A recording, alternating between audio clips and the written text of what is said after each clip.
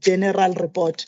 Honorable members, is there any tabling that has not been recorded that the chairperson of finance?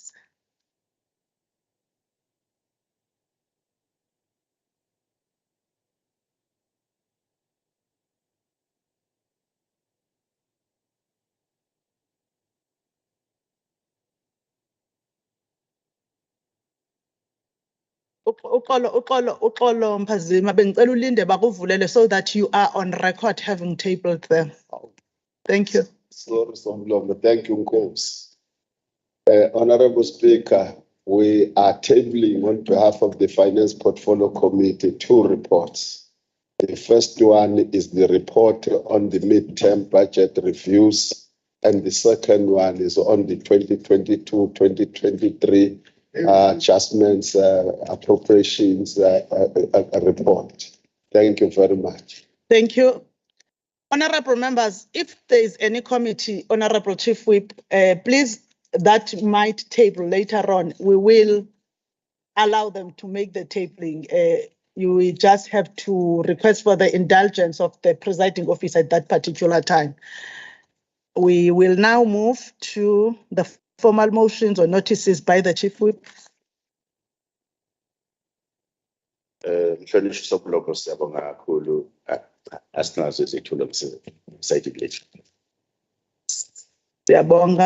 Bhexesho Inhloko.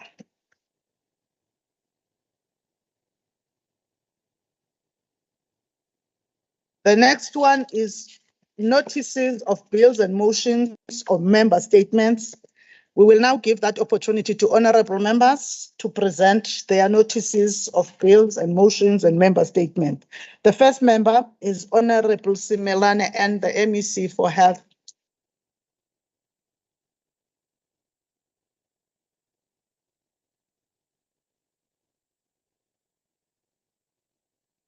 Thank you very much, Somlomo. Somlomo, this House notes the numerous requests from the public and the leadership of the African National Congress in the Herigwala district for a clinic to be built at Ufafa Ikop. This area is an area that is serviced, that is vast and has many people who do not have a clinic and are only serviced by a mobile unit. Therefore, the House notes and appreciates the fact that the Department of Health has indeed listened to this complaint and has started the process of ensuring that a clinic will be built. Right now, engineers have been appointed to design the new clinic, and the building of the clinic will be complete or will be started in the next 12 months. I shall so move.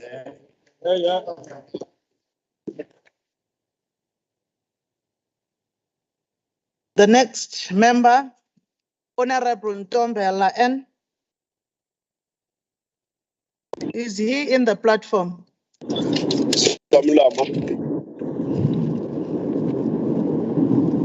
Somlombo, I hope ngiyazwakala.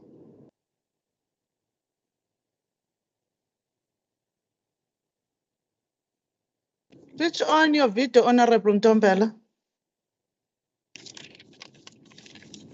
Somlombo, ngokuhlala kwale ndlela ndlela ngiyakuphakamisa kanje. Recent crime statistics announced by Minister of Police tell the story. We are not winning this battle. More than 7,000 people were killed in the last 3 months, an increase of more than 841 from the previous quarter. KZN is leading on murder and rape statistics across the country, with our township in the top 5 affected. Inanda, Umlazi, places lie in Maritzburg and Maranhill.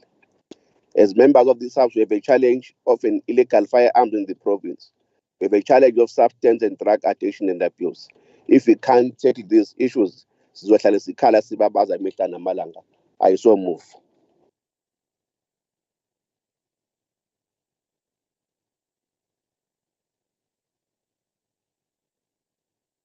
The next member is Honorable Sonjika SM.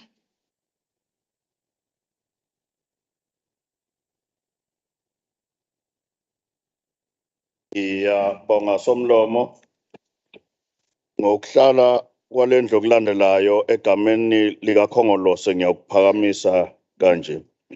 Lendlu Lendlu ithole izindaba ezidabukisayo nezibhlungu zokusocongwa ngesihluku kwamntwana muntu kaPhiwana Milton Mbongiseni Zulu wasosuthu kwaNongoma. Lendlu yaqaphela ukuthi umntwana ubesondelela kakhulu nengonyama uMisuzulu kwaZwelithini. Lendlu iqaphela ukuthi umntwana ubengomunye obesebenza ngokuzikhandla ukwakha ubumbano endlunkulu nakuZulu wonkana. Lendlu inquma ukuba sidlulisa amazwi enduduzo esilweni sakithi kwaZulu indlulamithi, abantwana bonke basendlunkulu, umndeni womntwana umuntu kaPhiwana, ukukhalisa iqembu leNkatha Freedom Party kanye nomongameli walo ubaba uHlabisa. Sifisele ukuthi umntwana alale ngoxolo. Ngiyaphakamisa somlomo.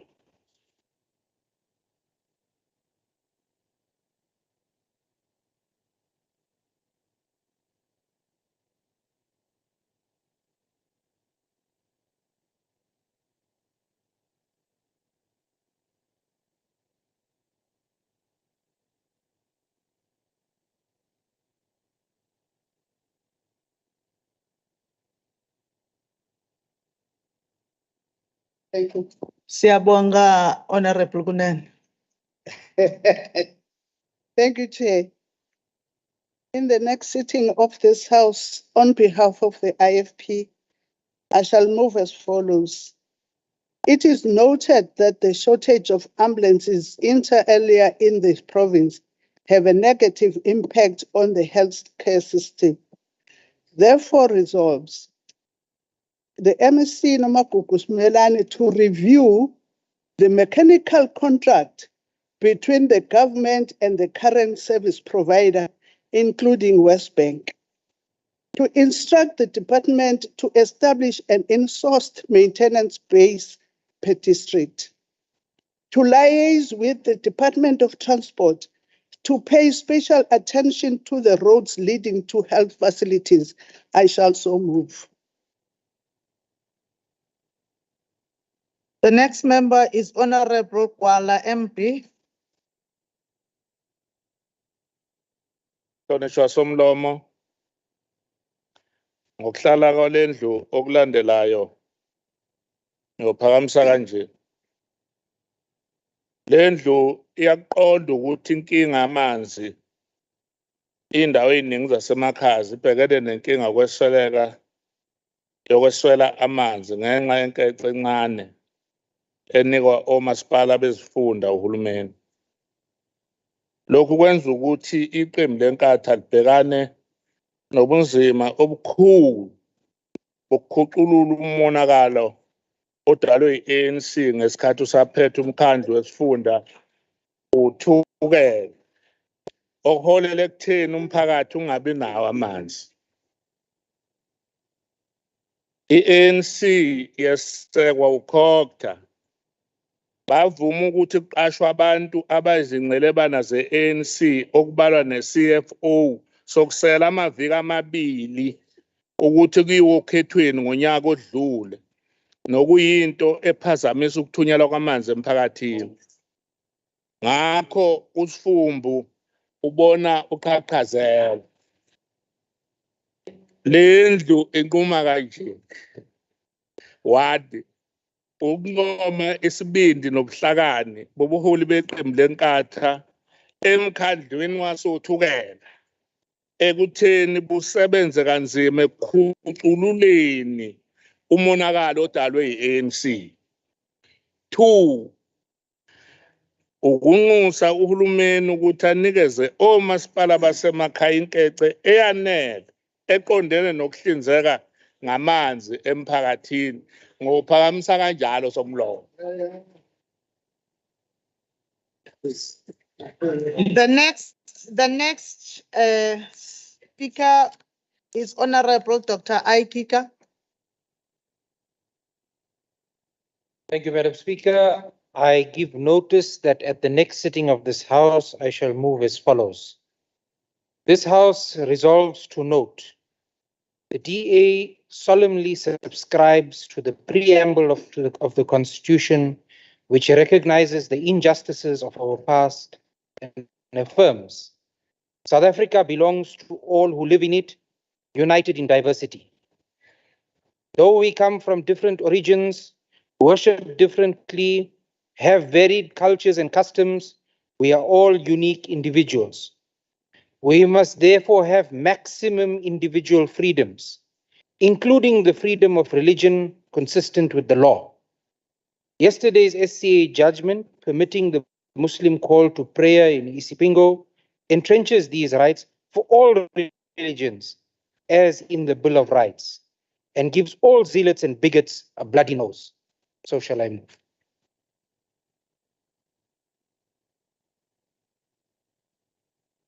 The next member is Honorable Rape E. It's you, Honorable Ma'am.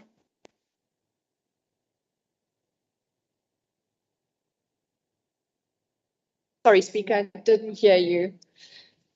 Okay, Madam Speaker, I hereby give notice that I shall move on the next sitting day of the House as follows. This House notes, as we move into yet another 16 days of activism, the latest statistics show that 1 in 6 elderly persons are victim of abuse in our country. Our very own grandmothers, grandfathers, mothers and fathers have targets on their back, and this government has failed them. This House resolves, therefore, that we thank TAFTA for making the necessary move of opening up a toll-free hotline to report elderly abuse, which is 0800 10 11 10, and that this government take note of the initiative that they themselves should have taken years ago. Madam Speaker, I shall so move.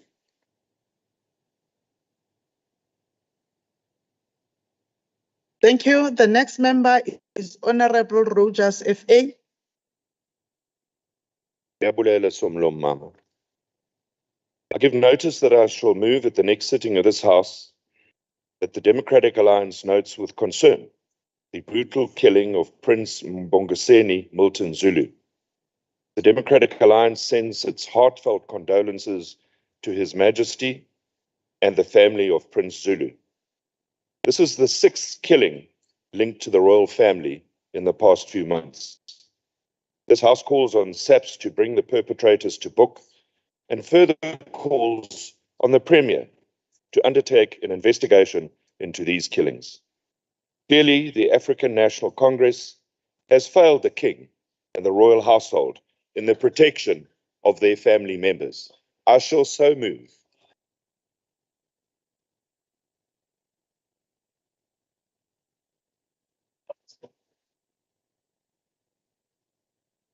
The next speaker is Honorable Philiza MA.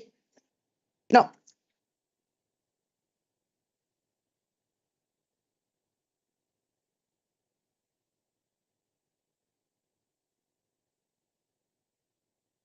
Ngiyabonga Somlomo. Egameni likaKhongolose ngokuhlala okulandelayo ngiyakuphakamisa kanje. UKhongolose uzwakalisa ukuphatheka kabi ngokubulawa kwabantu endaweni yaseHarping ngaphansi kwesifunda Sogu. Lapho kubulawa khona abantu abangaphezulu koyedwa cishe amasonto wonke. Okufike ngazwakali kahle indlela okugqoza ngayo ukuboshwa kwababulali. Uma ufika estation, uthi uma ufika estation uthole ukuthi amaphoyisa angena ezintangeni uma ufuna umnyombo wokubulawa kwabantu ngalendlela. Siyaxeka futhi kakhulu ukudayiswa kwezidakamizwa okuholela ekutheni kubangwe imizila yezidakamizwa yamatekisi. Ukubangwa kwamathenda osekungenelwe osomatekisi kanye nokubulalana embonini yezokuthutha. Konke lokhu okuthathu okungenhla kudlala indima enkulu ekubulaweni kwabantu kuleya ndawo. Lendlu ke iphakamisa ukuthi ke ake kushintshwe amaphoyisa asehadingi kufakwe amasha njengokufisa komphakathi wakhona. Ngiyabonga Somlo. Ngiyaphamisa kanjalo. The next member is Honorable Mutli S.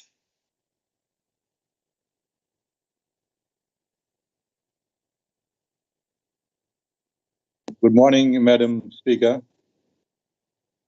On the next sitting day of this House, I shall move as follows. This House is concerned about the poor state of the Boboi River Bridge in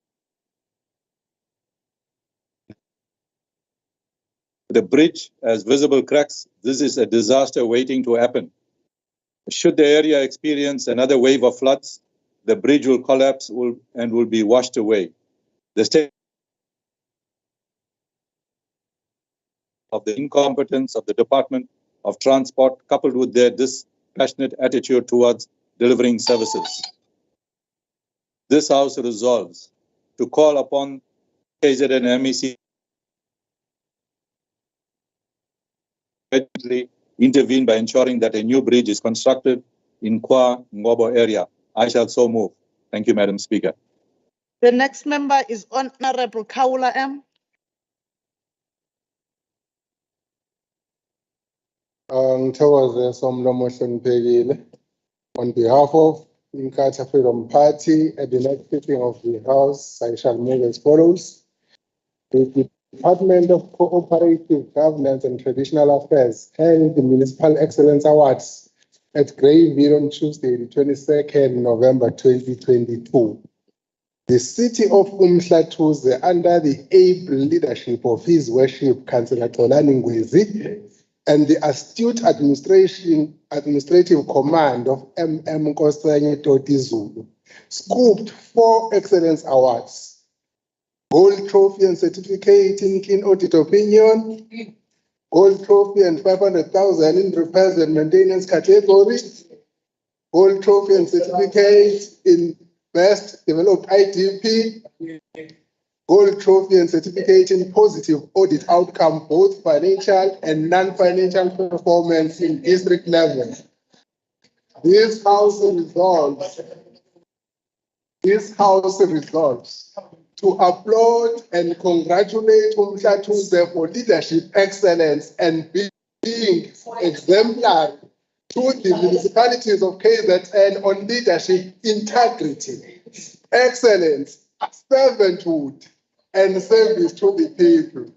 I shall say move some laws. The next member is Honorable Zulu RZP.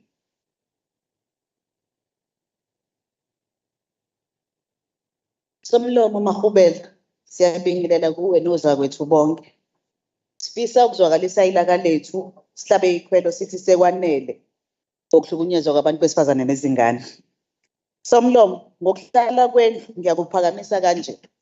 Le ndlu iyakuqaphela ukuthi muhle okusebenzi osuwenziwe ilo hulumeni ekulungisweni kwezindawo zezemvelo.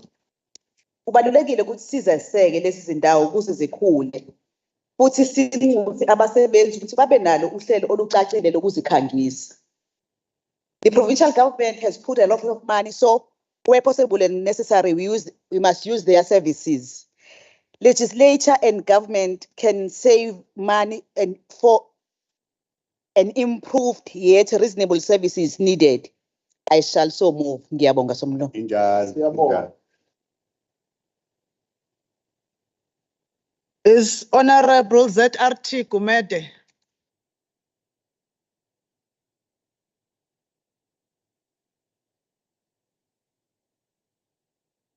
Speaker, on our next sitting of this House, on behalf of the African National Congress, I shall move as follows. The House notes the state of our province since the April disasters that caused many fatalities, destroyed homes, including our social and economic infrastructure. Ukuqhubeka nokuhlupheka kwemiphakathi yakithi ihlale emahholo kungenxa yokuthi the House therefore resolves acknowledge that there is government process that seeks to deal with disaster situations and yet have shown certain limitations and thus requires a further debate and interrogation by this House. To request this House to debate the policies that relate to disaster response. I so move. Somlo. Yeah. Honorable members. Honorable Dr. Aikika, on what rule are you rising? Madam Speaker, it's a point of order. The name of Honorable De Boer was also submitted for a motion.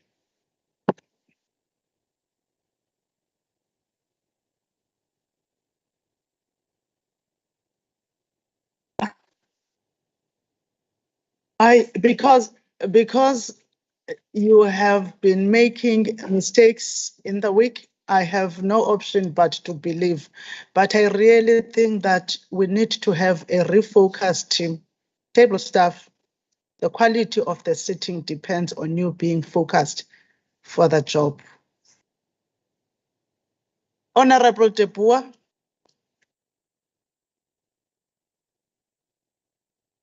Good morning, Honourable Speaker. Thank you for your indulgence on this matter. Apologies. I give notice that at the next sitting of this House, I shall move as follows, noting that 1. The DA-led Mgeni municipality has positioned itself as a capable and responsive local government. 2. That Mayor Chris Pappas has made noteworthy announcements on the variety and quality tourism products available in Mgeni, positioning the small city as a premier tourist destination. This House resolves 3. For Etia MEC Duma, the Honourable Duma, to put petty politics aside and accept that the DA-led Mgeni municipality governs well. 4. And further accept that tourism will explode under Mayor Pappas, while it implodes under Mayor Kaunda and his sewage crisis. So shall I move. Thank you, Honourable Speaker. Honourable members, we have completed the item on the preliminaries regarding notices of bills, motions, or member statements. We will now move to the next order, but before we move, honourable members, whilst we were wishing members' birthday, we forgot to include the name of the Honourable Shobisile Salvatos Dlamini, whose birthday will be on the 25th of December. Lube lihle usuku lwakho wena kaMagaduzela. Honourable members, we are now going to the orders of the day. The first one is 8.1, which is the debate on the IFP Party Motion as moved by Honourable P Govender. Ningakhohlwa ukuthi manje kubizile ungekho kwi-house ukhona. Honourable P Govender, may you introduce your motion for 10 minutes. Thank you very much, Honourable Speaker. Firstly, Honourable Speaker, allow me to place on record the IFP's appreciation for the tabling of this crucial debate today. I am calling for this debate on behalf of the Inkatha Freedom Party because we realize that the energy crisis that we are faced with affects every citizen in our province and indeed the country at large. We also know and understand that energy supply is a national competence, but we cannot escape the fact that a lack of has a negative impact not only on commerce and industry, but also on the everyday lives of all of our citizens. Every honourable member of this legislature, officials, staff, service providers, and citizens of KZN are directly and negatively impacted upon by the erratic load shedding that varies between different stages. What is of serious concern is the fact that according to energy analyst Mr. Chris Yellen, and I quote him, we had stage 6 load shedding 2.5 years ago, and only now we are thinking of going to the market to find out what is out there for us to use. We need to treat this as an emergency, and it's important that the president signals that he is concerned with the need to end load shedding now, unquote. In this regard, Madam Speaker, it is reported that President Ramaphosa, on his recent visit to the United Kingdom, was able to sweet talk a number of potential investors to do business with South Africa. But imagine how much more foreign direct investment we could have attracted had it not been for load shedding. Our president also cautioned that even though there were successful high-level talks on the energy issue, we will not see the fruits of it just yet, as Just the seeds have been planted and the benefits will be seen in the long term. While giving a media briefing at Africa House in London yesterday, President Ramaphosa admitted that the problems at Eskom started way before 2014, and Eskom was stopped from building new power plants and even asked to stop maintenance for 12 years.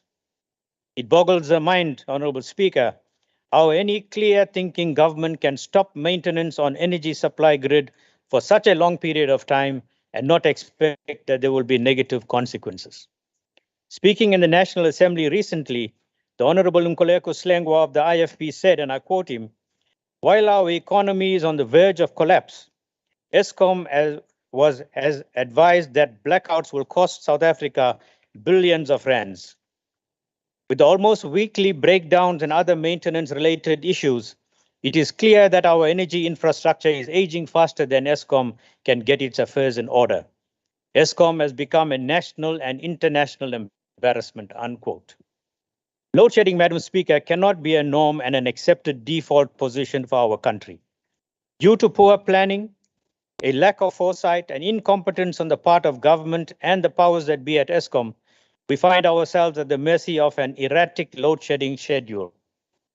Serious issues like health risks at hospitals, damage to the economy, and routine issues such as at what time do we cook and what time do we eat are now all at the mercy of Eskom, and this cannot be the norm for a country that is in construction. It cannot be a norm for a country that seeks to compete on the global economic stage. The founder of the IFP, His Excellency Prince Mangosuthu Buthelezi, has always advised us not only to criticize, but also to provide alternatives. So I'm hopeful that what comes out of this debate will be positive advice and suggestions that will assist in finding our way out of this darkness. The IFP is mindful that in this legislature, we have intellectuals serving all the parties represented in this House, who will be able to debate this crisis in a positive, constructive manner and offer some suggestions that will assist those who are decision makers at national level to find viable, immediate, and sustainable solutions. Madam Speaker, in the second industrial revolution that took place about 150 years ago, electricity played a major role in ensuring economic growth. But now, as our country attempts to participate in the fourth industrial revolution, we cannot even contemplate economic growth at any level. Whilst we might be able to quantify how much it is costing us to keep the lights on and how much money is being lost due to non-productivity and shutdowns, it is not possible to quantify costs related to loss of investor confidence, job losses, the brain drain due to emigration, and despondency amongst citizens generally. Business Unity South Africa has stated that power cuts at stage 4 is costing the economy 1 billion rand a day. In early September this year, Eskom Chief Operations Officer, Mr. Jan Oberholzer, warned that the utility has burnt more than 7 billion rand worth of diesel, which is more than half of its annual budget, to keep the lights on in just 6 months. It would appear that since we are approaching the festive season, Petro SA has agreed to give Eskom 50 million liters of diesel. But Madam Speaker, this will only last a few days if it is used 24 hours a day. Business Tech report dated 28 September 2022 has quoted Eskom Chief Executive Officer Mr. Andre de Ruyter as saying that South Africa needs to spend close to 1.2 trillion rand by 2030 to ensure it has enough generation, transmission, and distribution capacity to meet the demand for electricity. Addressing the Africa Renewable Energy Investment Summit, he said that renewable energy is the quickest and most cost-effective way to resolve the country's crisis. As the IFP, we agree that compared to coal power stations, renewable energy projects like wind and solar does cost less to build. From what analysts tell us, such projects can be online in less than 2 years. While we agree with this line of thinking, we question what will happen to the many coal power stations in towns such as Colenso, Danhauser, Glencoe, Denacol, and Newcastle that were mothballed close to 30 years ago, and what will be done to revitalize the economies of such towns. We are advised that it will take up to 12 years to build new coal power stations at huge costs while we continue to endure load shedding. We would like to urge that during the time that it will take to have renewable energy projects up and running, some of those mothballed coal power stations should be recommissioned and come onto the grid in order to supplement power supply. According to Mr. Doreta, by 2035, 9 coal power plants will be at the end of life, with 19,000 megawatts going offline and putting 55,000 jobs at risk. As the IFP, we are concerned about the future of those 55,000 people employed at those power plants. We would like to urge that those people be reskilled so that there will be sufficiently skills transfer to ensure that we do not end up with such enormous job losses as we transition to green energy supply. Eskom's proposed solution to this energy crisis is to lean heavily into renewable energy and other planned projects.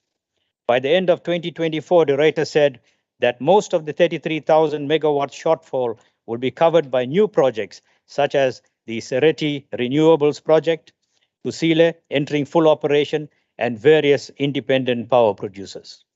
Expanding and strengthening the power utilities transmission network over 8,000 kilometers of new lines and installing 101 new substations will cost another 130 billion rand. Madam Speaker, we are aware that Eskom supplies electricity to our neighboring countries, such as Botswana, Lesotho, Mozambique, Namibia, Eswatini, and Zimbabwe. While I agree that we need to be good neighbors, we cannot do so at the detriment of our own citizens. No sane-thinking government should place its citizens' lives at risk, while in healthcare facilities, place citizens at risk of losing their jobs by damaging the economy and thereby destroying lives and livelihoods. According to Health Minister Joe Pasla, most hospitals have backup electricity, but generators don't always kick in immediately and sometimes malfunction, placing patients' lives at risk. Among the most vulnerable are those in intensive care and babies in incubators. Madam Speaker, there is no doubt that the power crisis is having devastating short-term and long-term effects on South Africa's economy and its people. Speaking yesterday, the Reserve Bank governor stated that economic growth in the fourth quarter is projected to be at 0.4% as a result of load shedding. Such projections do not augur well for the economy in the short to medium term. But it must be of concern to us that it's the long-term impacts that are doing the most damage to our economy and the daily lives of our citizens. The energy crisis is dissuading foreign direct investment and local investment in the economy, and more companies are opting to take their money and business elsewhere to get their foot into Africa. Mineral Council CEO Roger Baxter has stated that there is still a lot of unnecessary red tape, and I'm hoping that government will be able to undo and remove such red tape so that independent power producers can come onto the grid and be able to assist Eskom in providing the much needed electricity that we require. I thank you, Madam Speaker. The next speaker for 8 minutes on behalf of the ANC is the Honorable NPF Mavuso.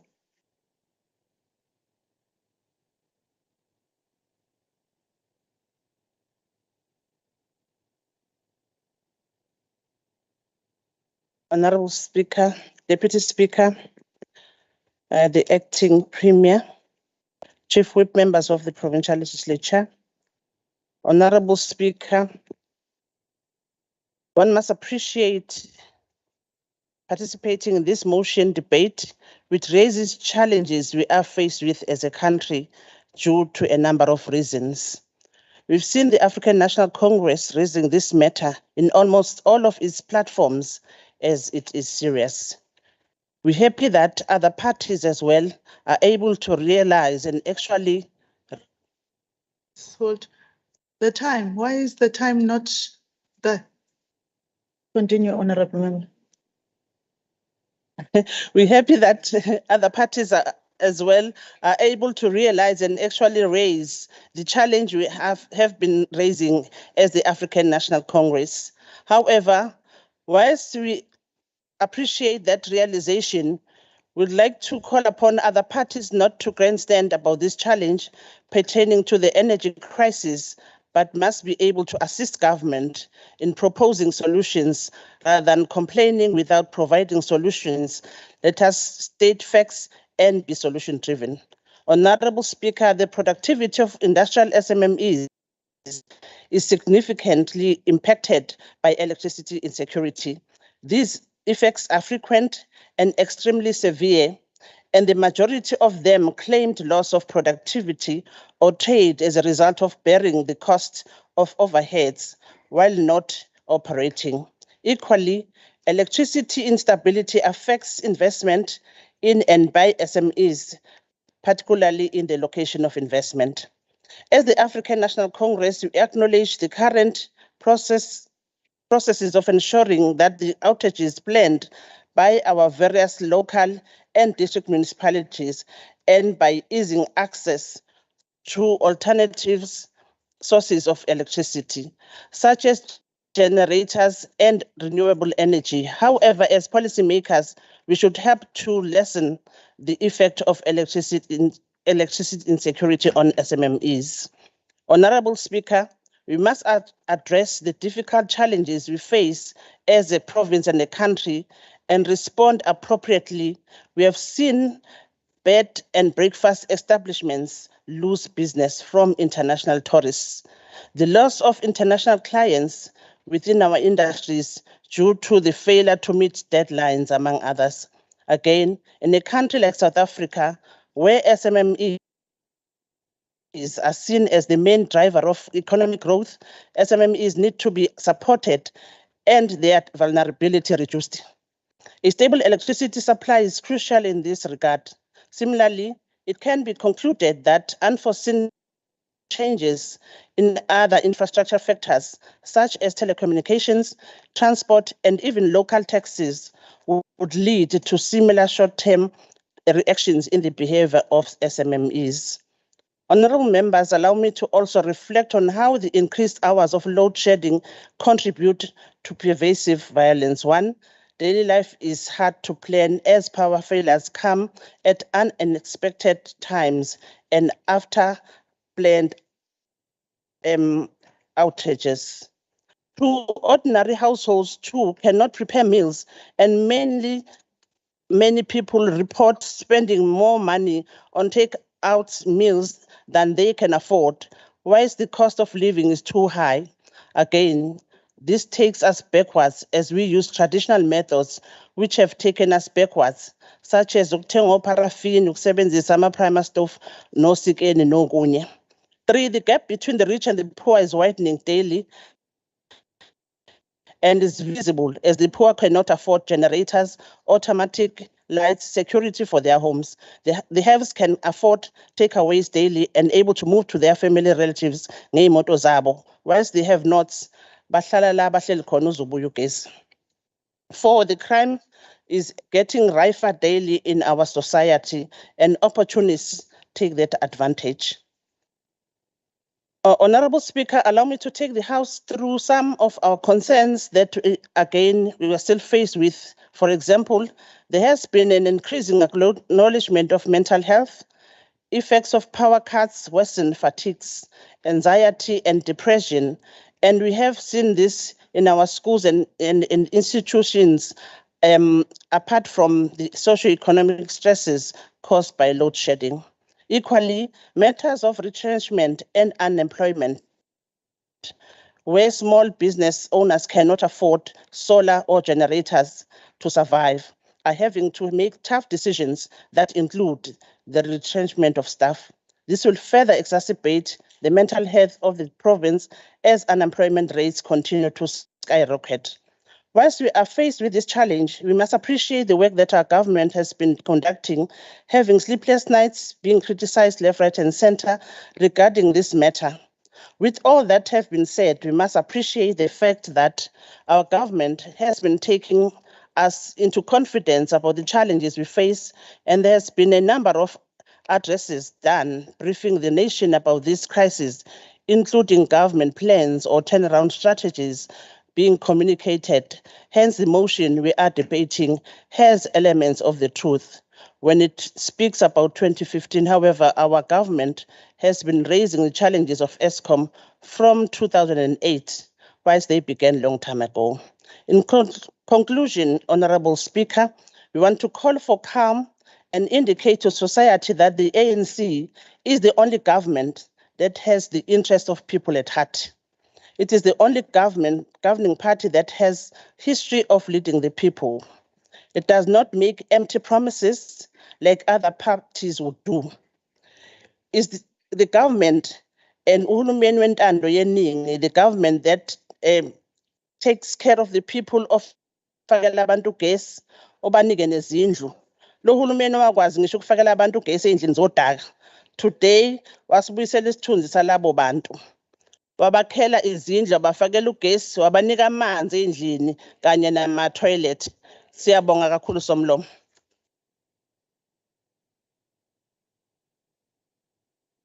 The next speaker on behalf of the IFP is Honorable OB Kunene.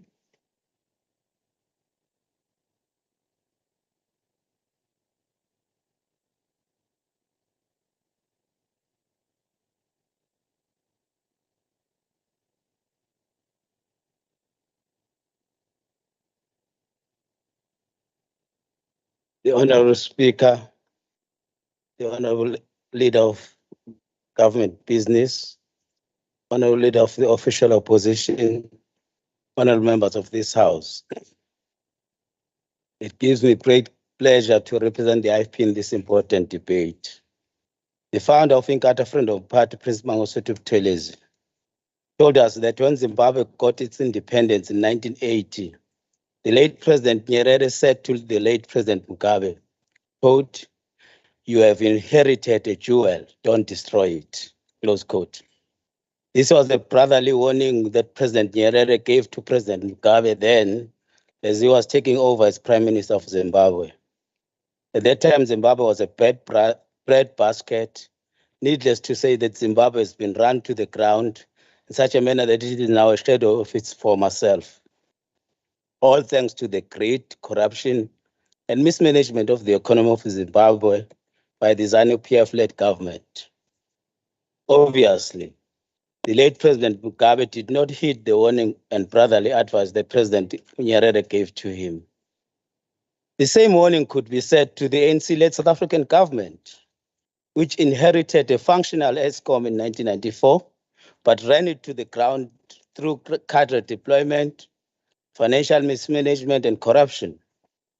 The IFP is concerned about the fact that load shedding at times goes up to stages 4 and 5, which has a devastating effect to the economy for our country and puts a lot of South Africans' lives at risk.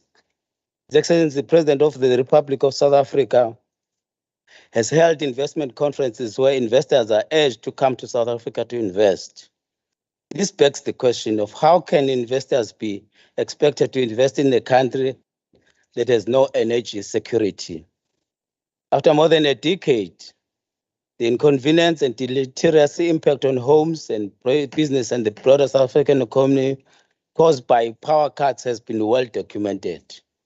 In July this year, SALGA, South African Local Government Association, noted that not only do electricity blackouts have devastating effects on households, communities, and businesses, but also on economic growth. Eskom's inability to keep the lights on also places local government in a very unfavorable position as it impacts on other services rendered to communities. The SALGA statement further states or notes that water and electricity are intrinsically linked, close quote, meaning that one cannot be supplied without the other. This is largely influenced by the fact that electricity is used in the water sector for pumping, treatment of raw water, distribution of potable water, collection and treatment of wastewater, and discharge. At reservoirs, some pumps push water into towers, which then provides enough pressure to feed the water supply network, especially high-lying areas. The pipelines in the network deliver this water to the taps at homes, hospitals, schools, and businesses.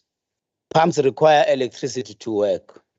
No one knows this better than the people of Ugu district, whose lives have been minimized into a state of despair since they can go on for days without water and electricity. It is a matter of serious concern that Eskom has already exhausted its diesel budget of 12 billion rand and is now asking for a bailout. It is not clear as to whether the government plans to throw Eskom a financial lifeline. The Public Enterprise Minister, Mr. Pravin Gordhan, met with the Power Utilities Board on Sunday night, 20 November, about the serious concerns relating to the risk of higher levels of rolling blackouts in the coming months. The IFP is concerned that Mr. Gordhan has not managed to ensure that Eskom becomes a functional entity of government. The economic impact of load shedding on the economy has been felt, as South Africa relies strongly on the exports of its precious metals to finance its current account deficit.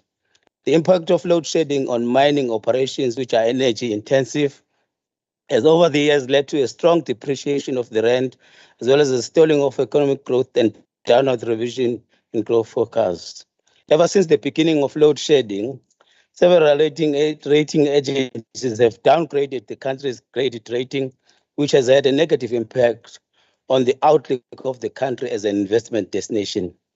When load shedding occurs, mining operations are shut down, and in many instances, it takes several hours of miners to be evacuated from the mines. I'll come back. Thank you. The next member for 4 minutes is Honorable H.U. De Boer of the DA.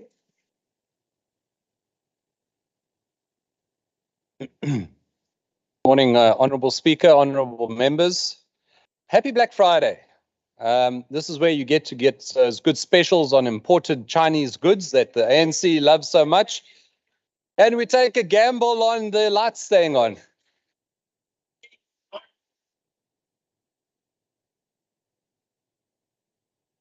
I'm saying happy Black Friday.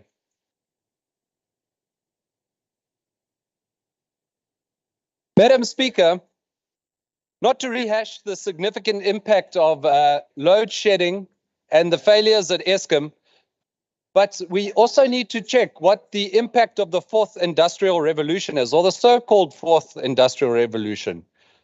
In having load shedding, we have various industries that the current premier is punting and supporting that are simply falling down because of load shedding and the inadequacies at Eskom. So we're looking at plastic molding, the aviation industry where you don't have aviation lights working, ports and maritime operations, and technology-based and robotics. And Toyota, we mustn't forget Toyota, where the ANC likes to go and collect a car just before the elections. To assess the problems within load shedding and Eskom, we need to understand the fundamentals and understand the history of it. And we don't have a load shedding or Eskom problem. We have an ANC problem. Let's go back and look at it. Just this week, the Honourable President was in the United Kingdom, and while he was drinking champagne and eating caviar, the ordinary citizens of South Africa were sitting without electricity. He then came back to South Africa, and all of a sudden, like a knight in shining armor, he came and he procured 50 million liters of diesel, and everybody got happy. Our savior.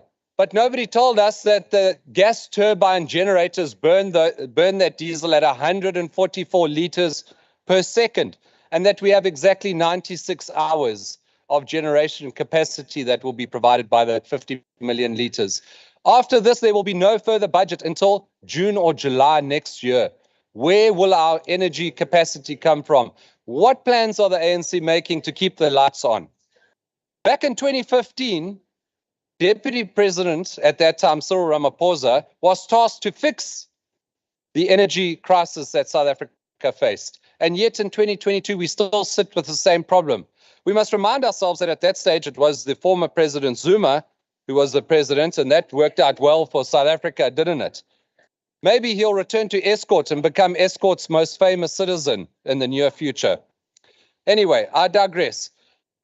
This week, we saw a presidential newsletter from the Honourable President Ramaphosa, where he said that state capture, Ramaphosa, yes, that's correct, Honourable Tele. This week, the presidential newsletter said that that policy missteps and the impact of state capture was behind the problems of Eskom. Now, who was leading this state-owned entity since 1994? Certainly wasn't the Democratic Alliance. Right. Number two, the president said we are doing everything in our means to ensure that, like state capture, it soon becomes a thing of the past, referring to load shedding. But what has the ANC been doing for these past 8 years going now? The reality is that the energy landscape is being transformed, the president said. There's no transformation happening at the moment because in 2015, the short-term goals weren't met. In 2015, the medium-term goals should now be implemented. So there's no transformation happening. So we come here and we debate, and the ANC says, well, there's all these plans. Well, actually, there's just no plans. Then there's corruption. Under Jacob Zuma, there was 15 billion rand in corruption. The Guptas, do we remember the Guptas? Thank you. I'll come back on the speaker. According to the speakers list, the next speaker would have come from the economic freedom fighters. Kukhona okubalulekile abakwenzayo. We will now call upon the speaker on behalf of the ANC for 9 minutes, the MEC for Cooperative Governance and Traditional Affairs, Honorable S. Zigalala. Honorable Speaker, Honorable Leader of Government Business, Honorable members of this legislature. A minute ago, we experienced once again that the culture of oppression and discrimination fails to hide itself. That's why we are not surprised with the exodus of Africans and blacks in general from the DA. This is true because this is how they are derogated, looked upon, and this is how apartheid finds itself. And today it's once again proven apartheid live in the DA. Honorable Speaker, the ANC is the first to recognize the negative impact that load shedding has on our country. Load shedding was first evidenced in 2008, and former President Mbeki was the first to acknowledge that our government didn't move with necessary speed to build more capacity for energy generation. To resolve the challenge with speed, we also have to be honest with one another. We must remember that as individuals, political parties on our left, NGOs, the media, and interest group ask us about this, we must also ask them, what were their efforts when the fifth administration was stopped through court when they wanted to build a nuclear power station? It was under the very same His Excellency former President Zuma that we tried to pilot the nuclear power station, but we were stopped by the opposition and the NGOs. I think the Honorable Governor was fair enough in unpacking the challenge, yet he could not move with progress on what is being done. We are all sympathetic with the workers who are working in mines that are producing coal. But we must be inspired by the transition we've seen in the Komati.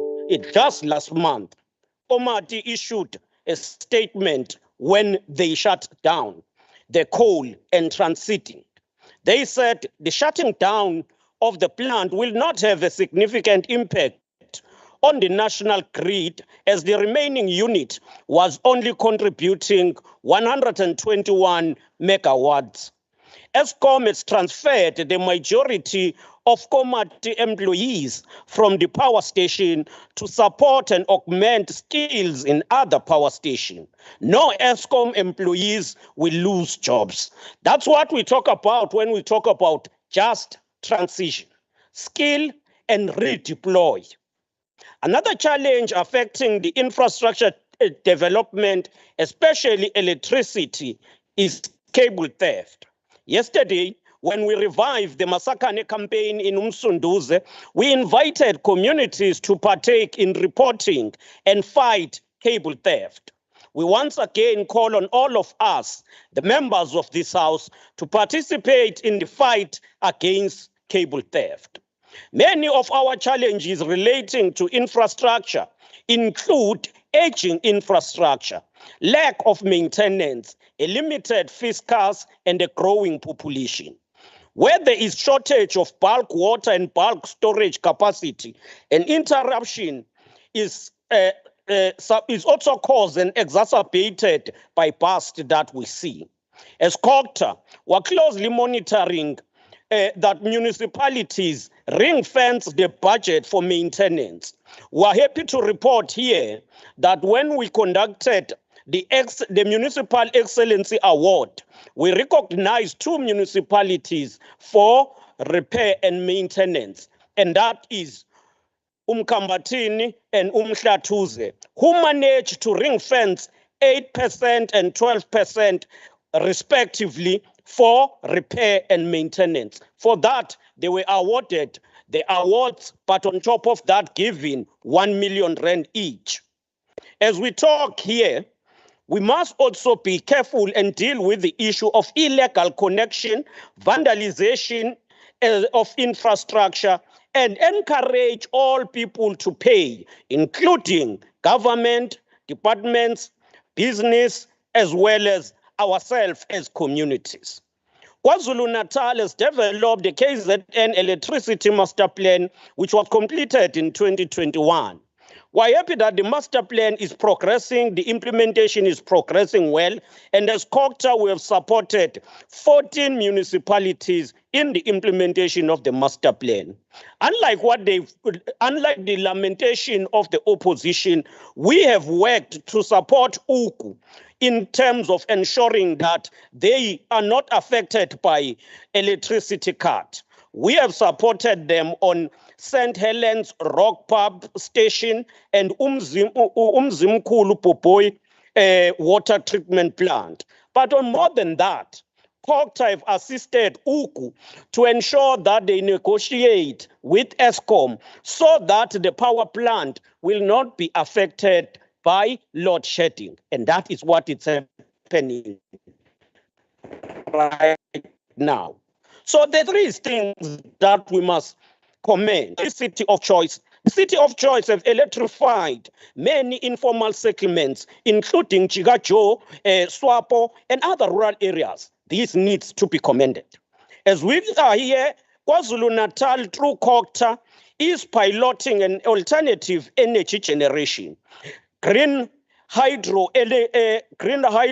electricity will be part of the pilot that will be put in place.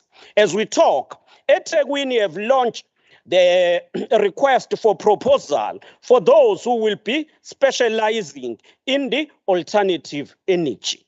As we are here today, Transnet has issued RFP for the liquefied natural gas, seeking to ensure that they operate, design, develop, finance, and maintain the LNG in Richards Bay. So all of these are interventions that are done by this government. Let us take a stock of where we're coming from. We're coming from apartheid past, where white people were the one who were benefiting and the blacks were neglected.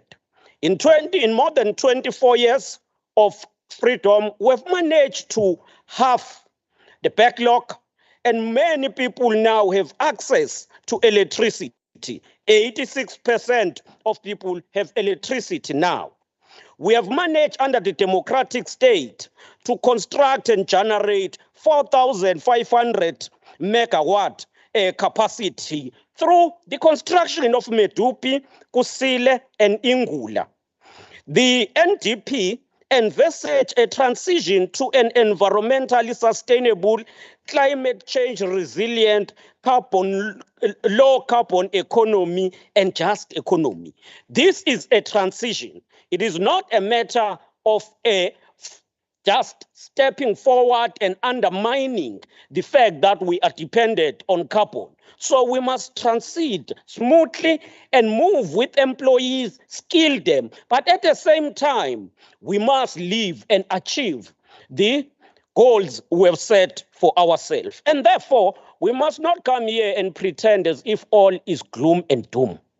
We must understand that the ANC-led government is at work to transform this country, to ensure capacity of electricity that is sufficient for all, not white alone, all South Africans. But on top of that, we must move with speed to ensure that we embrace climate change requirements that are imposed by the environment. I thank you, Honorable Speaker. The next speaker would have been the NFP. They have apologized. The MF has an apology. The ATM apology. ACDP apology. Now we are moving to the DA. Honorable H.U. De Boer for your 4 minutes, sir.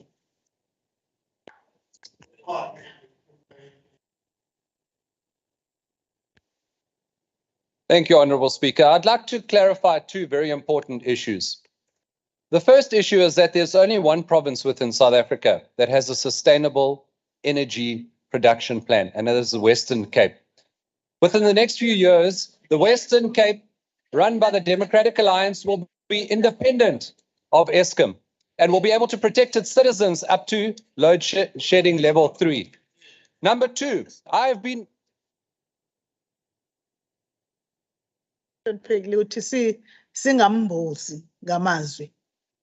Let us not drown the speaker on the podium. Continue, Honorable Member. Thank you, Honourable Speaker. I appreciate that. The second issue is that certain honourable members got very excited when I mentioned Black Friday just now. And seemingly I'm a racist and a slaver and all the rest of it. However, when scrolling through social media today, I saw that there was a government-sponsored advertisement. It might have been provincial or it might have been national. I don't want to mislead you, saying spend responsibly on Black Friday. So am I the racist, or is government, which is in fact the ANC? So what's going on? So I think that the energy crisis, the ANC is confused. And when it comes to this particular day, the ANC is just as confused. But I digress once again. Let's go to the energy department run at that time by Gwede Mantashe, who was a confused communist and former union leader who has done nothing but scupper the renewable energy sector. He wants coal power, he wants coal mines, and he doesn't want renewables. Now, since 2019, I remember I had just come in as a new member to this legislature. Myself and the former Honourable Chris Pappas, who's now the mayor of Mgeni, you remember we beat you in that election there. We came here and we spoke to you about several options. And these were very rational and doable options in terms of energy production, even that could be done within KwaZulu-Natal.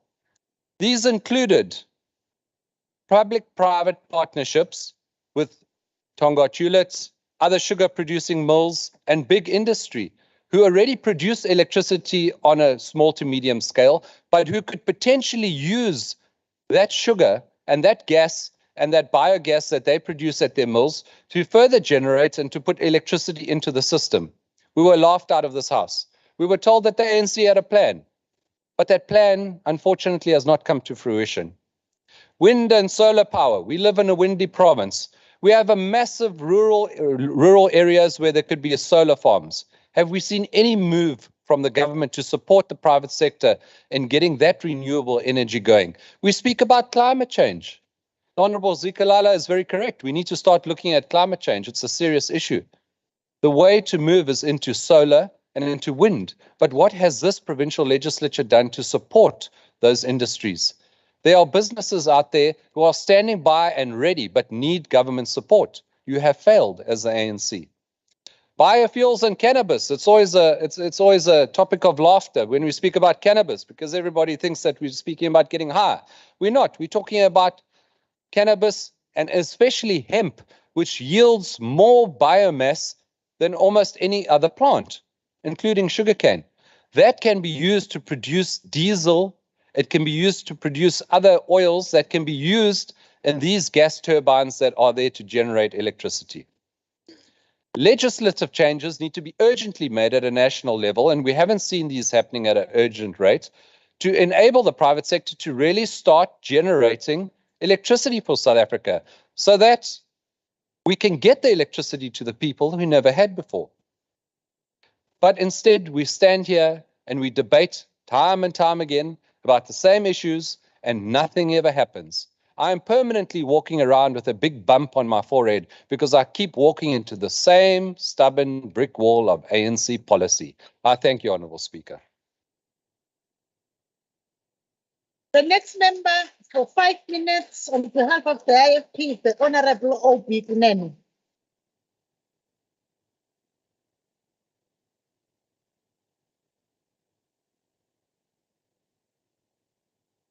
Honourable Speaker, the Governor of the Reserve Bank announced yesterday that the South African Reserve Bank has decided to revise downwards the economic growth of our country for this year because of load shedding. In matriculants of 2022 who studied computer applications technology were not spared of the effects of load shedding, as they could not write their exam on the day they were scheduled to, and this exam had to be rescheduled to the 7th of December. The IFP proposes as a way forward to solve this problem that we need to open the grid supply opportunities to the private sector urgently. We need to dismantle the coal mafia. We need to look into a renewable energy mix which includes coal and nuclear. We need to open up the sector and grid to the private sector. We need, as the Honourable Zigalala alluded, we need to embrace climate change imperatives in all that we do. While our people continue to suffer, with many businesses shutting down, resulting into grievous losses of livelihoods, what is even more concerning is that this government does not intend to speak the truth, because over the years since the energy crisis began, we've heard promises after another, one after the other. First, it was former President Jacob Zuma, and now it is President Cyril Ramaphosa, who was portrayed as the new dawn when he came into office. We still yet to see the new dawn in the economy of our country and in the way the lives of our people changes. Many of us in this room know what has come out of the new dawn, and it is the darker side of the ANC twilight. Honorable members, at some points we have to agree that the continuance of empty promises is a clear indication that the ruling party has failed to find a solution to the energy crisis facing our country. With that in mind, it is very important that the people of this country should speak through their vote in 2024. They should punish the organization that did not achieve on their expectations and elect a government that will serve them. They should also demand to be given services, because it is the right they derive from the Constitution, because when they exercise their vote, they expect a government that delivers to their needs. They expect a government that is responsive to their concerns. They expect a government that will change their lives for the better. I thank you. The next speaker for 11 minutes on behalf of the ANC is the Honorable S.A. Duma, the MEC for Economic Development, Tourism and Environmental Affairs. Thank you so much, Honourable Speaker, once again for affording us this opportunity. Greetings to all the members of this august House. I think we agree that what has been raised by P Govender is critical, and it is such a serious subject. And his presentation and formulation, as Honourable Kuzen has already mentioned, is understandable. There is a sound argument. What is lacking is the way forward from your presentation. You spoke about the issue of an analyst. Analysts in their nature are non-monolithic. They don't agree. They vary as well on renewables, on just transition, on green energy, on hydrogen. So they differ because this is a scientific field, and it is always pitched at a very high proposition. That's where you were lacking, and we're just going to highlight some of the issues because you've used a cross-reference on some issues that we are going to debate and respond towards. Honourable Ramaphosa has just highlighted and give the clarion call on what should be done at that stage. I was very skeptical, Mtimanda, because we trust your understanding of this subject. When you said we took Eskom, which was stabled, Eskom at that particular time only serviced whites in the country of South Africa, which is why where you come from at Colenza, that station was decommissioned after that because they only care about their lives. When they've serviced the farms, when they've serviced their household, it was adequate for them. We were not part and parcel of those things. Let us proceed as well. It was painful, honorable members, in the 1800s, on this day, on Friday, it is the day when you could buy the slaves at a discounted price. And one honorable member is here to sit in this August House. And it's unfortunate that Honorable Rogers is not here. He's talking, and there's a new projection. I'm sure members of that there's a new heightened hype of whites in this country feel so supreme these days. I would understand what compelled them, but at the right time, our people are going to deliberate and deal with that. Up until such time, we deal with the issue of land. We deal with these racist tendencies of then coming in front of this occasion and tell us that Happy Friday. He knows clearly where the history of the issue of Black Friday is come from, but it's just that he knows that he is so protected by the laws governing this country. That is why today they are the champion of the constitution, which is suppressing in some instances because they are using the judicial system. Let us proceed. But there's nothing that's going to change with Honorable Dipur. His surname on its own tells you the story. Let us proceed. I'm sure, Honorable Kuzen, you have supplied the superior logic. Honorable Kuzen is fresh from COP27. He's coming straight from Egypt. He understood what transpired from there. Honorable Speaker, there are things that we should mention coming from this side. South Africa remains vulnerable and under siege from one of its own state-owned enterprise, Eskom. This is due to ongoing crisis of lack of energy security and constant energy supply. The energy crisis brings with it untold instability and strain to the economy, and to be particular, the economic cycle as a whole, meaning household, business, and the state. Indeed, the matter of energy sources, energy supply, and the type of energy mix is a subject of high-level discussion, Honorable P Govender, at our Provincial Executive Committee and non-National Executive Committee of the NC regular. This is because as government, we are conscious of the elastic and strain factors to growth, which is brought by electricity cuts into the economic systems. And Honorable Kuze, unfortunately, has mentioned what has been done and what ought to be done. But the reality, for instance, on a year-to-year basis, this is the energy sector that is able to employ 182,000 on a year-to-year basis. It creates a revenue of 192 billion stream using the coal, which is going to be lasting us for the next 150 years. So that is why you cannot just tomorrow say that away with coal. The people, in fact, you go to Newcastle today, in some instances, if you can collapse coal, Mpumalanga will become a ghost province because their reliance is on the issue of coal, which is why when you talk about just transition, that at a particular pace, just assure that you are not going to lose the issue of those who are already in the system who are employed. On the same bread, make sure that you are going to equip using the skills, the new skill technology, that what is already existing is not going to be lost. So those are the issues when we talk about just transition. We are not just blindfolded that the minority who are already in the systems are going to be benefiting more on this. The ANC is also aware of the monetary cost to the economy and gross domestic production attached to this crisis. About 500 million an hour is being lost to the country's economy as a result of stage 6 load shedding during business hours. And indeed, load shedding, which is done to manage any crisis, has direct impact on both consumer and business confidence. This we can consider. You know, and Honorable Speaker, the reason why Utipur is suggesting that Mantashe is not doing well is because he's standing on the resolution of what is going to assist the country. Not even once in the platform he has said that he does not want the renewal. Not even once he has spoken against the issue of just transition, but his position, we already have the mineral deposit in our country called coal. These days, even the countries like Germany, they are going back. They have stockpiled the coal, anthracite coal that comes from South Africa. If you go to Richards Bay today, why you see more trucks is because our coal is being sold at a higher glance rate at this point in time because of our cheap price. So why do you think that it's going to be easy that let us neglect what we have, what is easy? Because it means from now onwards you must insource and outsource the raw made machinery coming from other countries and the raw machinery or the raw commodities as a country. So balance those equations.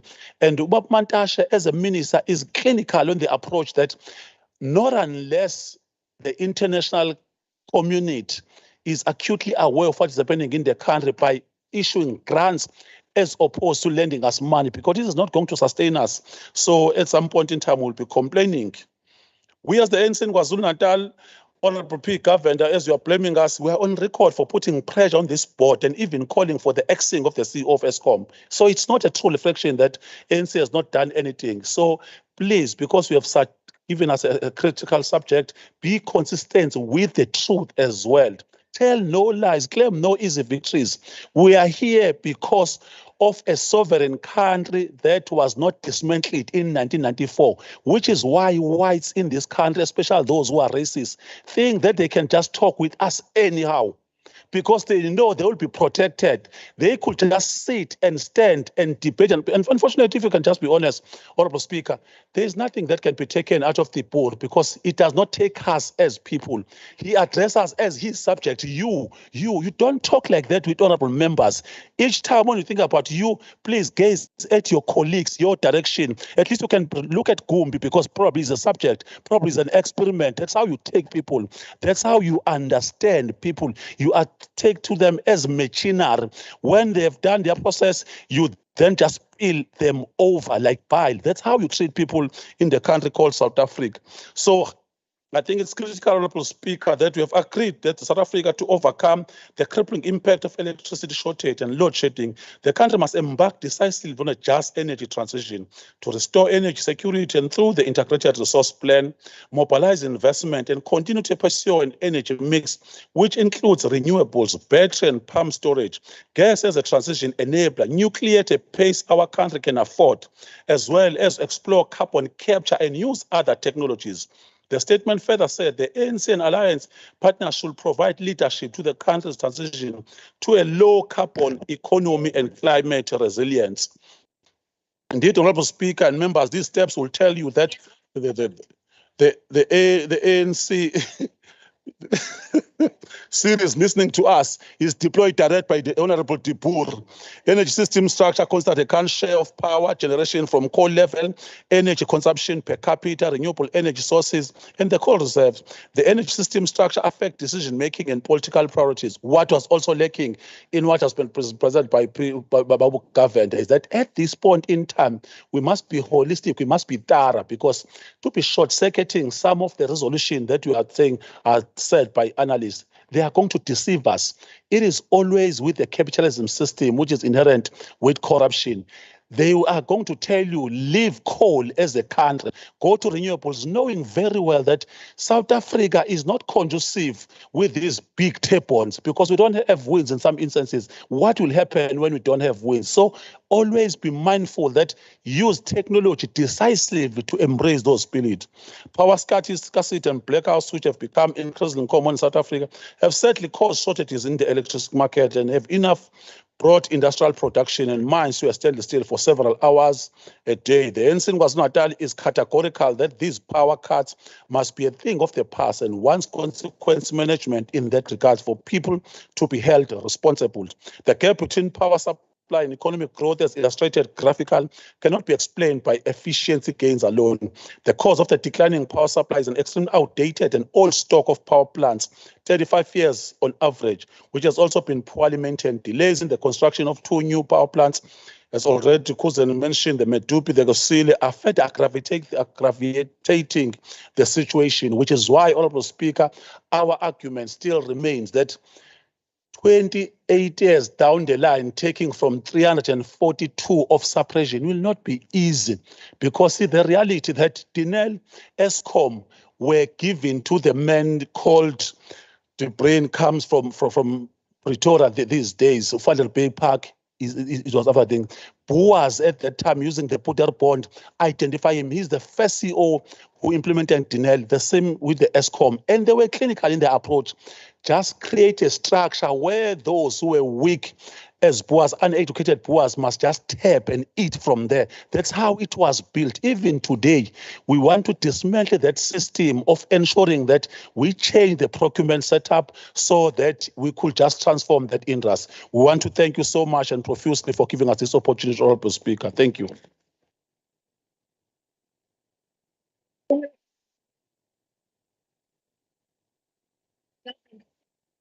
Respond as the mover of the motion.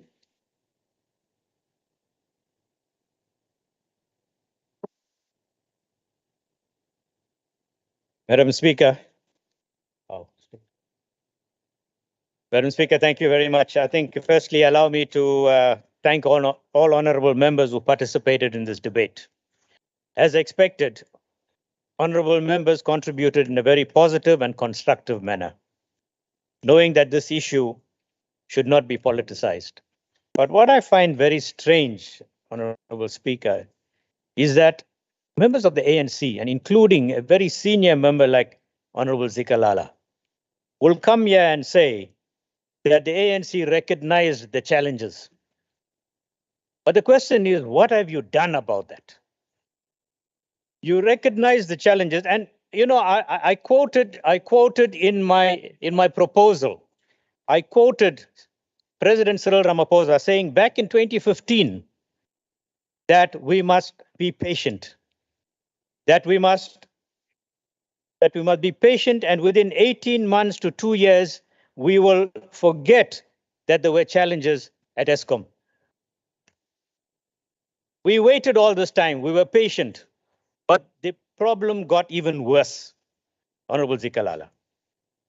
You also said that 86% of the population now have electricity, which is true. But what you must understand is that as demand increases, supply must also increase. It's a basic principle of economics. Now, when demand increases, increase supply. But what you have not done is to ensure security of power. That is why we have load shedding up to stage 4 and 5, placing people's lives at risk. But you will claim that you are doing well. Now, you cannot claim to be doing well if we have load shedding every day, twice a day, 3 times a day, 4 times a day. So that is not being progressive. The Honorable Duma says that I said that the ANC has done nothing. I didn't say that the ANC has done nothing.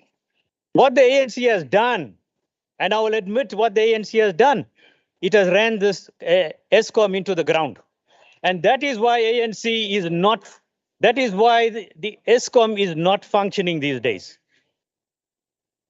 Power to do what? Stay in the dark. That is not progressive. What is needed? What is needed is that we remove the red tape. We remove the red tape and allow independent power producers to come on board and assist Eskom so that we have dependable power supply. Let us ensure that solar power, wind power, nuclear power comes on board so that we can ensure that people's lives and livelihoods are taken care of, and we can really do away with this issue of load shedding. We should not, in the 21st century, be sitting with a problem like this where people cannot be assured of when they can cook their meals at home because of load shedding. So let us be very positive in what we are saying, and let us offer solutions. As I said in my opening comments, Madam Speaker, let us debate this without politicizing it and make sure that we offer solutions rather than coming here and grandstanding about things that were not done. So that we have this problem of load shedding every day of our lives. Madam Speaker, once again, allow me to thank all of them that participated in this debate. And I want to also sympathize with the people out there that are protesting the gender-based violence, and we want to ensure that, and we want to make sure that gender-based violence does not continue to be a part of our lives as we move forward. Thank you very much, Madam Speaker. Thank you, honorable members. We have now come to the end of the item on the order paper regarding the IFP Party Motion. Before we move to the next motion, there is a matter that I think we must attend to. Earlier on, whilst you were doing member bills, notices of bills, motions, or member statements, it was brought to our attention that Honorable Dipur has submitted, and I chose to believe that over the one that was submitted by the administration, which of course, what was submitted by the table staff, honorable members, was correct. I apologize to the table staff because I was prejudicial towards them and decided to trust an honorable member. In actual fact, the DA's motion for Honorable Tibu was not submitted to the legislature, not to the Office of the Chief Whip or to the Office of Proceedings. But honorable members, why we are addressing it, it's because it's the second time that the Office of the Speaker would be accused of not tabling things that belong to the DA. There was a workshop on rules where it was alleged that there is an apology for Honorable Rape. I'm not sure how to pronounce the name. But anyway, my name is Nontembeko. It's also difficult to pronounce. I hope the honorable member pardons me. That there was an apology that was submitted, and the Office of the Speaker, if the Office of the Speaker is unable to do or perform their duties, it's not the business of the DA.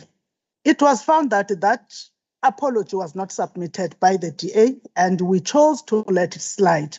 But we felt that today, because it also involved the table staff of proceedings, that it was misleading the House. They are now fully aware that they have not submitted. I am going to request Honorable Kika to withdraw what he said to the House, which misled the House. Madam Speaker, thank you for the opportunity, and please accept my sincerest apologies. After having checked on the matter, it was determined that the staff member responsible for submitting it did not do so. We will rectify it from our end, Madam Speaker, and we follow your instruction and apologize to the House and to the table staff and withdraw without any hesitation. Thank you, Madam Speaker. Thank you. Thank you, Honorable Kika. That then brings to end any discussion regarding that matter. We will now go to the next order, which is 8.2, the debate on the 6th ANC party motion, as moved on the 20th of October 2022 by Honorable Dr. NNG Mahlaba, MEC for Human Settlements and Public Works. And to present the introduction of the motion, we call upon Honorable BNC Tole Muloi, the MEC for Department of Agriculture and Rural Development, to present the introduction on behalf of Honorable Dr. NNG Mahlaba. You've got 10 minutes to read that speech. Thank you, Honorable Speaker. Honorable Speaker, Honorable Deputy Speaker, Honorable Premier, members of the Executive Council, the Chief Whip and the Deputy Chief Whip, and honorable members of this august House. Thank you, Honorable Premier. Speaker, sibonga ithuba sipha lona ngosuku la siqala khona ukuqhakambisa isikhathi esithi akungabi khona ukuhlukunyezwa kwabantwana nabantu besifazane. Esiqala kabi ke sesichukuluziwe sabizwa ngokuthi lolu suku luwusuku olwethu uBlack Friday, kanti uBlack Friday urepresenta inhlungu yethu. Kodwa-ke akusho lutho-ke kusho ukuthi kufanele nathi hlale silokhu sibuyela kwi-history ukuze sikwazi ukuthi sidile nalezi zinto. Ngike ngezwe omunye ujaji la ethi kufanele silokhu sikhumbule ukuthi amasela awutshontsha umhlaba awubuye. Manje thina sesikusho sikuyeke, yingakho besikhumbuza namhlanje benegadi zokusikhumbuza namhlanje ukuthi Black Friday isho ukuthini and beyi-celebrate ngoba basibona njengeyimfene ezisafanele ukuba seZulu. On the 20th of October 2022, I moved that the House resolved to command the Department of Human Settlement and Social Development for its expediency in finding alternative means to resettle the flood victims and for providing counseling and support post the devastating April 2022 floods. I further appealed to the Portfolio Committee to conduct oversight on the progress on the resettlement of these victims. Since then, the African National Congress-led government has remained determined to ensure that thousands of lives affected by the April floods are returned to normalcy. The Department of Human Settlement has also resolved to set a deadline for the closure of all mass care centers before Christmas. Since the anticipated April calamity, over 205 families have been moved to transitional emergency accommodation, and a rental assistance scheme has been approved to respond to the growing needs of the displaced families. Whilst government has set itself a deadline to have all communities at mass centers, care centers relocated to the more decent and transitional emergency accommodation facilities. Plans are afoot to finalize the resettlement on some flood victims to permanent homes in some areas in eThekwini. As of the beginning of this week, mass care centers have been reduced from the original 135 to 74. This is yet another gigantic leap in our effort to restore the dignity of some of the most affected families, some of which had lost everything, including hope. To date, more than half of these families are living in decent accommodation as they begin to process as they begin the process of rebuilding their lives.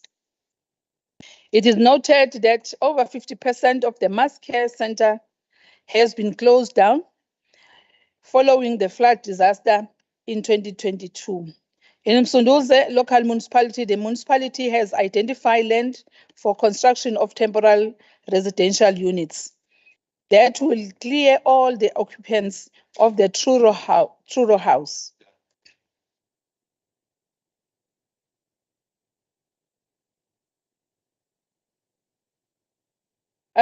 To date, tremendous progress has been made in KwaDukuza local municipality. A service provider has been appointed to install basic services, which will clear the 81 occupied TRUs. In addition, the KwaZulu-Natal Department of Human Settlement has transferred an amount of 34 million to eThekwini Metropolitan Municipality for the provision of material supply to the beneficiaries whose properties were adversely affected by the April and May floods. To date, 1,551 temporary residential units have been completed in the province to ensure that thousands of families who were displaced by the April 2022 floods are provided with decent homes. The TRUs, 1,470 of which are occupied thus far, is a temporary solution, whilst permanent housing development are also being steadfastly worked on. On the completed TRUs, 81 remain unoccupied in KwaDukuza municipality in Ilembe district, and internal services such as water and sanitation are currently being installed. Thus far, over 86 million has been paid to service providers, close to further 7.8 7.6 million is being processed for payment. In addition, some mass care centers were closed through material supply initiatives, and these include centers includes Bestas, Amaoti, Desinook, Uchoayo, and Claremont Hall. Moves are afoot to targeting and closing one mass care center every week, and this is facilitated through meetings with affected ward councillors, as well as the meeting twice a week with the National Department of Human Settlement, KwaZulu-Natal Department of Human Settlement and Social Development in KwaZulu-Natal, and eThekwini. Government target is to close all mass care centers by the 15th of December 2022 with respect to summary delivery of transitional emergency accommodation facilities. About 206 families has been relocated from mass care centers since the beginning of October.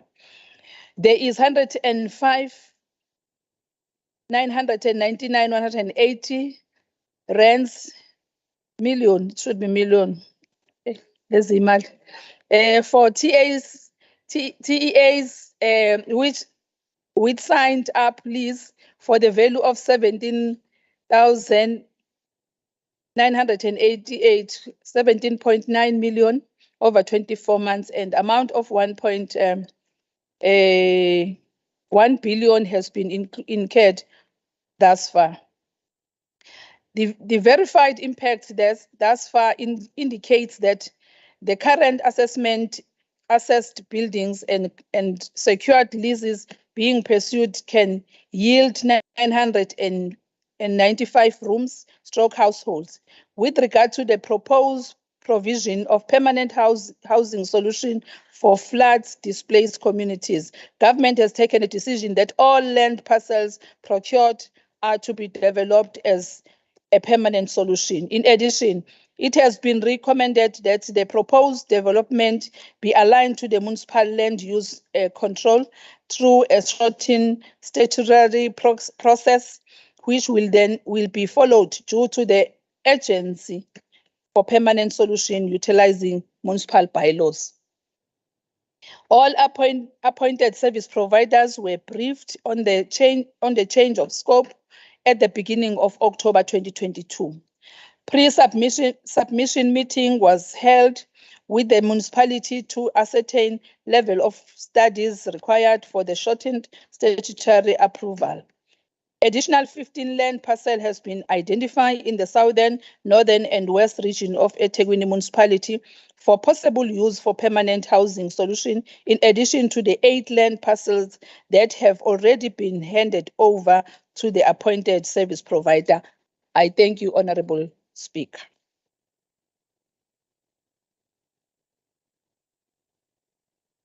Thank you, Honorable. Ngiyaxolisa Deputy Speaker bengisagcine uSpeaker Mvelasi omkhulu Mnisi. Okay, thank you. We are now going to receive a speaker from the IFP,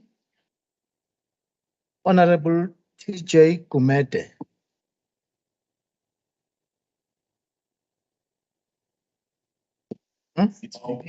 Oh, sorry, my mistake. Sorry, it's a speaker from the ANC, Honorable VP Kaluza. Thank you very much, Chairperson. The ANC will lead and others will follow.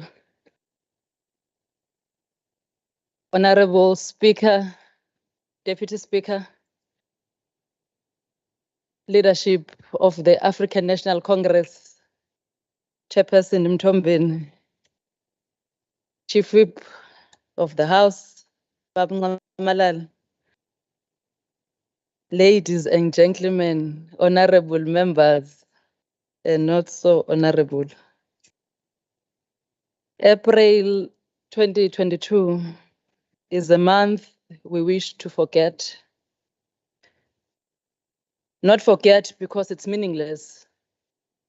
Kodwa ngoba ubuhlungu esakuzwa namanje asikakayitholi indlela yokuqonda. We have families who lost their loved ones, and some, unfortunately, kuze kube manje, abalazi ithambo ley'hlobo zabo ukuthi lapheli laphi. Siyafisa-ke ukuthi bonke abalahlekelwa imiphefumulo yabo iqhubeke nokuphumula ngokuthula, izinhliziyo zabasele zamukele ziphinde zixole. Honorable Speaker, we must state from the onset that equally as the ANC, we are not happy with the pace it has taken the department to deal with the provision of houses to the families that were affected by floods.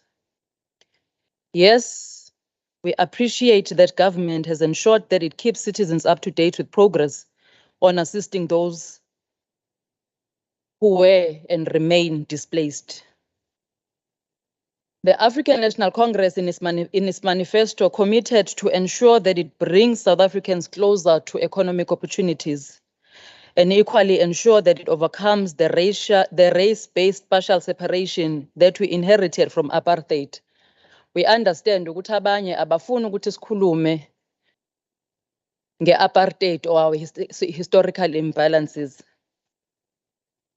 As we speak on issues of human settlement, asikwazi ukungayikhulumi yomhlaba. Kulo mzuzu somlomo ngikhumbula ihubo esilihuba kumbutho wesizwe elithi thina sizwe esimnyama sikhalela izwe lethu elathathwa ngabamhlophe. Mabawuyeke umhlaba wethu. It is a fact that majority of people in our country are black, and it is the same black majority that is without land. For government to fast-track the provision of houses, land must be made available. We once stood here, Somlomo, and made a call even to the Democratic Alliance to support us in the call for the land expropriation without compensation. And it is a call that will repeat once again. Support us so that government can have land to build for our people. The April disaster affected everyone. It knew no race, no gender, and most of all, it didn't care whether you were in Umdloti, Umhlanga, Umgababa, or even KwaMaphumulo, to mention the few. We're hoping that just once we will be united in this and put racial differences aside. But how wrong was I? Somlomo, emva kwey'khukhula ezalimaza imizi ney'mpahla, uhulumeni wabe eseqala izinhlelo zokuthi labo abalinyalelwe imizi yabo uqale uhlelo lwezindlu zesikhashana. Kodwa kubuhlungu ukuzwa ukuthi lolu hlelo lwabambezeleka ngoba kukhona imiphakathi eyayithi not in my backyard. It is the same not in my backyard mentality that has partly contributed to the delays in resettling our people. It is equally very painful to hear ukuthi in Rodekram's farm, the plant that was doing earthwork was torched. I wonder what people get from seeing people continue to suffer. Okubuhlungu ukuthi some of the people who said not in my backyard are the ones that are saying the government is failing flood victims. Whilst we note the slow pace, we are comforted by the knowledge that a lot of work has been done. Somlomo, the department committed to building 1,810 temporary residential units. We must indicate that we are pleased with the number that has been built thus far. We therefore equally call upon KwaDukuza local municipality to speed up the process of putting basic services in the 81 unoccupied houses. Our people have been patient. The municipality must ensure that it values that patient. Somlomo, usemningi umsebenzi ekumele wenziwe. But we must remind the House that of the 135 mass centers, 78 have been closed. And Honorable must remember ukuthi of the 135, 120 were in eThekwini Metro alone. And in eThekwini Metro, 33 have been closed. Siyazi ukuthi usemningi umsebenzi, kodwa sikusho ukuthi akusafani nayizolo. Asikusho-ke futhi ukuthi whilst we welcome the transitional emergency accommodation known as the TRAs that government is busy arranging, We say we welcome lolu hlelo ngoba luzoqinisekisa ukuthi abantu bakithi babuyelwa isithunzi. Ngiyazi ukuthi khona abagxeke enye yezindawo ezingaphansi komkhandlu waseThekwini lapho ekubekwe khona abantu, kodwa I plead with honorable members of this house ukuthi they must go and visit these places and compare them to the halls where our people have been. I ask this because ukudlala ipolitiki ngeke kusilungise lesi simo. Siphinde sicele ukuthi abahlonishwa closely monitor the timelines that the department has put in place by ensuring that the department brings a lasting solution, which is the building of permanent structures. Speaker, we are aware that certain people opted for material vouchers, but it is equally painful to learn that some of these beneficiaries opted to sell these materials and go back to halls. The Portfolio Committee of Human Settlement in the House must ensure that it reports beneficiaries. It requests for a report of beneficiaries who opted for materials so that there is no duplication in terms of beneficiation. We must follow the money. Somlomo, it goes without saying that infrastructure was badly damaged due to these floods in many areas. We appreciate the work that has been done to ensure that we bring back the disrupted services. However, the failure of eThekwini Metro to resolve the issue of sewer going into the ocean can't be accepted. We call on the government of the ANC to ensure that the Metro resolve this issue. eThekwini Metro is one of the tourist attractions, and having certain beaches closed during the festive season will have a negative impact. Somlomo, each time we face a disaster crisis, some people shift the blame on government. When are we going to raise the issue of the EFF who promote land invasion? In Kokstad alone, kunabantu abavele bagxumeka izakhiwo phezu kwengqalasizinda yomkhandlu. Had it not been for the decisiveness of the municipality, sasiyokhala mhlazane kwenzeka lo monakalo. Thank you, Honorable Siyabonga. Saluza. We can now have the speaker from the IFP, Honorable TJ Gumede.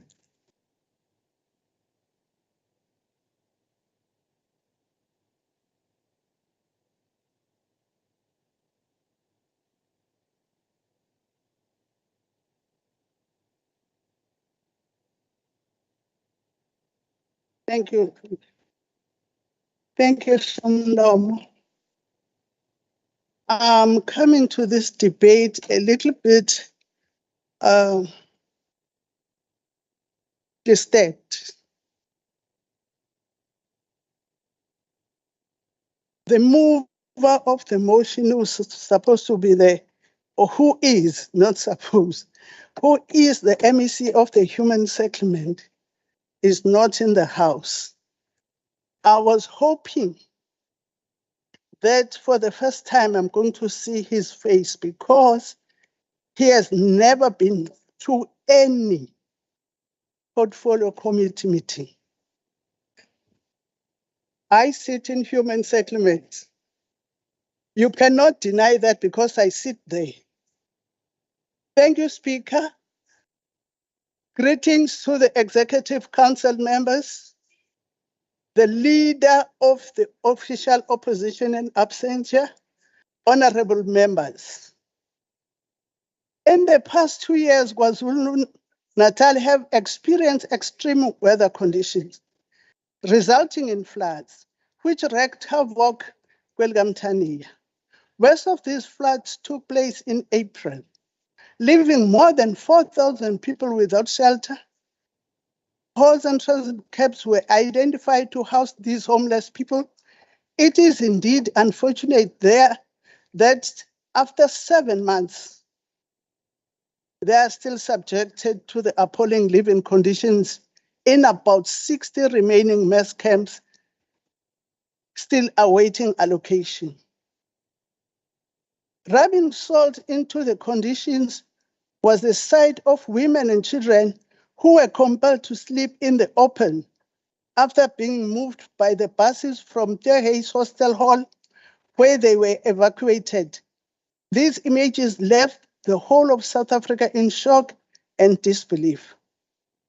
Up to this date, these people are still subjected into the horrid conditions in one of the deserted students' residence in Bria Road. Men, women, and children live in a squalid life in this property with no privates. I'm concerned that these people are not part of the mid-December deadline for housing of flood victims. Only 20 days to go. I hope MEC Mahlaba will honor his promise and meet his deadline he voluntarily committed to. Ngicela ungqongqoshe abone ukuthi le mphakathi idlela ukhisimusi ezindaweni ezinesithunzi nezifanele ukuhlala abantu, hayi izilwane. Unfortunately, Mother Nature struck at a time when this province had a backlog in housing generally, and floods accelerated the problem into the crisis, but certainly it did not require faith intervention, but a principled, pragmatic government who put people first. The IFP applauded the postponement of the flood victims' prayer that was scheduled to take place at Kwandengezi Township, which was going to be another fruitless expenditure. South African Human Rights Commission told the ad hoc Joint Committee of Flood Disaster Relief and Recovery of the substandard living conditions in shelters. It monitored shelters located in Molweni, Cholichuba, Marian Hill, Kubum, Zinyati, Kwamashu, Amawati, Tuguza, the list goes on. In August this year, the Auditor General released her first report of the use of the relief funds for flood-affected communities in KZN and the Eastern Cape. It painted a grim picture of the government's response to disaster. The report stated that only 6% of emergency relief funds for KZN flood victims was spent. The AG team found that the province Human Settlements Department did not timeously assess and validate displaced households as beneficiaries of the temporary residential units. By June 10, only 1,197 of the 4,983 displaced households had been assessed. Of that, only 894 had been validated as beneficiaries between May 9 and June 10, which entitled them to TRUs. Former Human Settlement MEC Jomo Sibiya, during his budget speech for 2022-2023 financial year, said, I quote, "The floods necessitated an immediate response in funding has been reprioritized in line with Section 6A of the Division of Revenue Act 2022. This has allowed a 1 billion rand in the human settlement grants to be reprioritized to alleviate the impact of the disaster," close quote. He further stated that, I quote, Thank you, Honorable I'm coming back. Gumede. Thank you. We are now moving to the speaker from the DA, Honorable M. Naya.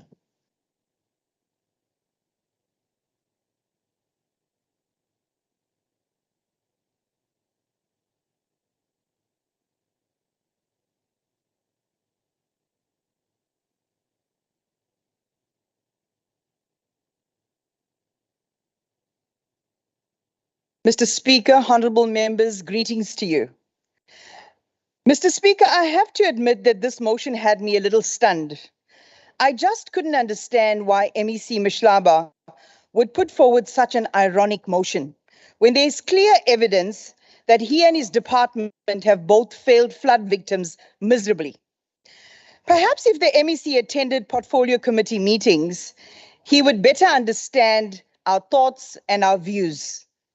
I must say, although the previous MEC and I exchanged harsh words, and had heated exchanges, at least he was present at the portfolio committee meetings and was there to account to us. And then I remembered the words of the writer and poet Ajavi Das, who said, I quote, self-praise is the first sign of insecurity. And so I don't blame the MEC for feeling insecure. Indeed, he should be feeling very concerned about how flood victims are being housed, not just about the slow delivery of emergency housing, but also about the quality of TRUs built and whether they will withstand the next storm. Now, as the opposition, we are often accused of being highly critical and not praising departments like the MEC has chosen to do with this motion. Personally, I think it is quite frivolous to commend a department for simply doing their jobs. Of course, if they had performed outstandingly, that would be another story.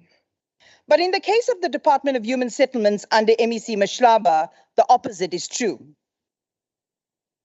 But you don't have to take my word for it. Let's take a look at and unpack the stats.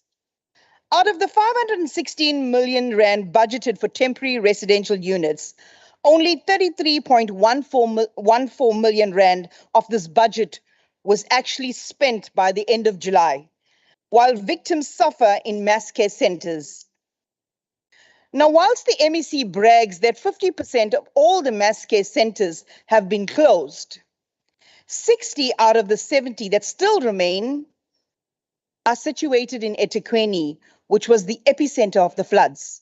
Need I say more? There still remains over 3,809 families residing in shelters, and if you work on an average of 4 per family, that gives you about 15,000 people that are still homeless more than 7 months since the flood. Now in eThekwini, according to the reports, only 228 families have to date received TRUs. As of October, budget for phase 1 has still not been used up, and phase 2 and phase 3 have not even been touched. As of October, budget for phase 1 has still not been used. Yeah, and phase 2 and 3 not used up. That's something that needs to sink in. Now, 7 months later, because the delivery of emergency TRUs are so slow, the department has come up with halfway house on the journey to obtaining a TRU, the TEA. Flood victims are expected to stay in these temporary emergency accommodation for up to 2 years before they get into a TRU, which lifespan is 5 years, before they receive permanent accommodation. Now let's take a look at what the Auditor General had to say about the human settlements performance. Can just pause. Honorable Taluza, you have a point of order. Honorable Speaker, I rise on 57A, 1A on a point of order. The member is misleading the House. It is not true. And I'm glad that she is part of the Human Settlement Portfolio Committee, where we have asked these questions before. The TRUs are not going to be built for people who are in the TRAs. She must not lie and mislead this House. The reason why they are going to TRAs is so that they move to a permanent structure. This member is misleading. Thank you. Okay, we are going to look at that. You can continue. Order, Mr. Speaker. Okay, order. Order. I will tell you now. Okay, again, can I give you an opportunity? Order, honorable members, honorable members. We don't have time to waste. Mr. Speaker, I rise on Rule 57(1)(a). This is a debate, Mr. Speaker. And members mustn't rise on points of order to clarify points. And you shouldn't have... Okay, we'll rectify that. And disrupt the Speaker. Okay, Honorable Speaker, we'll rectify that. Can we have a ruling? Honorable members, can you behave, please? Okay, you can continue.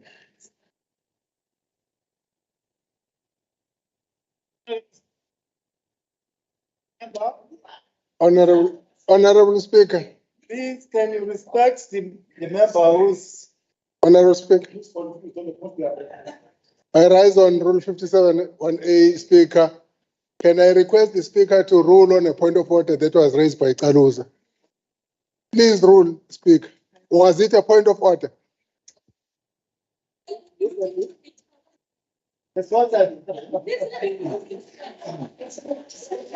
May I proceed? Okay, can continue. Mr. Speaker, for the purpose of moving on, I'm happy to withdraw that because there is an astounding amount of evidence. Now, before the House, Mr. Speaker, before the House gets very excited, I only did that for the purpose of moving ahead. All right. Now, according to the AG's findings, the needs assessment has been slow. By the end of July, only 24% of homeless households persons had been assessed for the TRUs. From the outset, the department did not timeously assess and validate homeless households as beneficiaries for TRUs, nor improved its project management process to expedite the construction of TRUs in line with targets. The department simply did not put enough effort into housing the flood victims. This slow rollout is not surprising, considering the decade-old transit camps and huge housing backlogs in this province. It is extremely sad how the ANC continues to fail the people of KZN, yet get excited in this House over one little point. In August this year, the DA warned that the rate at which TRUs were being delivered, 4.8% across KZN and 0.8% across eThekwini, would in no way be able to deal with the enormous backlog of delivering these emergency housing. Now, in my opinion, if there's anybody that should be commended for leading the fight on behalf of the flood victims, it should be none other than the leader of the DA, the Honorable Francois Rogers, who tirelessly led a delegation from hall to hall to see and hear firsthand the plight of the flood victims. Now, I think that the MEC's idea for the portfolio committee to conduct oversight of the progress of resettlement is good, but an even better idea would have been for the committee to have personally visited the flood victims in their darkest hour, when absolutely no information was forthcoming from anyone, officials and politicians. The department you wish to commend was missing in action. In KwaDuBeka and Chelemnyama, flood victims were left in halls for weeks without any water. In both areas, it was DA councillors that had to step in and arrange for food and water. In Ward 106 Mount View Community Hall, we were met with the most shocking sights of hundreds of men and women and children living like refugees in their own country. Here, the women had to bathe in toilets and men in the garbage holding area.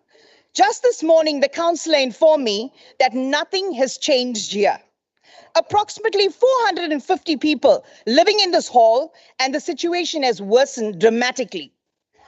Whilst everyone went about their business as usual, the DA took the fight to the doorstep of the Human Rights Commission, where we picketed and demanded that they intervene for the sake of these vulnerable victims. When flood victims were left to sleep in a bus overnight outside a police station and then transported to a filthy, dilapidated student residence in Berea, it was our DA councillors that reached out to them and provided meals and support. And what about the eviction of desperate flood victims who invaded the government-owned Montclair Lodge and were later informed it would be leased to them? Why were they evicted in the first place?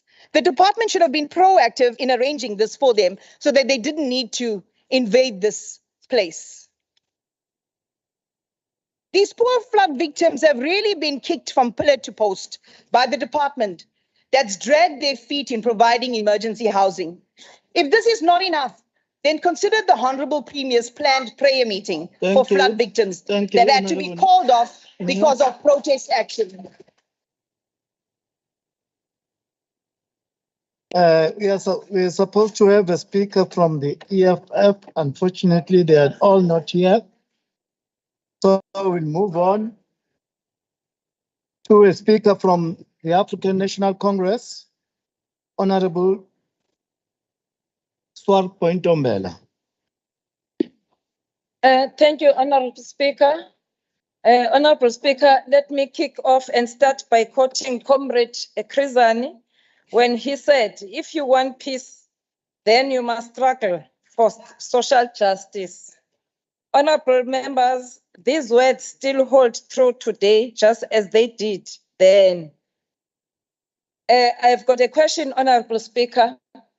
You see, Honorable Speaker, I don't understand Honorable Dibur for him to come here and say Happy Black Friday. Where were you when people were fighting for social justice? Where were you when our people were sold as slaves? This is unbecoming of you, Honorable Speaker, Honorable Dibur. We need everyone to commit to cooperating in order to safeguard the democratic victories and create a better nation. Njengoba ungqongqoshe asho ngesikhathi ethula isiphakamiso sakhe ngomhla ka-20 kuMfumfu wezi-2020 sokuncoma iminyango ngokuhlukana kwazo. Angazi ukuthi wayekuphi umhlonishwa uGumede. Mhlawumbe okanye naye wayekade engekho esekhaya esalusa amadada. Ngoba wakhuluma la sikhona sonke umhlonishwa uDr. Mahlaba. Siyabonga ngokusebenza kweminyango kakhulukazi umnyango wezokuhlaliswa komphakathi nezokuthuthukiswa komphakathi, ukuhlaliswa kwabantu nezokuthuthukiswa kwabantu ngokunikezela abantu kabusha kakhulukazi izisulu zabantu ezashaywa zizikhukhula nokuhlinzekwa nokweluleka kwengqondo nokusekelwa ngemva kwezikhukhula ezadala umonakalo ngoMbasa ka-2022. Honorable Speaker, our most promising initiative to deal with apartheid spatial development and fostering inclusivity in our cities is social housing.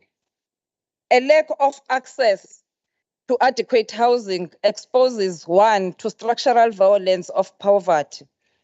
It is a severity and associated complexities of despair and deprivation. These effects are really real, whether you are in Kliptown in Angola or at Dalaran, Sweden, or the informal settlements of Ilembe, Ugu, or eThekwini. Therefore, ours is a protracted struggle to eliminate the legacy of apartheid. Honorable Speaker, u-October umhla ka-10 ugujwa njengosuku lwezempilo yengqondo. Ingakho kakhulukazi ngifuna la ukuthi ngikhulume enkulumeni yami ngokwelulekwa kwengqondo yabantu abashaywa ngezikhukhula njengoba ebeshilo usihlalo ngaphambili umuntu oqale i-debate umhlonishwa uCaluza ngokushayeka kwabantu, abantu bengenazo indawo zokuhlala, abantu beshonelwa ngabathandiweyo babo, abantu belahlekelwa into yonke bengenakudla, abantu behlanganiswa endaweni eyodwa lapho kwakugcina kungekho manzi, kungekho ngisho nama-toilet. Cabanga ukuthi labo bantu bahlukumeze kanjani ngokomqondo. Siyabonga, sibonga umnyango wezokuhlaliswa kwabantu ngokuphuthuma ngokuthi ubonelele abantu ukuthi bafumanelwa ama-temporary structures okanye bafumanele izindlu. Sibonga nomnyango wezokuthuthukiswa komphakathi ikakhulukazi ozonhlalakahle ngokuthi bakwazi ukuthi mabaluleke laba bantu abashayeka ngalesi sikhathi. Akufanele ukuthi size la kulendlu sizopolitika ngobuhlungu obavelela abantu. Abantu bayayijika lento. Abantu abazi ukuthi abanye kwabantu basebuhlungu namanje. Abanye abakayitholi namanje imizimba yabantu babo. Abanye abazi nokuthi abazange bathole ngisho nethambo labantu babo. Kodwa kukhona abantu abafumana isikhathi sokuthi mabeze bazohlekisa la endlini. Somlomo, we are addressing the difficulties, the difficult challenges we faced as a province, and we have responded appropriately. We have identified the shortcomings to implement efficient interventions and actions and protect and deliver for our people. As a result, relief interventions were provided and are still ongoing to ensure that all community halls, churches, and schools with displaced people are receiving adequate relief assistance, as well as social assistance to provide counseling and support for our people. Equally, our government is working identifying suitable land to house new settlements for the displaced. This has assisted our people with the proper mental functioning that results in being productive, healthy, and fulfilling relationships with others and having the ability to cope and adapt to adversity. Honorable Speaker, umsebenzi wethu is a demonstration that we are a government at work, and our programs is on track to uplift our people. Again, it is a strong indication that we are a caring government that listens when our people cried for help. Ngoba uhulumeni wethu uzoqinisekisa ukuthi abantu bakithi bazobe benazo izindawo zokuhlala. Ngaphambi komhla ka-15 kuDisemba ngokusho kukaNgqongqoshe uDr. Mahlaba, abantu bazobe sebesusiwe kuma-mass care centers. Njengoba ama-mass care centers ezovalwa njalo ngeviki. Ngokusebenzisana-ke kusebenzisana amakhansela neminyango ngokuhlangana. Uthulile futhi usongqongqoshe ukuthi sebekwazile ukuthi mabasize imindeni engango-206 kusukela kule nyanga esiphuma kuyo. It is a clear commitment by the African National Congress to ensure that the democratic dividend of improving everyone's quality of life is realized. Again, we have resolved that one mass care center will be targeted for closure each week, and this will be made possible by meetings with affected councillors, National Department of Human Settlements, Department of Human Settlements in the province, and Social Development, as well as eThekwini Metro. Somlomo, as I conclude, Somlomo, I want to say, Thank you, Honorable. umhlaba wonke ezandleni zabantu. Ntombela. I thank you. We have received apologies from the NFP, from the Minority Front, ATM and ACDP. So we are going to go straight to a speaker from the IFP, Honorable TJ Gumede, for 4 minutes.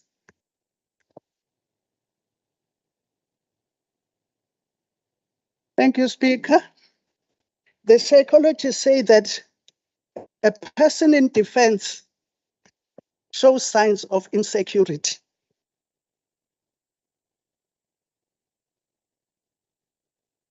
You cannot, I still reiterate what I said.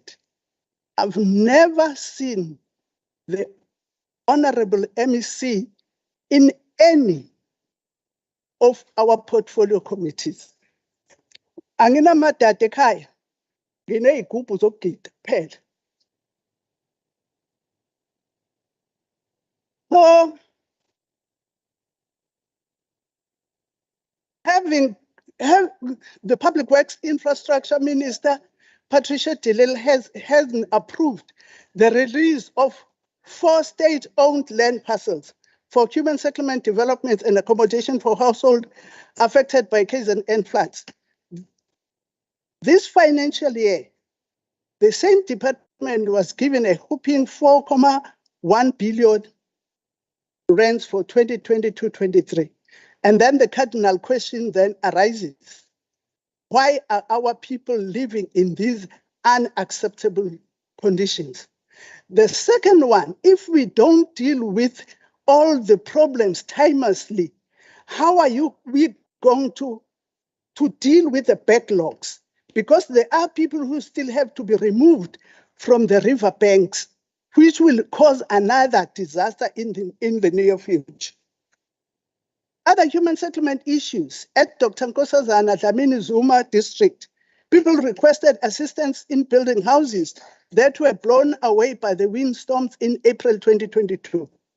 Kululeko informal settlement residents in Northgate, Pietermaritzburg, are still waiting for homes 6 months after being moved into the Truro Hall after the floods. With the heckling, insults, and the rest, we cannot be immune to the government's incompetence and empty promises. Sengiphethe somlomo. Kuyosithokozisa ukuthi uhulumeni atholele lezi zulu zezikhukhula indawo efanele before Christmas. Sinethemba ukuthi umhlonishwa uDokotela uMahlaba uzozigcina izithembiso zakhe, kwazise ubuholo obusha bugubha izinsuku eziyikhulu buqalile. Umshanelo nje omusha shanela kangcono, ngiyathokoza. Thank you.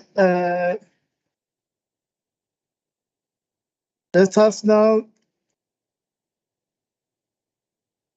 allow the speaker from the ANC, Honorable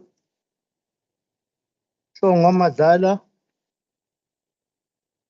to speak for 12 minutes. Thank you, Honorable Speaker, Honorable Premier, and the MECs present. Siyabingelela ekseni.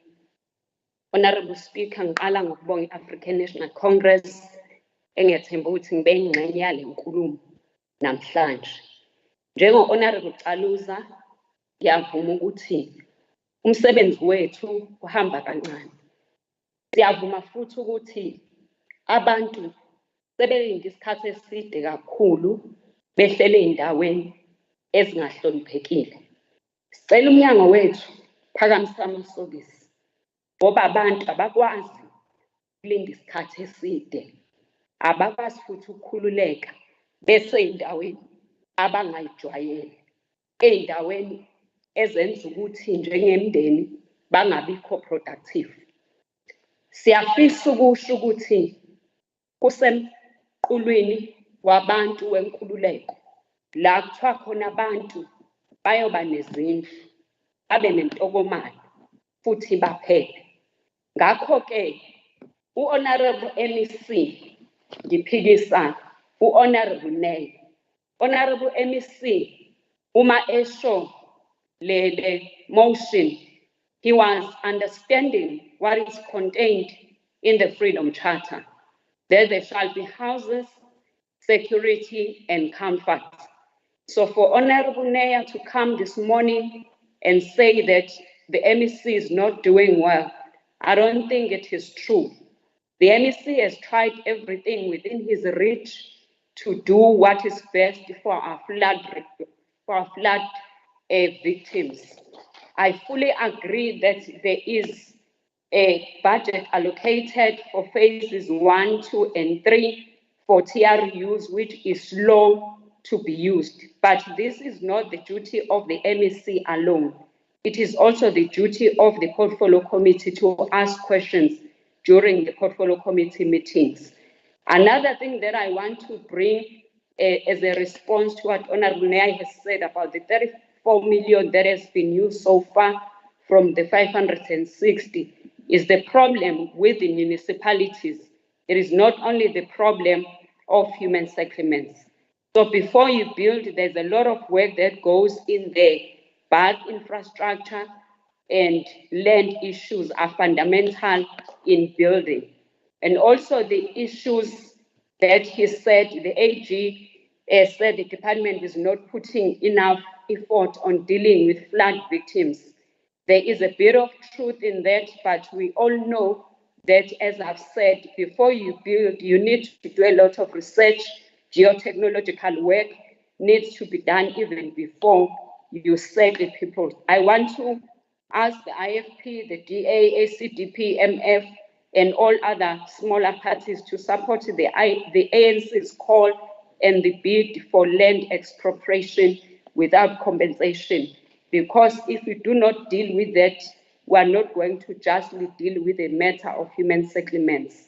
The Department of Human Settlements, through the MEC, has presented the rental assistance scheme as a tool to assist the flood victims. The ANC views this as a good indicator that commits our government to the delivery of better life for all. The positive aspect of RAS is that RAS and transitional emergency accommodation are informed by the view that households are able to help themselves to find accommodation if there is support from the government. And also the agent need to move families out of shelters as the extended stay in mass care centers violates human rights.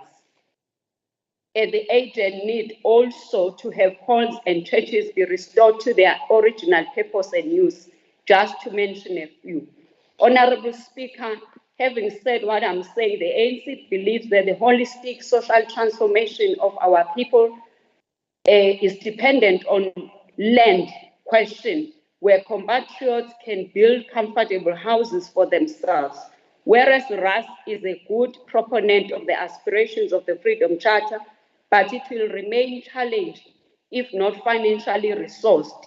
We know that we are facing challenges of global warming, which exacerbated climate change and climate variability. Treasury needs to support this scheme so that it is sustainable. The progress so far is contained in the MEC's speech today, read by the MEC Sithole Mloyi. That at the beginning of this week, mass care centers that have been reduced from the number 135 are now standing at 74. 50% of the MCCs have been closed down since the April floods this year. The remaining 47 shelters are in eThekwini, and the strategy to eradicate these MCCs include, amongst the others, material supply, where families are encouraged to take building material and go back to erect their residentials. But we want to suggest from the side of the ANC that to make this sustainable, we must train the families so that they are able to gain skills while dealing with the disaster that occurred. Okunye okubalulekile futhi ukuba siqinise ama-social facilitations njengoba siza ukuthi kwezinye indawo abantu bebenqaba ukuthi kwakhelwe abantu bakithi abangathathi indawo zokuhlala njengale ndawo yaseTruro nakhona abantu babezokwakhela, but there are people who are counter-revolutionaries who said no in our backyards. So sicabanga ukuthi ke uma singahlangana kube zinduna amakhosi amakhansela abantu bamasonto nabo bonke abantu abakhulu ekuhlaleni kube nento ye-social facilitation, lokhu kungasiza ukuthi lezi iy'ngqinamba ezibaliwe zingabe isaba yi-order of the day. The ANC believes that it is not just the mere human settlements that matters and that must be delivered, but it is a clear adaptation strategy to help provide responses to consequences of warming, extreme weather, and sea level rise. Uma konke lokhu singakubhekisisa, kungaba lula kakhulu ukuthi sihlalise abantu. Somlomo, ngifisa ukuthi sibonge i-Department of National Human Settlements for injecting more than 300 million to the Provincial Emergency Housing Grant to deal with emergency housing. The amount has been used to procure TRUs, urban sites, and to implement RAS. We have done very well in this regard, notwithstanding the fact that the speed is slow. Kodwa umsebenzi uyaqhubeka. U-Honorable Gumede njengomunye umuntu ohlala ekomidini lethu uyazi ukuthi u-MEC uma engekho usuke exolisile, hayi ukuthi usuke engekho nje ngoba elovini. So ke ngiyafisa ukuthi sengiphethe ukuthi kuyi-priority kahulumeni we-ANC ukuthi sithi solve the debacle of land, and it cannot be done without the assistance of the civics. It is not a desirable thing to have people in temporary establishments because they are at risk should another disaster strikes again. So siyafisa ukuthi sonke sindawonye siqhubezele phambili umbono we-ANC we-social transformation, especially walabo bantu ababencishwa amathuba ngoba bebizwa ngabantu bengabaliwe njengama-beneficiaries of the previous state, which is the apartheid government. Somlomo siyazimisela ke njengekomiti njalo ku-emisiwe etheshile ukuthi before Christmas they would have met the deadline of ensuring that all the people resident in the temporary in the MCCs are out. We shall hold the MEC accountable to this, and we commit also as the portfolio committee to gain time to visit those people should we be allowed by the Honorable Speaker and the members of the programming committee. Siphetha ngokubonga ke Somlomo bonke abantu who participated in this debate and say ayikho into engenzeke uma simandawonye. The reason we defeated apartheid is that those who were oppressed and disenfranchised decided to stand together. We are still living in that post-colonial state, so it is not like sesinqobile konke. So I'm saying to Honorable Nel, Honorable Gumede, kubalulekile ukuthi kakhulukazi thina esiyinzala abantu sithi noma sikhuluma la, and we must remain truthful to the fact that ours is to remove the obstacles for ourselves and also for the generations that come behind us. Ngiyabonga kakhulu Somlomo, i-ANC iyabonga kakhulu ku-MEC uMahlaba. We shall hold him accountable to the motion that he rendered this morning. Thank you, Honorable Chair. Thank you, Honorable Madala. Now let's get a response for 5 minutes from Honorable Sithole Mloyi.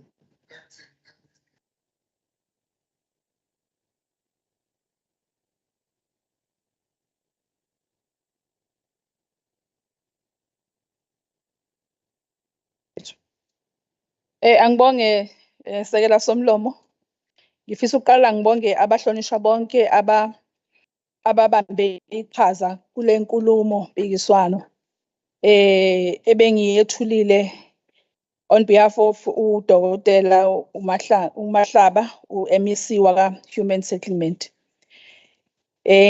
Sizwile Honorable Calusa ukuthi ufuna ukuthi ngesi iqhaza lokuthi masenza umsebenzi ngesithi ukusheshisa. Sifuna nokuqiniseka ebesicelile ukuthi sihlangabezwe njengo-human settlement kuyona unational basibhalela incwadi basivumela ukuthi singaqala ukwasebenza lawo ma-project ngemali esinikwe yona njengo-human settlement. Sifuna ukuthi-ke sikwazise lokho ngoba abaningi bakhulumile ngokuthi kunemali ebisinikwe yona njengo-human settlement kodwa asiyisebenzisanga ngesikhathi ebesilindele ukuthi siyisebenzise. Bekukhona-ke imigoqwana ebivimba lokho. Kokuqala bekuyikuthi lezo indawo amaphasela be-identifyiwe, amanye abebhilonga kwa-public works, amanye belonga komasipala. Kufanele ukuthi kwenziwe uhlelo lokuthi-ke kuxoxiswane ukuze siwathenge bese sikwazi ukuthi-ke sisebenze ukuthi kwakhelwe abantu kulezo indawo.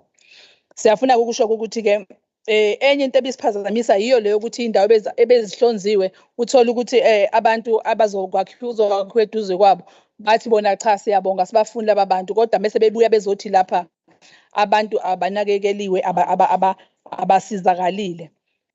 Ngiyazi ukuthi okunye esifisa ukuthi si-clarify lento yokuthi ezinye abanye bomasipala iy'ndawo ebeyihlonziwe bezingenawo ama-services njengoba sishilo kwaDukuza ngaphansi kwelembe ukuthi noma indawo seyikhona kufanele ukuthi kube khona ama-services ekufanele abe khona ukuze kwazeke ukuthi kwakheke abantu bakwazi ukuthi bahlale ngendlela eyiyona. Sifuna ukuthi-ke sisho-ke ukuthi-ke sizwile okushiwo kodwa khona okunye engeke ngikuphenduleke. Ngicabanga ukuthi umhlonishwa laphaya udadewethu usihlalo wekomiti uchazile lokhu kwamphathiswa. Ngeke ngingene kakhulu kubona, sesiyoxoxa ngelinye ilanga nomphathiswa sezikhulumela.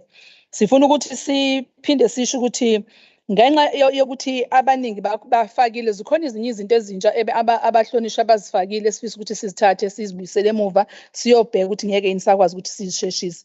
Inhloso ngiyokuthi kwenzeke lo msebenzi ukuthi one sifuna ukuthi abantu bakithi ukuthi kushaya ukhisimusi bangasahlali kulezi ndawo bebehlala kuzona ngobuningi babo, kodwa behlale ey'ndaweni ey'hloniphekile, umuntu akwazi ukuhlala nomndeni wakhe akwazi ukuthi asizakale. Yingakho lonke lolu hlelo luhlose ekutheni ukuthi okungenani ukhisimusi bawudlele ey'ndaweni la bezobe behleli kahle njengemindeni, other than ukuhlala ey'ndaweni ezibahlanganisa ndawonye, bangakwazi nokukhuluma izinto abafisa ukuzisho nokwenza izinto ezingamasikompilo abo njengemindeni. So ngicabanga ukuthi-ke igxathi-ke leli liholwa undunankulu, nathi sisonke sikhona kwikhabhinethi siyahambisana nalokho futhi siyakwenza, and nokuhlola lezi ndawo siyakwenza, hhayi kuphela nje social development no-human settlement, kodwa i-cabinet and all other cabinet members ayanikezwa ithuba lokuthi ahambe ayobheka lezi ndawo nanenhlalakahle yakhona nokulekelela ezinye zezinto. Sifuna ukuthi-ke kulezi kwakhiwa kwezindlu akuhlangene lolu hlelo esilukhulumayo namhlanje la nohlelo lokwakhiwa kwezindlu lolu olujwayelekile. Yingakho ne-register esasiyenza sasenzela laba bantu abahlukunyezwe yikhukhula ukuthi akwenziwe yabo ihlukane bese sibheka ukuthi bakhona yini ohlelweni lokuthi bebevele bekhona kulezo kuma-project akhona, kodwa siba-isolate ukuthi benzelwe bona njengabantu abaphuthumayo ngoba isimo sebebhekene nasesihlukile. Siyafuna-ke ukuthi sibonge kakhulu kumhlonishwa uSwartboy, umhlonishwa uGumede. Ngiyazi ukuthi ukhuluma njengomama kwesinye isikhathi uma ubona into ongayithandi kahle ugcina uqinisa izwi, kodwa-ke sizwile ukuthi kuloko ongathi awukuzwa kahle sizokulandela, siqinisekise ukuthi-ke kuyalunga konke lokho okufanele kulungiswe. Ngifuna ukuthi sibonge-ke akukho engingakusho kudadewethu, ngiyabona ukuthi hayi inkonyane isathuka isisinga, usazofunda lukhulu khona ngoba phela sikhona la, and angizuyihlupha nje ukuthi ngiyikhulume nangolimi luka-Charles ngoba akasekho uGeorge noma wakhe abasekho. Sifisa ukuthi-ke sibazise ukuthi njengoba ozakwabo nalaba abantu ababathanda kakhulu bengafuni ukuthi kwakhiwe eduzane kwalapho, abahambe bayobacela ukuthi-ke ukuze u-government akwazi ukudiliva, abavume ukuthi lezi ndawo ey'hlonziwe eziseduze kwemizi yabo akwakhele abantu bakithi. Angifuni-ke ukukhuluma ngoDeburi ngoba hayi cha bandla, ngiyamsola ukuthi usaphila kwelakhe izwe, sisazombuyisa-ke aphile nathi la ngoba we can't be sitting here sithola abantu abasakhuluma ama-statement a-racist ngalolu hlobo. Ngicabanga ukuthi-ke kubahlobo bonke, kubahlonishwa bonke, siyabonga ukuba nibambe iqhaza kule debate. Siyakholwa futhi ukuthi le debate ayizuphela manje, sizoqhubeka ngokubambisana ukuze siyibone impumelelo yabantu bakithi babuyele emakhaya lapho behlala khona. Siyabonga. This brings us to the end on this debate by Honorable Dr. Mahlaba. We are now going to move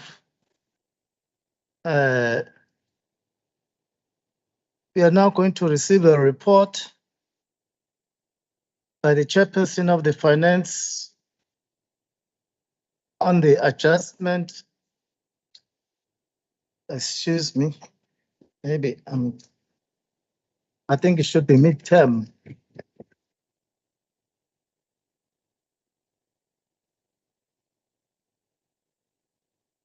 Yeah, the report by the chairperson of the Finance on the midterm budget performance reviews for 20 minutes. Thank you very much, Honorable Speaker. On the introduction on this report of the Finance Portfolio Committee, we are indicating that on the 24th of November 2022, our committee received a comprehensive briefing from the Provincial Treasury on the report that we are tabling. So the Finance Portfolio Committee, for the first time, did not conduct any midterm budget performance hearings with the departments and the public entities. That's what wanted to be. That's why we're not going to table any resolution. The province in aggregate collected 1.833 billion rand in the first half of the 2022-23 financial year. That is 98% against the projections.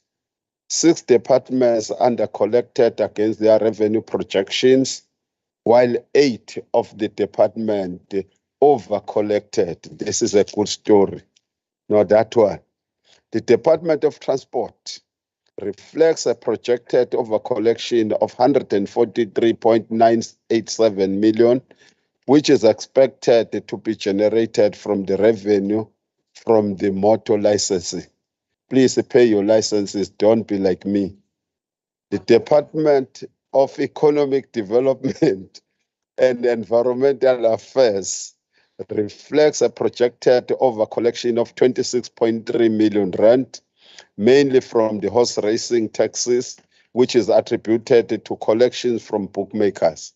Furthermore, a licensee transferred their online betting platform to the province, resulting in higher than anticipated revenue collection. The Department of Education reflects a projected over-collection of 20.5 million rand, mainly from the recovery of staff debts, including the write-off of some staff debts, as well as the associated interest. The provincial treasury reflects a projected over-collection of 4.5 million rand, mainly from the interest earned on the provincial bank account, which remains cash positive. So that's what we would need to know. Changes to the main budget. The department undertook various shifts and environments in the first 6 months of the year, and these are formalized in the adjustment estimate that was presented by Acting MEC for Finance yesterday. The notable amendments to the main budget include 325.764 million rand that was allocated to the Department of Human Settlements against the Provincial Emergency Housing Grant in response to the application submitted by the department following the April 2022 floods, and is for the provision of 4,983 temporary residential units. Furthermore, 10.083 million was suspended from transport to Etia in order to assist in the completion of Mkhuze Airport. Yeah, serious. Conditional grant rollovers approvals by National Treasury. 38.084 million in relation to the early childhood grant from the Presidential Youth Employment Fund. This was initially allocated to the Department of Social Development, but the National Treasury has since clarified that the funds will be transferred to the Department of Education due to the function shift that we all know. A rollover 41.777 million was provincially approved by the National Treasury for the school nutrition program grant, which relates to the March feeding invoices, which were paid in April. Yeah, we have given up. We're trying to fight that thing. We realized that we're not correct. So because the invoices are submitted in the month of April, therefore the payment will take place within 30 days of that month. While the initial approval was given based on the preliminary numbers, the audited outcome for this grant showed the underspending of 53.914 million rand. And National Treasury has since confirmed approval for rollover of this higher amount. A rollover of 12.873 million was provisionally approved in relation to the Community Library Services grant under the Department of Sport, Arts and Culture, relating to commitments from the prior year. The approval by the National Treasury was based on the preliminary outcome, whereas the audited position showed a higher underspending of 20.986 million rand. It is noted that subsequent to the September IYM, the National Treasury approved the full 20.986 million rand to be rolled over to the province of KwaZulu-Natal, as the full amount was fully committed and the approval is provided in that regard. The carry-through in the 2021 wage agreement with respect of the non-pensionable cash allowance is calculated to cost the province around 3 billion rand. The National Treasury indicated that the 1.5% increase should have been budgeted for by the departments, whereas the non-pensionable cash allowance was not on the budget. National Treasury's allocation for the 2021 wage agreement largely covers the cost of the non-pensionable cash allowance, and this will reduce the projected over expenditure that we're all worried about. Mid-term expenditure. The total spending for the first 6 months was standing at 97.6%, marginally lower than the amount projected for the period, with 5 departments having overspent against the mid-year projection, while the remaining departments have underspent against their mid-term projection. On the infrastructure expenditure. Infrastructure expenditure is slightly below target for the first 6 months, with spending standing at 95.2%. Aggregate spending at mid-year for all departments is at 7.311 billion rand, showing projected underspending of 134.591 million against the adjusted budget of 18.644 billion rand. You can see that we are moving very well when it comes to the spending of infrastructure. In the debates will reveal why it is so important to accelerate spending in this regard.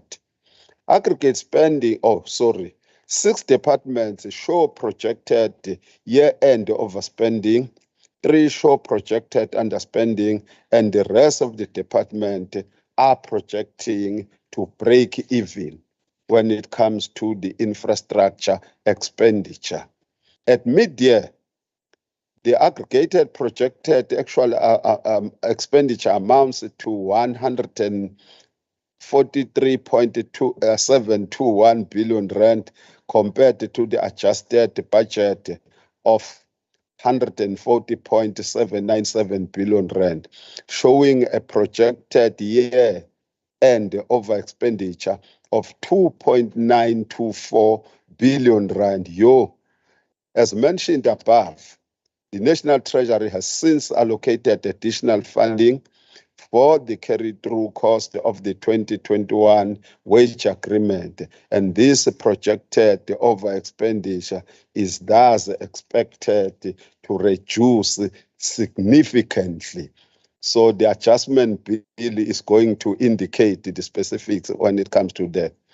The provincial conditional grants, which we call the spending on specifically and exclusively appropriated funding. Specifically and exclusively appropriated funds for the specific purposes are allocated in terms of the KZN Appropriation Act 2022. Departments have collectively spent 64.9% of the specifically and exclusively appropriated annual funds, which is higher than 50% straight line benchmark for mid-year. The end of the year position reflects an overspending of 296.011 million rand. And we have got a legislature position on these provincial conditional grants. I like to call it provincial conditional grants, because it's the same, but it's in the form of a provincial nature. Having presented all these facts based on our assessment after the engagement with the provincial treasury, allow us to conclude by indicating that the Finance Portfolio Committee met in a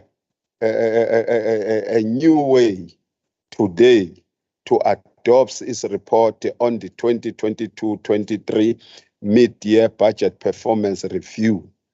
And we want to indicate that as the portfolio committee, we unanimously agreed on this report. Kumnandi ukusenza kuleya committee noma kusetshenzwa kanzima. On behalf of the Finance Portfolio Committee, I would like to thank the members of the Finance Portfolio Committee for their commitment to their work. I would also like to thank the provincial treasury officials led by Carol and the legislature officials and our MEC for Finance Nkonyeni for the assistance they provide to the Finance Portfolio Committee. The Finance Portfolio Committee report on the 2022-23 mid-year budget review and is hereby submitted, Honorable Speaker, for approval by this legislature. We thank you very much, Honorable Speaker. Thank you. Let's get the next report from the chairperson of Staff Corp, Honorable N. Tombela, for 5 minutes. Thank you, Honorable Speaker, honorable members of the Executive Council present. Honorable Chair, please bear with us. I think we'll request firstly to present our report. It should have been done earlier in the morning. I've raised the matter with the Speaker that there are challenges within our staff and their operations. When we had a meeting yesterday, and we could only get the report today at 10:30 when the sitting started at 9 o'clock. So it's an issue we're raising formally for the Secretary and the Speaker to attend with the staff support. This is a report of the Standing Committee on Oversight Chair on the audit hearings into vote 2 2021-2022 financial year. The report is an oversight report reflecting the views of the Standing Committee Oversight following the presentation and consideration of the mid-year performance of the legislature at the meeting held on November 11, 2022. The issues raised: international empowerment programs. It was noted that the legislature, since resuscitating the international empowerment programs, has had to rely on saving in order to fund the program, where committees of the legislature have to undertake benchmarking program with sister legislatures. This is largely due to the reducing budgets of the legislature. On the support to committee, the committee further raised concern that it's becoming difficult for the legislature to offer required support to all committees of the institution as the budget for the compensation of employees is inadequate to enable the filling of posts, not to cater for the wage increment that are yet to be finalized. On the roof repairs project, the committee noted with concern that the project has taken too long and has still not been concluded. This has led to the cost escalating. The reasons were given for the delays in the project, and they are ascribed to both the institution, legislature, and to the Public Works Department. Amongst the reasons for the delays is the issue of COVID-19, the continued use of the main chamber even by the committees, resulting in the loss of some days, and the non-payment of the contractor, leading to instances of stoppages of work to weather phenomenon, as well as discovery of other damage that needed to be adhered to. Performance against target. That the committee received the report that paints a good picture on the performance of the legislature. The report reflected the following: that of a total of 20 out of 25 annual indicator targets, 9 were reported to be in Program 1, administrative support, and mainly program relating to FAMPLA compliance matters. The remaining 16 are in Program 2, parliamentary business, which is a consultation of committee AOP and House proceeding targets, which are mostly driven by the sector oversight model.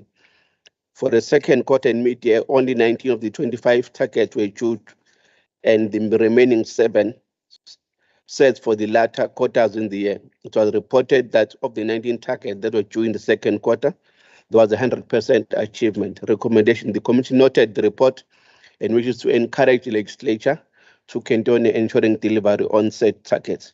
The report was adopted unanimously by the Portfolio Committee. Thanks.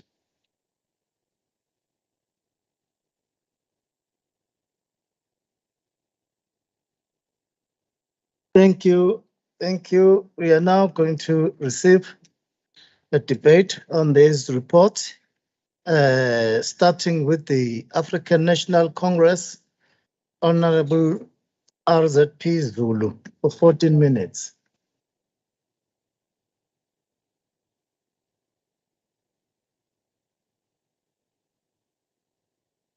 Sekela Somlomo. Jama kamnisi, siyabingelela kuwe. Siyabingelela konke amalungu eshamthetho nabo bonke abantu besifundazwe sakithi KwaZulu-Natal. Mniswe imvula. The midterm budget gives us the projection as to how government departments perform financially at the end of the financial year. It gives us the projected expenditure and the revenue collection at the midterm, actual expenditure and end of the year financial position at departmental and program level. It also gives an idea of the pace of expenditure of each department on conditional grants and infrastructure spending. Honorable Speaker, today I'm going to focus on midterm expenditure of Vote 1, which is the Office of the Premier, Vote 4, the Department of Economic Development and Tourism and Environmental Affairs, and lastly, the Department of Agriculture and Rural Development. Somlomo, I wish to preface my talk with these general observations. There is a steady improvement on expenditure by the departments in the province. In the past, the Finance Portfolio Committee has been raising concerns about over expenditure or under expenditure by the departments, but we are observing the departments are improving in financial management and spending. This augurs well to the people of KwaZulu-Natal. The cash blocking system employed by the provincial treasury to prevent overspending by the departments is yielding positive results. This will go a long way to ensure that our province avoid unnecessary overspending by the departments. Our financial situation as the province does not allow any over expenditure or any form of fiscal wastage. The position of the provincial cabinet and that of the Finance Portfolio Committee that there must be zero overspending and underspending in the department is yielding positive results. I have no doubt in my mind that the provincial budget is well looked after, and this will yield positive results or outcome for the people of KwaZulu-Natal. Speaker, I now wish to deal with the midterm expenditure of the departments they said at the beginning of my talk. The Office of the Premier, under the safe hands of the Honorable Premier Unzwakele. This is one of the departments that performed well in the previous financial year, and the department continues to lead by example. In the current financial year, the OTP has a very good revenue collection with its current status of 758,000, thus exceeding the mid-year projection of 409. In summary, the department collected 58.1, thus crossing the benchmark of 50%. The mid-year expenditure is relatively lower than what is expected at the midterm. This is due to under-expenditure on the compensation of employees. We implore the OTP to pay particular focus on this to avoid unnecessary expenditure by the year end. I have no doubt in my mind that this can be avoided if there is a swift intervention regarding the filling of the funded vacant post. Regarding to the department's assets, one of the good things about this, the Office of the Premier, is that it assesses its assets and expenditure is anticipated to increase in the remaining quarter of the year. We know that there were savings as a result of the scaling down of communication related activities because of the April 2022 floods. There is communication activities that were scaled down, included those of communicating the budget votes of the OTP and MECs. The broadcast of coronation of His Majesty King Msuzulu kaZwelithini, the launch of Women's Month and OSS, we do not view this as underspending per se, but it is saving and it is commendable. The OTP should applaud it for this. Honorable Speaker, on economic development, tourism and environmental affairs, under the stewardship of the Honorable LOGP, and who is also the leader of umbutho wesizwe esifundazweni saKwaZulu-Natal. Sifisa ukusho ukuthi the revenue collection of this department is 355 million, which is 104.3%. This is the money collected from, among other things, the horse racing taxes and liquor licenses. More funds have been generated through fines. There are savings of more than 200,000 against goods and services. In the midterm, ATIA expenditure is currently low. Compensation of employees still a thorn since most funded posts remain vacant, which we are requesting that we give this a priority. There is a projected underspending of 26.8 million relating to municipality project. In most of the programs, there is a projection of low spending, which will require leadership to take charge. It is further noted that entities within the department are closely monitored. What is crucial for the department is to access partnership in Umkhuze Airport, which we have seen it, Honorable MEC taking a lead in that particular program. The department entered in climate change activities, where a huge donation to pursue some environmental projects. The department is currently spending well, with the exception on few programs. But we believe that Mthombeni, you will make us proud. We have no reason to doubt that the department will manage to spend all its budget by the end of financial year. Our concern is low spending by the public entities under the department. We implore the department to exercise oversight over the entities and make sure that they spend the budget allocated to them. Going to vote 3.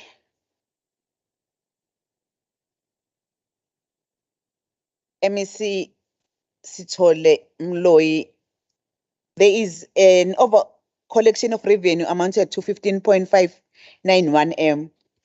This is slightly more than the mid-year projection. The under expenditure projected against the interest, dividends, rent on land will be offset to some extent by the over expenditure alluded to earlier on. The proposed changes were not seen during April floods disasters, but the department undertook deviations and shift at the mid-year. There were number of shifts in terms of budget in various programs, which assisted the department against underspending. We really applaud the department for the work that has been done, and we believe that uma siqhubeka kanje, we are on the right track, and those are the good news for the people of KwaZulu-Natal. Somlomo, ngifisa ukubonga ithuba osiphe lona.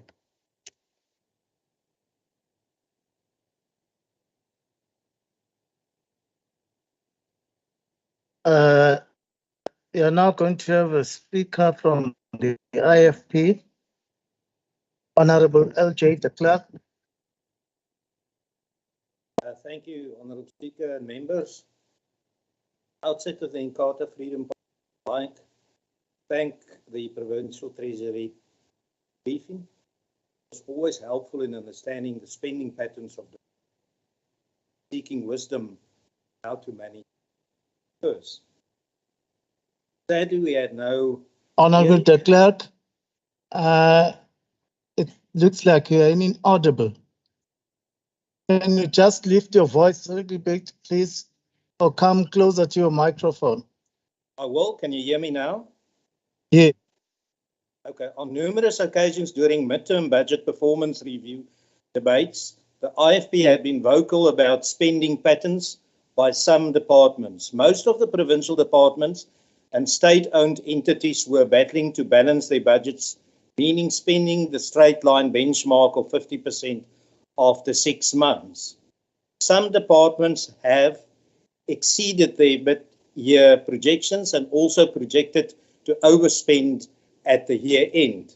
This is once again clear indicating of poor planning. However, the IFP understands that the aftermath of the recent floods in the province affected many people and businesses. Roads, water, housing and electricity infrastructure was also severely damaged. Further to this, several provincial departments were not spared as they had to reprioritize their budgets, which resulted into them not meeting their targets. This affected the departments such as Human Settlement, which has underspent against mid-year projections, spending 78.5% of the projections, mainly against transfers and subsidies to provinces and municipalities due to the fact that a number of projects were affected by the April 22 floods. A common trend that was noted is that various departments was underspending on specifically and exclusively appropriated funds. The IFP finds this rather strange in the view of the fact that these funds have been allocated for a specific purpose, which purpose would have been deemed necessary. But now that the funds has been allocated, these departments do not see the need to spend these funds or do not have the will to do so. Whatever the reason, it is unacceptable to tie up much needed funds in projects when they are not utilized and could be channeled into more urgent projects. Other departments overspend their budgets. The KZN Department of Transport mid-year expenditure for the vote as a whole was above the mid-year projections at 101.6%, which all programs showing over expenditure. Spending against compensation of employees was above the mid-year projection at 101.3%. The higher than projected expenditure of 10.8 million was attributed to the payment of overtime of 45 million, mainly under Program 4, in respect of law enforcement, as explained. We view the trend of underspending in a very serious light. It indicates that some departments are not able to manage their spending programs and are inefficient in keeping track of their expenditure timelines. We are concerned that should time run out for this financial year, some departments will resort to fiscal dumping in order to spend the remainder of their budgets. This results in wasteful expenditure that will result in audit queries. The IFP would like to see departments keeping track of their budgets in order to ensure that allocated funds are utilized in good time for the benefit of the people of KZN. The Office of the Premier is regarded as the engine room of the provincial government and underspent at mid-year with 78.5% of 82 million rand spent against projections, mainly attributed to compensation of employees due to the posts not filled as a result of slow recruitment process. This has been going on for years. With regard to building and other fixed structures, there was significant overspending against projections at mid-year due to the cost of security upgrades at the Parkside residence. This pressure is carried through to the year end, with the department projecting over expenditure. Although this project was finalized in June 22, with some invoices being paid related to prior year. The total cost of the project for 2022-23 is estimated at 5.4 million. So far, 4.4 million has been paid, with a balance of approximately 1 million remaining. The project must be finalized together with ongoing renovations in the KZN Legislature chamber. The refurbishment and rehabilitation of the chamber capital spending under the KZN Department of Health was slightly below projection at 95.6%, largely as a result of slow progress with relation to April 2022 flood damage projects caused by supply chain management delays.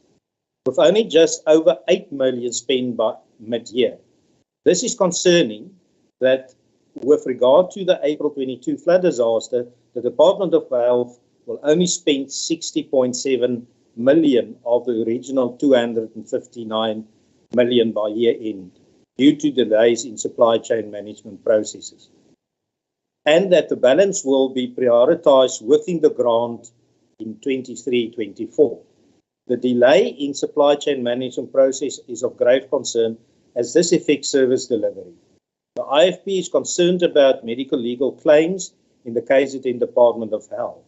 The effect of unbudgeted medical legal claims continue to impact the department's spending pressures, with significant higher projections for 22-23 at 432 million than in expenditure in previous years at 294 million. The Health MEC must put an end to the unbudgeted mandate.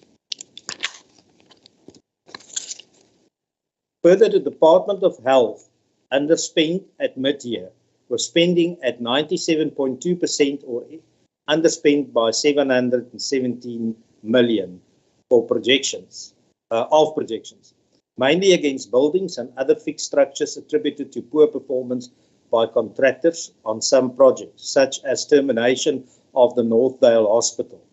While the Nkonyeni Hospital project was delayed due to the contractor facing cash flow challenges. Further, we noticed that there was an increase in the communications cost in Department of Social Development in respect of telephone costs due to the department undertaking various departmental service delivery programs, such as responding to the 22 floods, which were under-projected for. Furthermore, travel and subsistence costs were higher than projected due to increase in travel claims as more officials opted to use private vehicles for business in light of increase in the number of hijackings of departmental vehicles, as well as travelling in response to the flood disaster.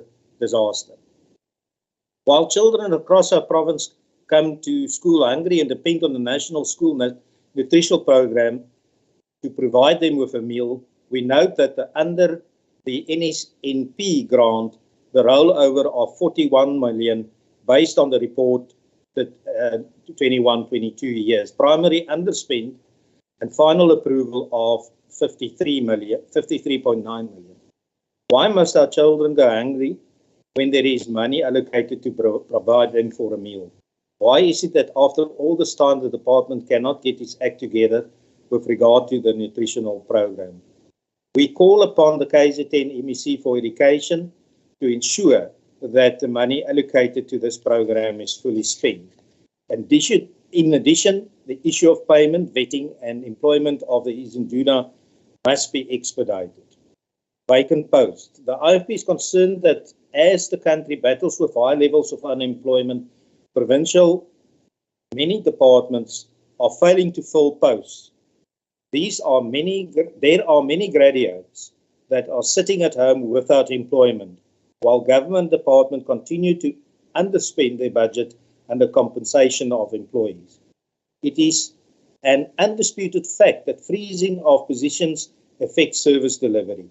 The delivery of efficient service depends on having the right officials and a motivated workforce. The Department of Agriculture slightly underspent at mid-year with a spending at 89.9% of the projections due to slow progress in filling of vacant posts. Another contributor to underspending was goods and services, mainly in respect of veterinary services, as 19 million was projected to be spent on the tipping chemicals, but it was not delivered by mid-year. Further, the department indicated that the budget cuts have resulted in the unaffordability of some filled and vacant posts estimated at 1,532 posts. The approved establishment was calculated to cost approximately 47.8 billion based on the benchmark of 103,415 posts that are considered essential for the delivery of the department's core mandate. Education projected to overspend by 759 million, mainly against compensation of employees, which is projected to overspend by 794 million. The KZN Department of Health is also not spared as compensation of employees was slightly less than projected at 99.6%. Largely due to the delays in filling of posts, over budgeting of staff against the District Health Program's grant. There were pressures against this category due to the underfunding for existing staff as a result of the budget cuts. as well as the employment of COVID-19 contracted staff, which were not fully budgeted for and are projected for until the end of March 2023. While the budget only provides for these staff to be paid for 6 months, we want to urge government to, particularly the KZN Premier, to ensure that when departments send organograms for staff recruitment, it will expedite the process and ensure that all vacancies are immediately filled. This will increase efficiency in service delivery. Incompetent contractors, the IFP is gravely concerned about the lack of evaluation in monitoring of government projects by the provincial departments. The IFP is concerned about incompetent contractors, which get chosen as they can benefit the corrupt officials within the department. The most important aspect of a quality project is the workmanship. Unfortunately, poor quality workmanship can destroy projects already put into place. This is evident in the Department of Transport and Health, where some projects are delayed due to incompetent contractors. The IFP demands that greater attention should be given to project supervision by regulators in construction industry, since poor supervision of work is the major problem of poor workmanship. The supervisory team of construction firms, provincial, local authorities should increase the supervisory activities on workers of construction sites to improve workmanship quality. Regular in-service training and workshops should be organized by contractors to help improve the quality and skills of their workers. Government and contractors associations should develop a standard for acceptable quality materials that can be used in the construction industry and ensure full compliance. Compromised contractors who are given massive budgets have contributed to poor performance due to the lack of their skills in all key projects management processes. And skilled personnel in their companies and the law must help us to conduct background checks on them. They must be blacklisted. Conditional grants. The IFP is of the view that the conditional grants are useful tools in identifying shortfalls in government departments. That is, it leads to improved transparency. The failure to spend infrastructure grant is a major concern for the IFP. The IFP raises serious concerns about the apparent dysfunctional state of the Department of Agriculture.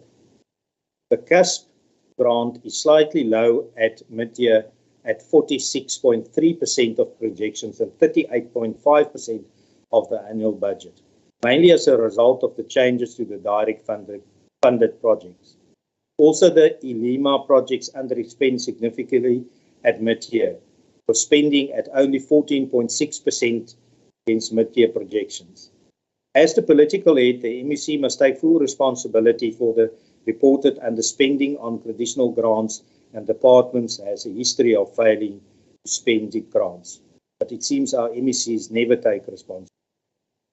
In addition, we're concerned about the underspending under learners with profound intellectual disability grant, with a low spending of 66.5% of the mid-year projections, and a very low 34.3% against the adjusted budget due to the delays in the procurement of specialized tools for trade of the visually impaired staff, as well as psychological tests. The health facility revitalization. Thank you, Honorable. Thank you. The clerk, the time is up. We are now moving to the speaker from the DA for 8 minutes, Honorable F.A. Rogers. Very much, Speaker. I'd like to preface my debate with some quotes from President Cyril Ramaphosa on building a capable and ethical state. And the President has been talking about this over the past 3 years. And on this particular subject, the President had the following to say, and I quote, "Senior appointments are sometimes made on political consideration rather than expertise. These severely limit the capacity and effective functioning of the state. As much as the ranks of our civil service comprise individuals committed to driving government's program of action, it has also over the years been associated with patronage. The President continues, this is manifested through the appointment of people into senior positions based on considerations other than their capability to execute the task of office they're appointed to. Close quote. These are serious words from the President, and it's the ANC President. He continues, the building of a capable and ethical and developmental state is among our foremost priorities. We want the public service to be orientated towards efficiency, performance, and development outcomes. Close quote. In 2021, the ANC President, Cyril Ramaphosa, said the following. This is a year later. On a capable, efficient, and ethical and developmental orientated state can deliver on the commitment to improve the lives of our people in our country. This means that the public service must be staffed by men and women who are professional, skilled, selfless, and honest.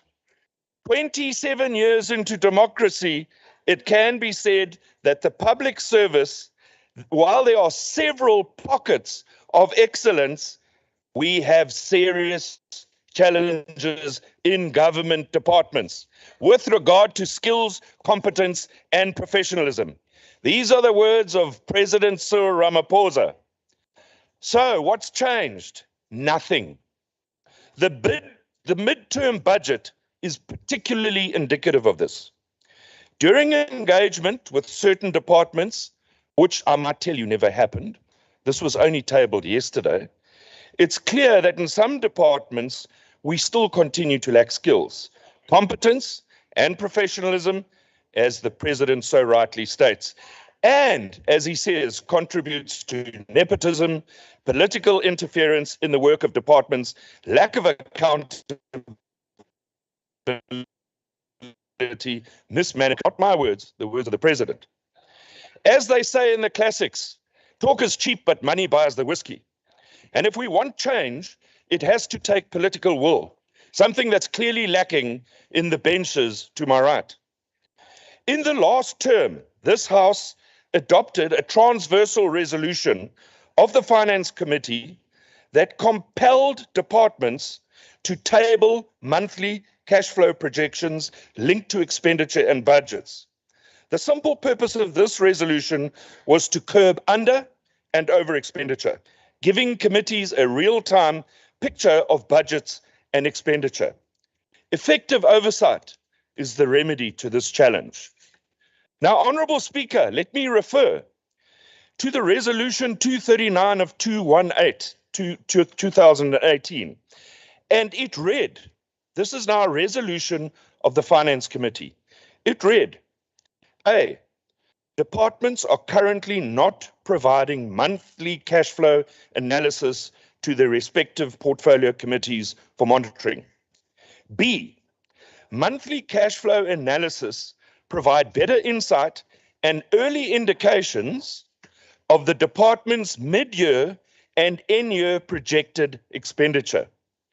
The committee resolves that accounting officers and accounting authorities must provide monthly cash flow analysis to their respective portfolio committees for monitoring of expenditure. So was this implemented, Honourable Speaker? It appears not.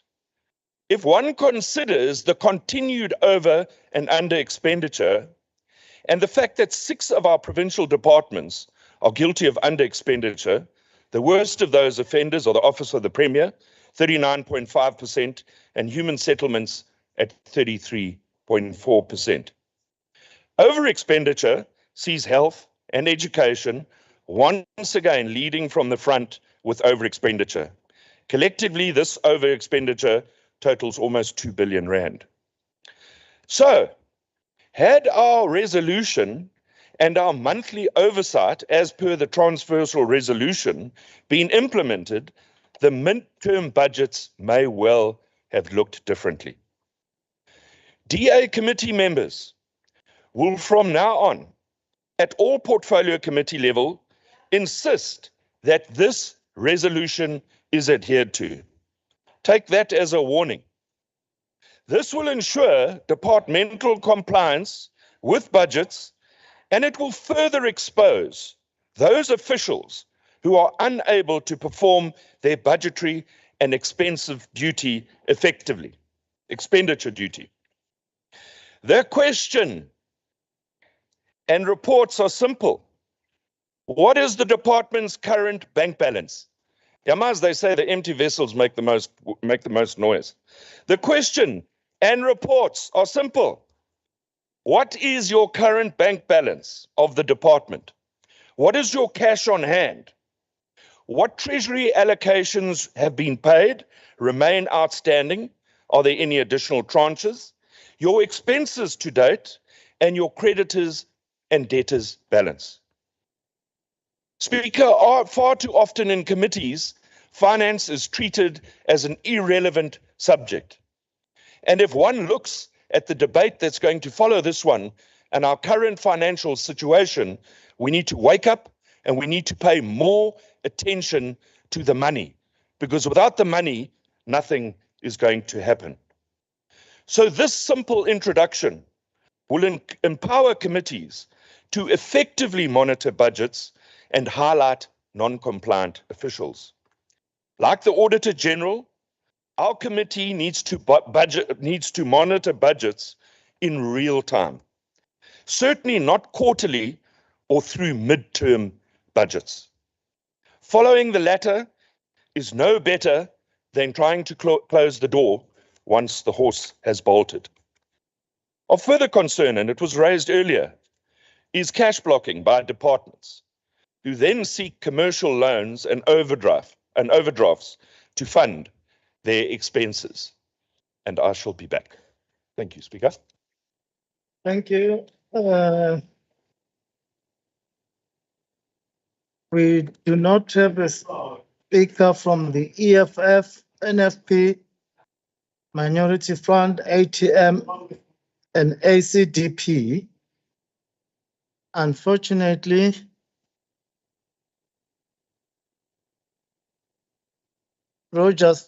Honorable Rogers need to come back.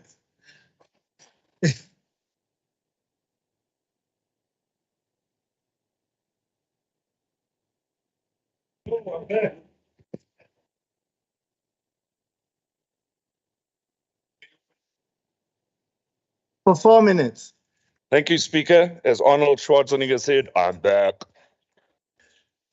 The Department of Education, Speaker, is unfortunately the prime culprit when it comes to its financial sustainability.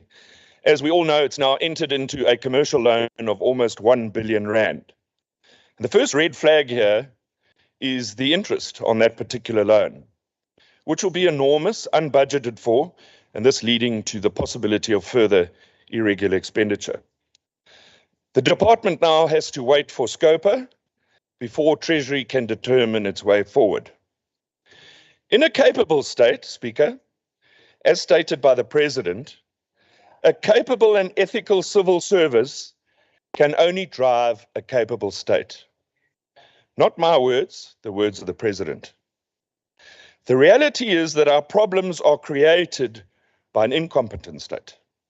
As I said in yesterday's debate, to change this, one requires political will in order to create a capable and ethical state. If we had a capable state with political will and an effective civil service, we would not be facing the position that our entities are in. Our entities in this report only managed to spend a dismal 37.6% of their budgets at midterm. 37.6%. Can one honestly say that our entities are capable? Interesting to further note that during the adjustment budgets, which you heard yesterday, the MEC of Finance reported that certain of our entities have requested additional funds. Yet at mid-year, they could spend less than 38%. Are these capable entities? The reality, Speaker, and in terms of what the President says, and I quote him once again, all too often people who've been hired and promoted into key positions for which they are neither suitable nor qualified. Close quote. Ramaphosa le wathetha le nto. What the President is saying, in a nutshell, which will get you all excited, is that cadre deployment has failed. Cadre deployment has failed. And when you realize that, and you actually ensure that you employ fit for purpose people, as an honourable member from the ANC benches said yesterday, fit for purpose will get things done. The sad reality is that the ANC have built a state on patronage and cadre deployment. And that is part of our problem. Now, let me continue and talk about the process. Now, Speaker, yesterday afternoon, this budget, midterm budget, was tabled. So in less than 12 hours, we've had to debate this. We've not had time to go through it in depth. We've neither engaged with the departments and the department officials. And now you've got to say, are we doing what we are paid to do? When you table a midterm budget 12 hours before actually having to present it. And someone needs to answer. I raised this in Treasury yesterday, and Treasury says that everything was ready on their side. So why and who? Is it the program committee? Why are we doing a tick box exercise? Ndiyabulela Somlomo. Thank you. We are now going to receive a speaker from the ANC, Honorable Siponkos.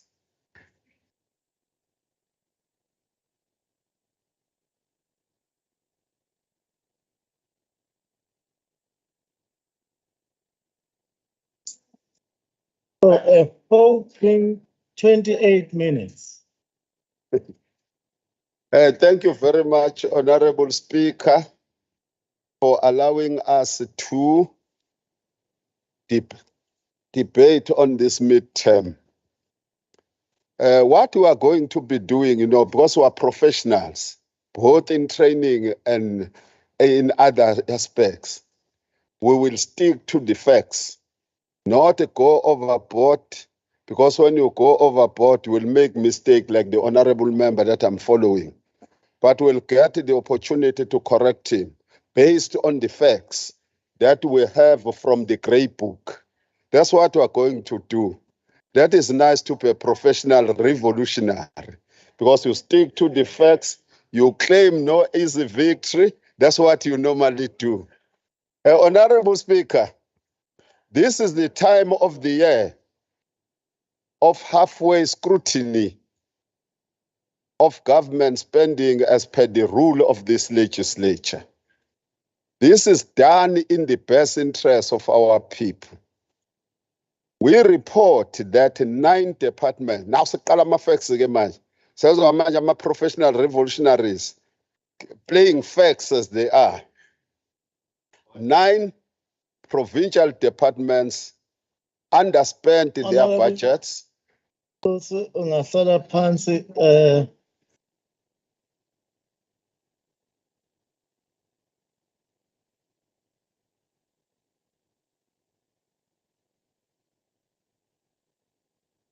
Thank you very much, Honorable Speaker.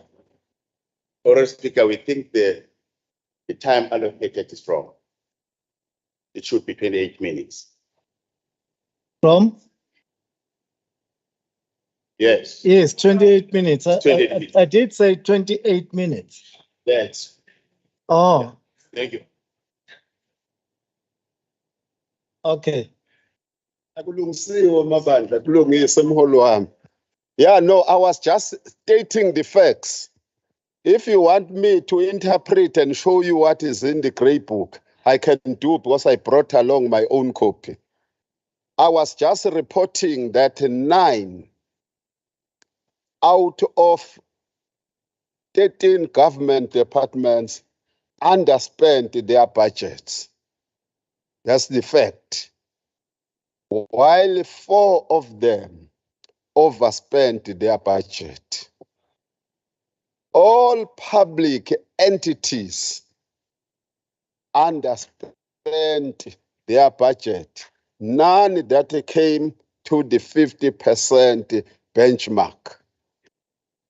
That's what is happening.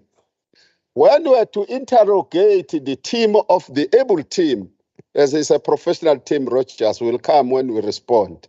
It's a professional team of the officials of the provincial treasury. I've never done the skills audit, but because I'm an assessor by profession, you know, I can see. Yeah, I can see. There's an assessor. The teacher does assessment. So what then we are indicating is that our own professional assessment of the staff of the provincial treasury is showing professionalism. That's what I wanted just to indicate, Speaker. Oh.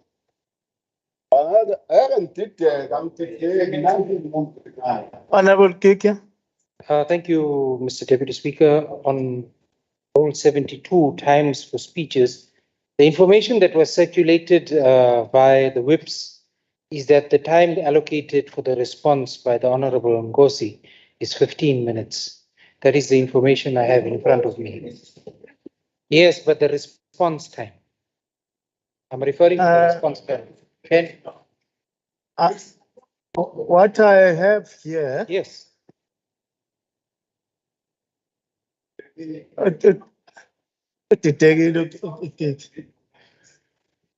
Okay, you can continue, Honorable. So, Chairperson, the debate time is 14 minutes and the response time is separate. You are amalgamating both into one. So it's unprocedural. You must allocate the speaking time, the debate time, and then after he's done with that, he must go to the time to respond. You are amalgamating both. I think, Honorable Chief Whip, that's unprocedural. You can assist us here.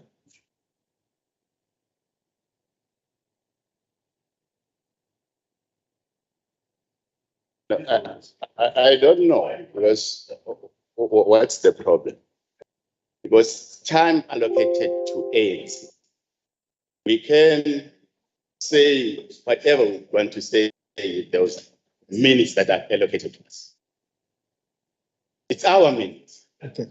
It was allocated, those minutes were allocated to CQ Madog, 14 minutes. Then we took those minutes and we gave it to Ngozi. It's our minutes. We can decide who can. Okay. Okay, let me. Mr. Speaker, this has to be decided on by agreement with the whips. It doesn't work like this. This is unprocedural. It must. No. I think the speakers, the minutes allocated to the ANC are to the ANC. We don't disagree with that. However, as the chairperson of the portfolio, he has allocated a separate time for speaking. And here it is. I have it in front of me. This is the document. What I have here is a document which shows that 28 minutes. No, Honourable Speaker. Huh?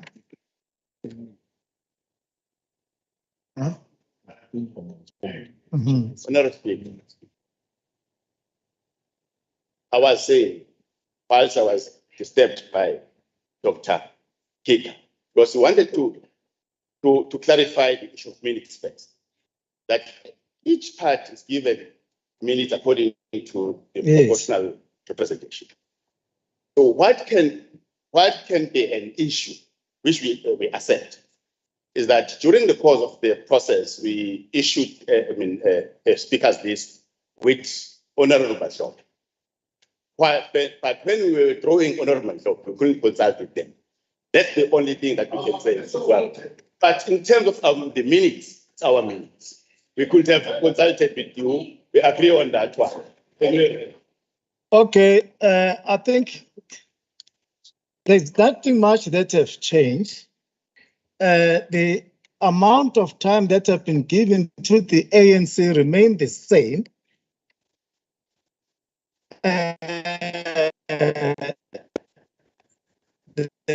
There was an oversight that we must make sure there's a consultation, but I'll allow Honorable Nkosi to continue. Chair, Mr. Deputy Speaker, we acknowledge that there was an error, but he should apologize to the House for what has happened for the error. Because everybody else is made to apologize for things, and we're not going to gloss over. I think I was apologizing, but you can apologize again. Okay. Rule on that, Mr. Deputy Speaker. Thank you very much, Honorable Speaker. We are continuing with our debate. What we're trying to say and also respond so that the Finance Portfolio Committee is clear on its position. We, as the Finance Portfolio Committee of KwaZulu-Natal,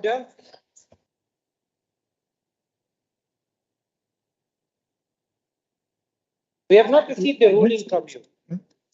I think the matter was closed. I made a ruling, Honorable No, you didn't Speaker. make a ruling.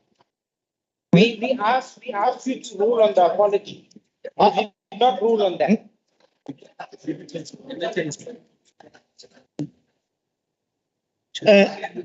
It's up to him, but I have allowed Honorable Nkosi to continue.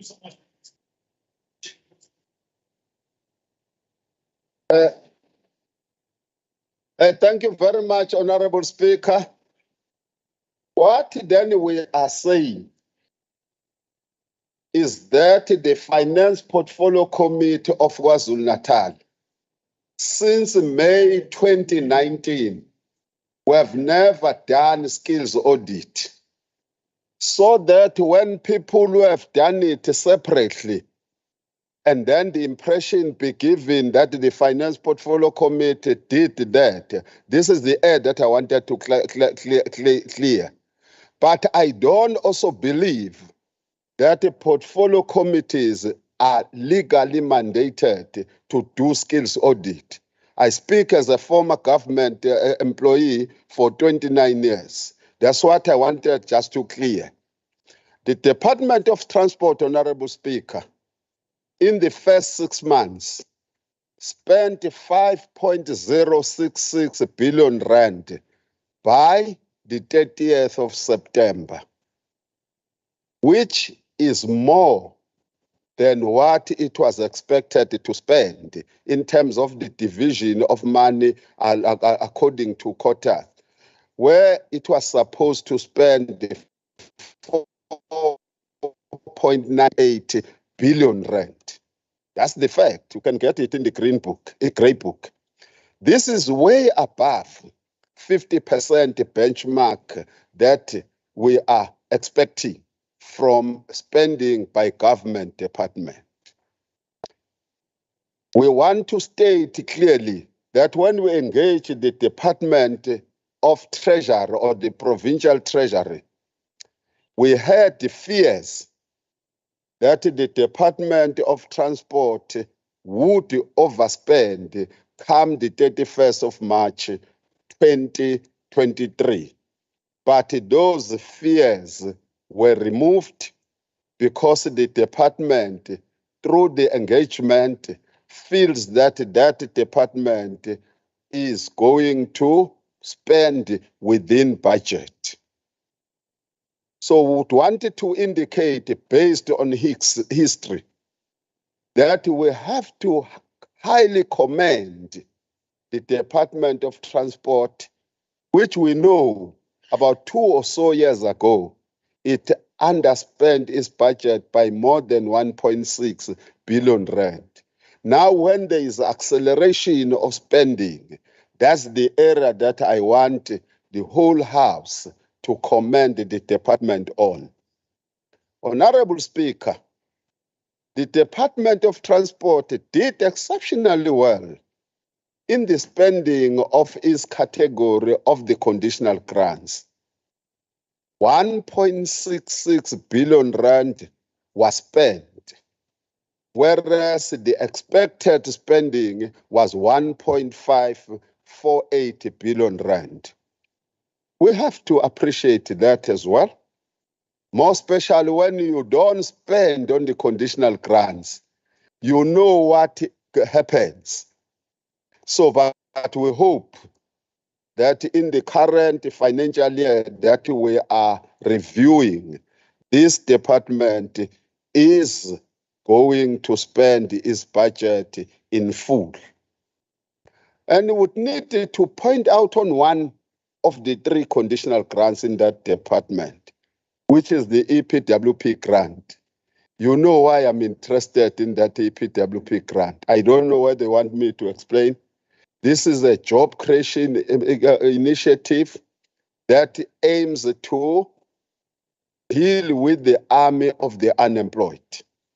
So in this department, it was planned that 12.2 million rand was going to be spent in the first 6 months, but 40.793 million rand was spent. There is one hope that we have, that this highly accelerated spending on the EPWP grant is going to meet the National Department of Public Works accounting requirements.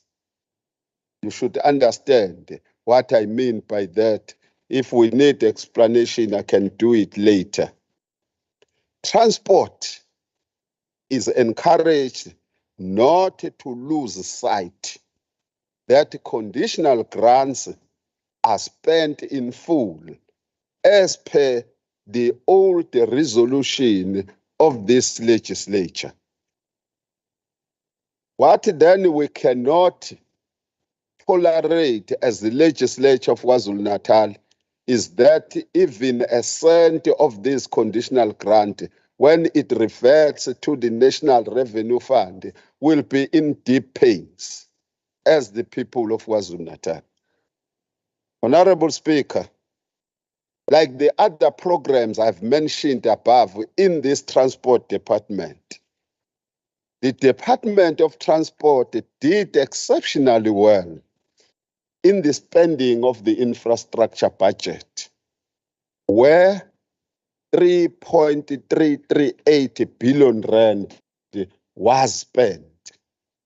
Spending in this category, that's why I just forklifted it, is very, very important, dear friends and honorable members, that it kickstarts the economy, which the kickstarted economy creates jobs that will absorb the 12 million of the unemployed that we are having in our beautiful country. Honorable Speaker, in the mid-year, the provincially ring-fence monies, which the educated elite calls the specifically and exclusively appropriated funds, were set at 185.91 million rand. I have pleasure to declare to all of you, based on the independent analysis, that 217.699 million rand was spent by this department. And this is in line with the Finance Portfolio Committee resolution that we took in the past, that these provincial conditional grants should be spent. And when they spend them, they must spend them for the purpose. You know, it's not just money that you can spend anyhow, you know. They don't do that. Honorable members, most unfortunately, we did not engage departments. Transport, if we engage it, we're going to select it. Let me tell you the truth. We were going to select it as the Finance Portfolio Committee for engagement because there is unfinished business with that particular department. What we would have asked the department is to whether the SCM problems, you know, hey, I'm selective with words, you know, I don't talk about challenges, talk about problems. You know, in that department, there are serious problems in the SCM that have been proven in the past through our own engagement. What we would have wanted to know is to whether those have been resolved. And we would not have failed also to get a clear answer around the question of the organogram as to whether it has been approved or not. I know that they were filling the posts in phases and all the stuff because the organogram had not yet been approved by DPSA. So we were robbed of that opportunity to get it from the horse's mouth. Having said all what I've said, I think even those who don't understand will agree and join me when I say thumbs up to the Department of Transport on the accelerated spending, but we warn the department not to get into the dangerous zone, which is overspending at the end of the financial year. I don't want to get into AG route. That what would be the implication when you incur unauthorized expenditure? I don't want to get into that well. You know, I won't be like another honorable member who was mixing the midterms and the AG audit outcomes, which we dealt with yesterday. You know, that's what we must to understand, you know. The fact that the Finance Portfolio Committee deals with numbers and AG is more also on numbers and then the service delivery, it doesn't mean that these are the same. That's why I'm indicating if you overspend, you are likely to incur unauthorized expenditure. That unauthorized expenditure can be met with disappointment when a particular committee decides on the first charge. So I would have gone there if I was in another committee, honorable member, that mixed these things. Engineer mixa namafuta kwaba into njengayazi. Honorable Speaker, I now move to the Department of Social Development, whose budget was also overspent in mid-year. In the first 6 months, 1.641 billion rand in this department was spent, which is way above 1.586 billion rand. Yazi ama-facts. Khuluma ngisho nangamasenti khona lapha siyadlala ngoba siya-analyze. This accelerated spending in this department is likely to go to the dangerous zone, as I have warned in transport, if it is not closely monitored. We must also know what I stated under transport, the legislature standing position around the issues of overspending, and what I've said even when I was concluding that vote number 12. DSD had planned to spend 19.376 million rand of its EPWP allocation, but only 18.835 million rand was spent, which shows slight underspending, and it created worries to me. That's why I had to sleep at 11:30, because I had to have completed this preparation. This raises fears that it may underspend come the end of March next year. But DSD does not continue with this trajectory.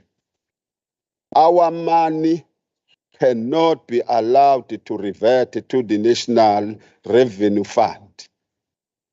But I fully trust the DSD Portfolio Committee that it is going to work with the Treasury budget analyst deployed in that department for the close monitoring of this spending.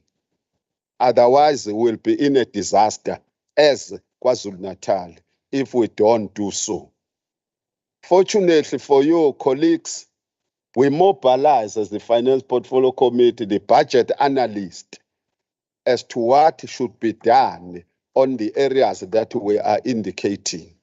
Anyway, it applies to all departments. It's unfortunate that we chose to select debating on a few of them. Honorable Speaker, we were pleased to see that the DSD spent 81.120 million rand out of the budget of 71 million for infrastructure. The reasons for that, I mentioned them under transport. There is no need to bore you repeating them. Then we also wanted to move to the provincial ring fence monies, where this department, Honorable Govender and Honorable Sorpo Ndombela, was underspent. Our own assessment shows that 420.42 million rand was spent out of the budget of 421.935 million rand. That 0.4% difference of underspending is a serious concern to me. That's why we say this is the area of close monitoring when you deal with this department on the quarterly basis, when they account for the spending of the budget and the performance information. Honorable Speaker, the Grey Book, which I've told the other honorable member, whenever he comes to debate the midterm, the source document is the Grey Book. And this Grey Book contains more than a page of concerns under this department. And as I tell you, more than a page, there are a lot of issues, close to 10 issues that are a concern in this department. And I am very confident that the Portfolio Committee doing oversight over this department is going to make sure that it watches this closely so that those challenges are eradicated. Some of them are in relation to COE, which has been a sore point for a very long time in this department. So, Honorable Speaker and honorable members, allow us to move to the Department of Public Works, whose budget was grossly overspent at 138.3% in the first 6 months of the year. 1.236 billion rand was spent instead of 894 4.365 million rand. Genuine fears arose, especially to me. I felt I had BP, but I wasn't. And those fears were allayed by the professional team of the provincial treasury. So now I cooled down a lot. But if we want to know where is the pressure in this department, the grey book is very clear. It is in the area of the property rates. That's where the main challenge is in that particular department. So the treasury analysis points out at the projected overspending of more than 342 million rand. I think colleagues who do oversight over the Department of Public Works know where the area where you must fill the pass. It is in the area of the projected over expenditure in that department. Whether it's R3.42, but worse when it is 342 million rand, then the Public Works Portfolio Committee is requested that when you meet Public Works first meeting, you must demand whether you are dealing with financial part, Hlalomkhulu, you must demand the turnaround plan, which they must develop for you to monitor closely so that there will be no overspending in this department. And this department has no choice. Why it doesn't have a choice is because we are told that the old cabinet resolution that no department must overspend still remains. If it was for the time being, I think the cabinet must restate it. So fortunately, the political head of the provincial treasury gave us comfort yesterday that she doesn't think that that would be reviewed as long as there are potential over expenditures in our government. We need to reveal my fear that this department may underspend on its EPWP. Why do I say so? It's because 6.749 million rand was allocated to be spent in the first 6 months. But what happened? You can see for yourself. Only 4.73 million rand was spent. I don't need to plead with the department, with the Portfolio Committee on Public Works.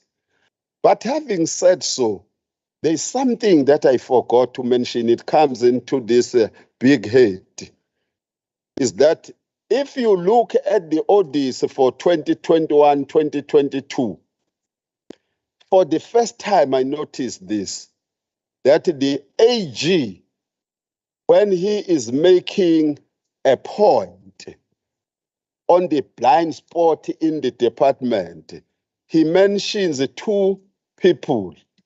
He speaks about the political somebody and the management. I remember in vote number 9, says the political somebody and the management are slow in responding to the audit outcomes. So it tells me that in this area of ensuring that we stick to the PFMA, it requires the members of the executive, it requires the management and the oversight structures. The triumvirate must work together in order to deal with this. Honorable Speaker, I am pleased to report that the infrastructure budget in this department is spent very, very well. You know, when I say you are spending well, you are not underspending. When you dare underspend, I raise concerns. Yabona mase kukhuluma kumuntu omdala eluleka kufanele uphatheke kambi ukuthi ayi masibonwa nayi ikhehla lento le inenkinga. So in this department 26.927 million rand was spent out of the budget of 23.197 million rand.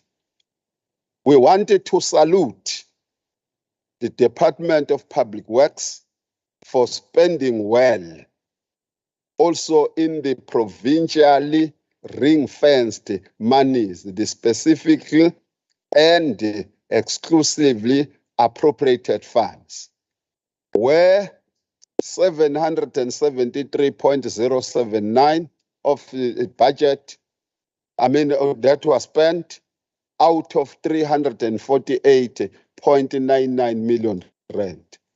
And we would drum this point until we bore many of us that we hope that the spending is in line with the purpose of those ring fence monies. That's what they were not going to fail to do.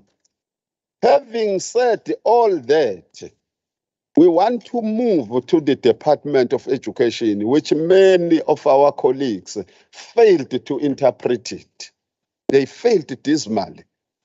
You know, in the Department of Education, 99% of the budget that was allocated for the first 6 months was spent. That's what is there. But when you talk about education, you know, you are not talking about less than 29 billion rand that was supposed to be spent in that first 6 months. If they spent 99%, it indicates to me that they are moving towards the right direction. I will always fear, because that's what he tells me, that education always loves to move to the red line of over expenditure. But I think it helped when we met with that department dealing with the current budget. We kicked the dust as the Finance Portfolio Committee that we are not going to tolerate their overspending.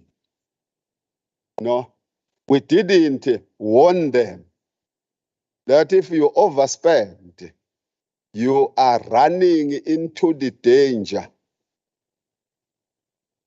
Unfortunately, spelling. Oh.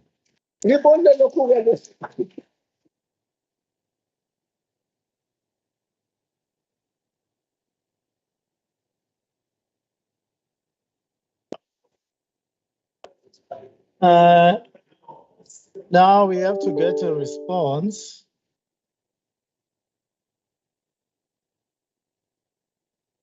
from the chairperson of the Finance Portfolio Committee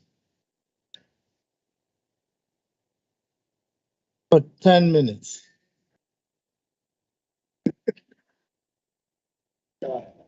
I'm sending you to the lecture hall that we enjoyed with you for 4 years in the same institution. Colleagues were not going to do a lot.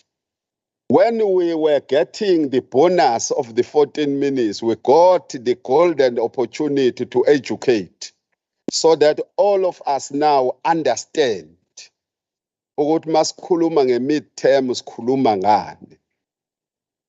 We wanted to mention, Honorable Speaker, that it was very much unfortunate that these midterm debates are not accompanied by resolutions. It is our understanding at the Finance Portfolio Committee that resolutions should be crafted through engagements with government departments and entities. Unfortunately, we did not do so. And those resolutions help each and every portfolio committee to hold the department to account. Unfortunately, this time is not going to happen. And we trust that the portfolio committees, through the debates that we had, were able to isolate areas for close monitoring when you deal with the department. That's the first thing that I want to comment on. Is an invitation to the portfolio committee to closely monitor the spending of the budgets.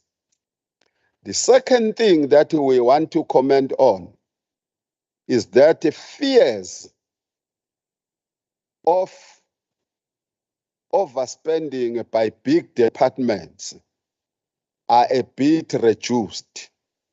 When we talk about the big departments, we're talking about the education, health, and transport. But there will be no overspending if we do our oversight as portfolio committees, as well as members of executive deployed to those departments. What is it that we need to deal with? We must make sure that we demand acceleration of spending to be within the budget. Where we see that spending is running away, as a portfolio committee, don't wait for the finance portfolio committee. You have to demand the turnaround plan that the department must develop so that you monitor the spending through that. Honorable Rogers even mentioned an old resolution of the legislature that we are encouraging certain, to all portfolio committees to demand monthly reporting by departments so that we see this month there's a spike and this month the graph is too down. So that's what we need to do. Then another area that I think we need to make sure that we prevent as oversight is the incurring of the unauthorized expenditure due to the overspending of the main vote or part of the vote. That's what we have to do. That's what we have to do. Because if we continue doing so, what happened in the season of the fourth parliament is likely to repeat itself in this legislature. A festival of first charges might be revisiting us. I don't want to explain further. The underspending of the conditional grants, colleagues, is a no-go area because we can't afford losing money to the National Revenue Fund. If we dare lose money to the Revenue Fund, we can't blame the department. I see others jumping on the tables, blaming the department. The question is, who is supposed to be doing oversight over that particular department? If we have got that attitude, we will be on the right path. Then another thing that we would want to make sure that we monitor are these provincially ring-fence monies that they are spent for the purpose. The past 2 years, we have monitored the revisiting of that demon where some departments tap into those funds. Those funds are like national conditional grants. You spend them for that purpose. I would want to clear my brother, Honorable Rogers, who decided to do that deliberately so. Because we are recorded as the legislature that we don't, the public out there don't get the wrong impression.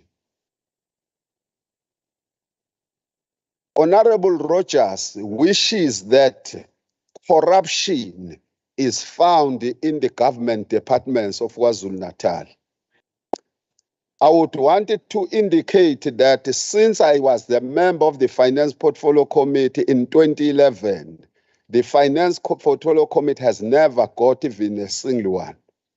It's something else to say there is investigation and whatever. Something else, it's not corruption. It's investigation proves the facts, whether it's true or not. So when he was going to town in that particular space, I think my brother was politicking. Kodwa akayikho inkinga phela mayifuna ukudlala ipolitiki thina sidlala ama-facts akukho okunye. I spoke about the skills audit. I wanted to respond when I was responding, and I want to repeat myself. It is my considered view that we have no reasons to doubt the skills of government officials without having conducted skills audit. No, personally, I can't. Out of all the 13 departments, including the provincial legislature, I've never doubted that. Why I shouldn't do so is because I know that it gets revealed through a rigorous process of skills audit. Having not done so, if I don't like this lady and then say she is incompetent, it can't be me. No, it can't be me because I cannot back it with facts. I better do skills audit, do investigation in terms of performance and whatever. But the question is, legally speaking, are we empowered to do so? I have been worried myself. I'm still going to investigate and engage so many legal gurus that we have in this house. So, Honorable Speaker, I think we have responded. We are quite happy that things are going to come all right come the end of the financial year, based on the engagement that we had with this fearless team and its MEC. I think we were put at ease. Thank you very much, Speaker.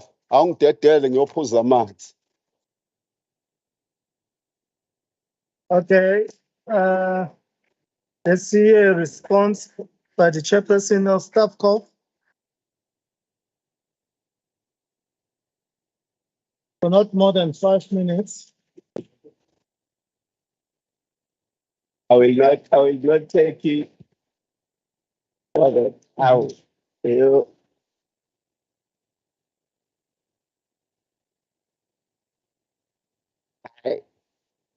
serehlelele lihlombe sengaqala ke. Bekhuluma uthisha omkhulu. Honorable Speaker, it's few issues I think on the stack of side. One is that there are issues I think we have agreed to make a follow-up on in regard to public works, because there are challenges in regard to the infrastructure we have as a legislature. Parliament is nalo, and the servicing thereof by public works. There are gaps which we must work on to see how we monitor to ensure that the services we pay for, they are rendered effectively. The second thing, Chair, I think we must agree on as honorable members, ikhona i-challenge work ethic amongst our staff members. Sometimes we take things for granted because we're employed permanently. But also another factor contributing to that is that for almost for the last 2 years, the majority of staff is working from home because of the issues of COVID and inadequate space of operating in the offices. So igcina ilahla iculture yokusebenza kubantu, because ukusebenza uhlele ekhaya akuna stress, akunanto uhlala ngivula ikhompyutha lesikhathi esithile ofanele uvule ngaso. So I think it's something we must work on as we move forward to say, how to re-inculcate that culture of responsibility amongst those employed to do the service of supporting this legislature. Because in some instances, they are found wanting. I think it's an issue we must address. The last issue I think we must work on to move forward is that as the Treasury look into the allocations for the legislature, one issue on the legislature is the capacity of inadequate support staff for the members. The issue of the researchers and the committee coordinators is still a challenge when some of the committees are not getting adequate support with the necessary skills supporting them to do their oversight work. Those are issues I think we must highlight on behalf of staff of Chair. Thanks.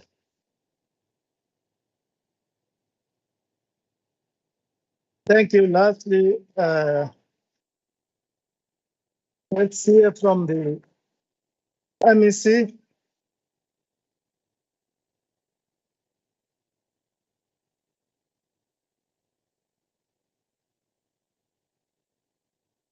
Thank you, Honorable Speaker, Deputy Speaker, and the House.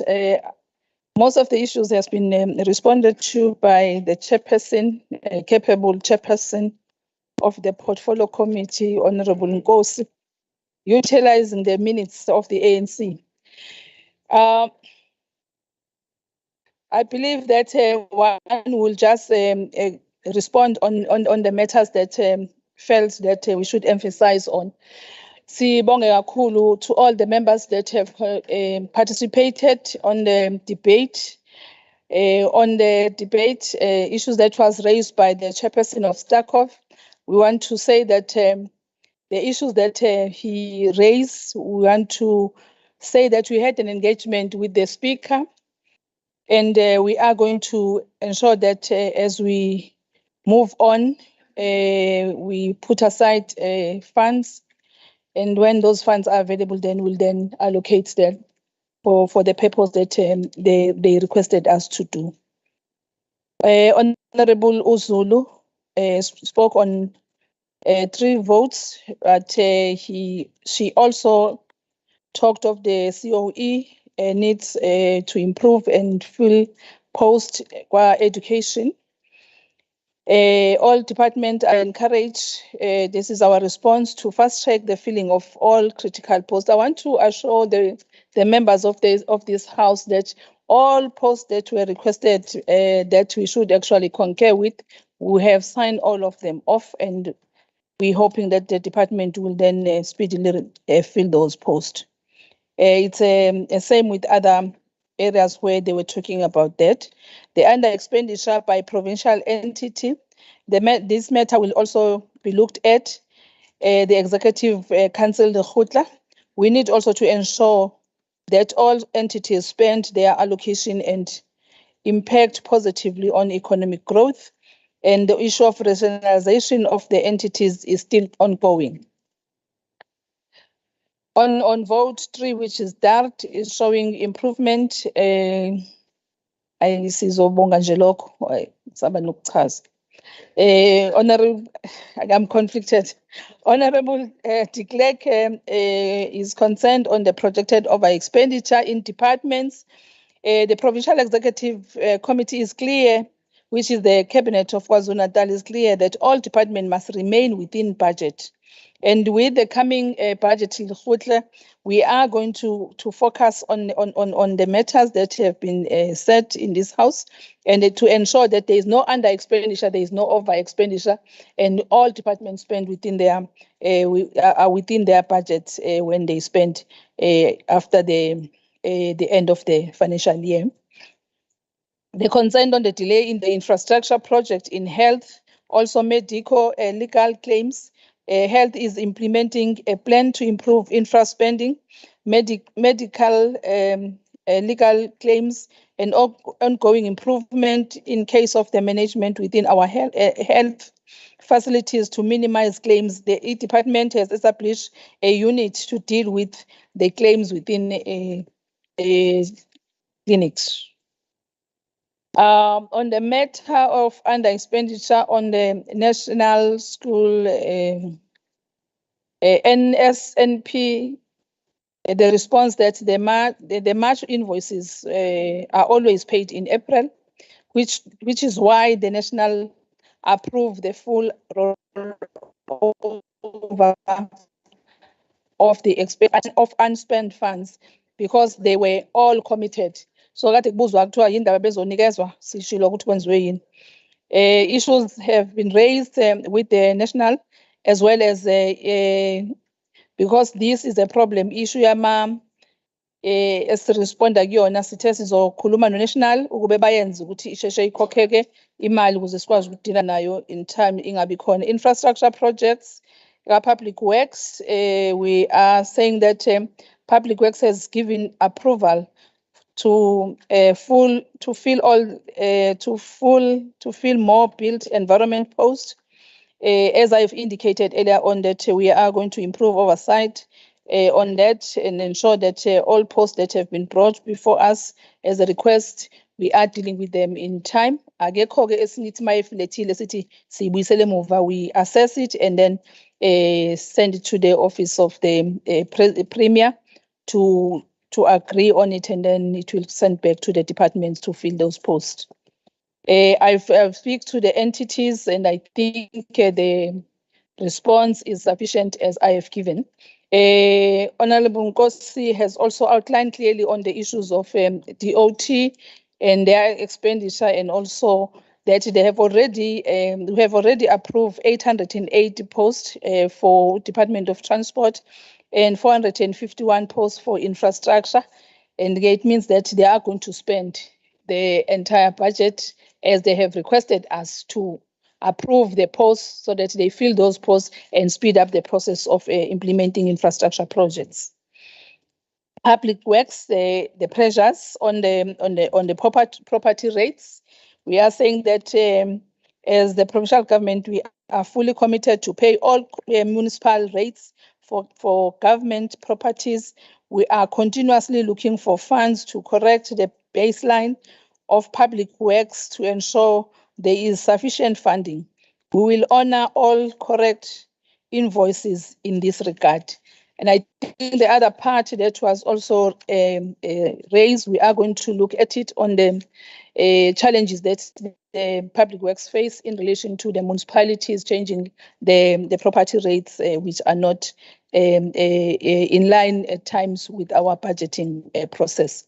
Public works is improving its capacity in delivering government infrastructure, and in this regard, 114 posts has been approved for filling. So it means all departments have made a commitment that in issues that has been raised with this midterm budget, they are going to correct some of them and ensure that we spend the budget and not overspend and not underspend.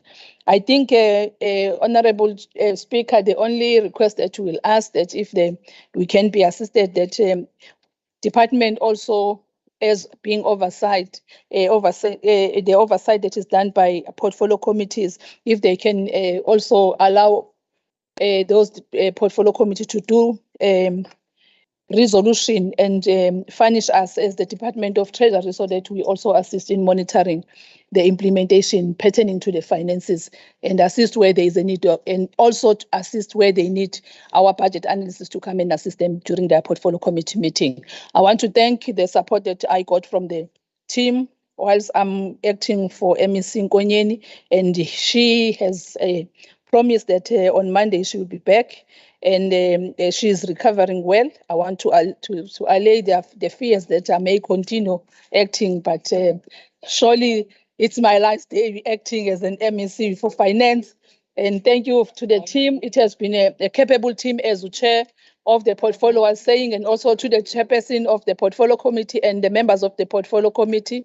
Thank you very much. You made us to understand what is important and what should be done by this department in ensuring and capacitating the departments to spend as expected on the allocated budget. Thank you very much, Honorable Deputy Speaker.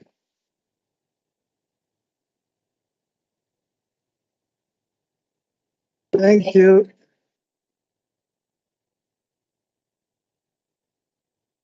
Okay. Honorable Sonjay Kapegale.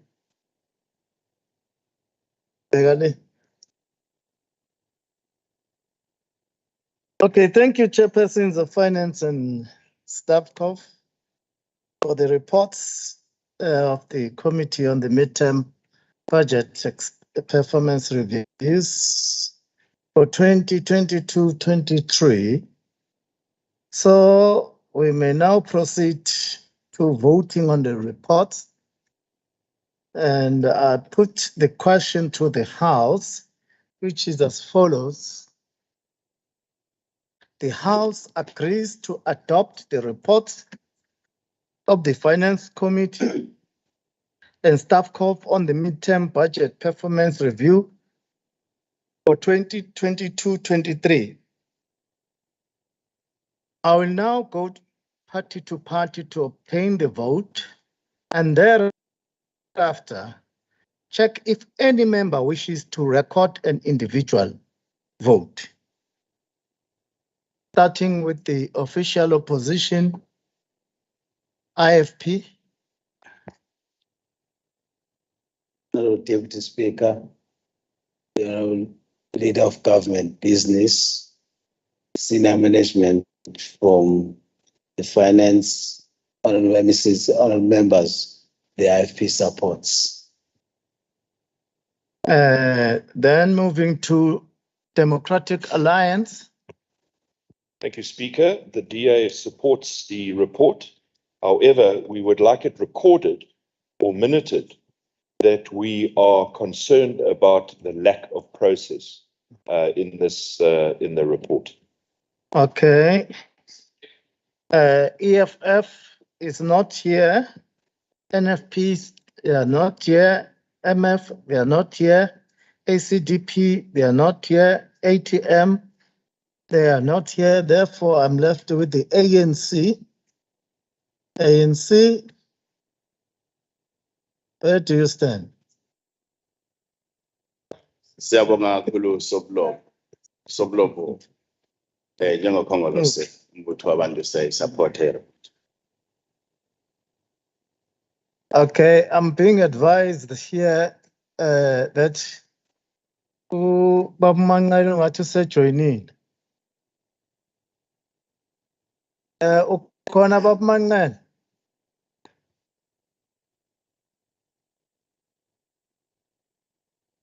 Ukhona Baba Mangalu?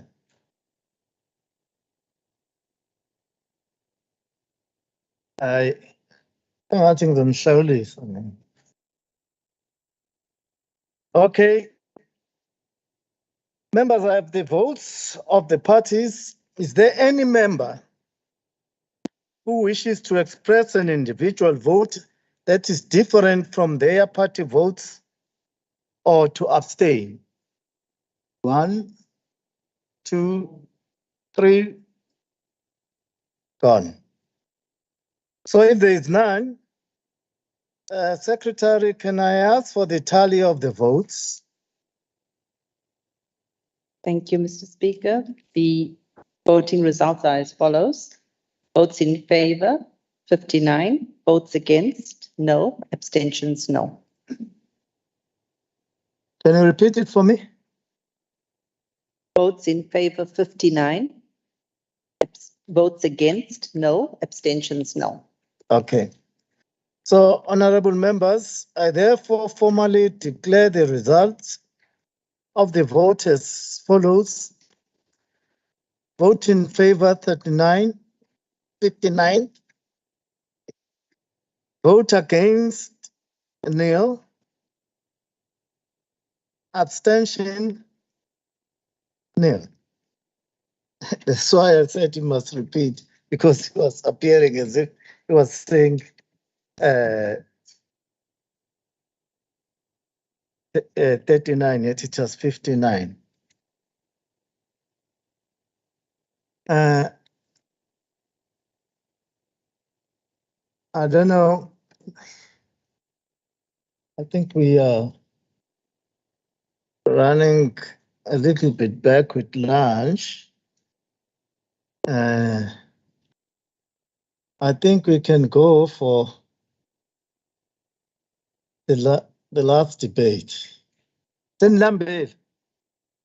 Huh?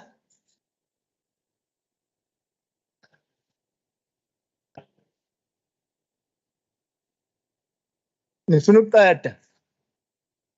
Okay. Honorable Speaker, we request that we break for 30 minutes. 30 minutes. Yes. Ya ngoba manje khona abantu bakadokotela. 30 minutes, mning. Khona abantu bakadokotela la. Can we then break for 30 minutes?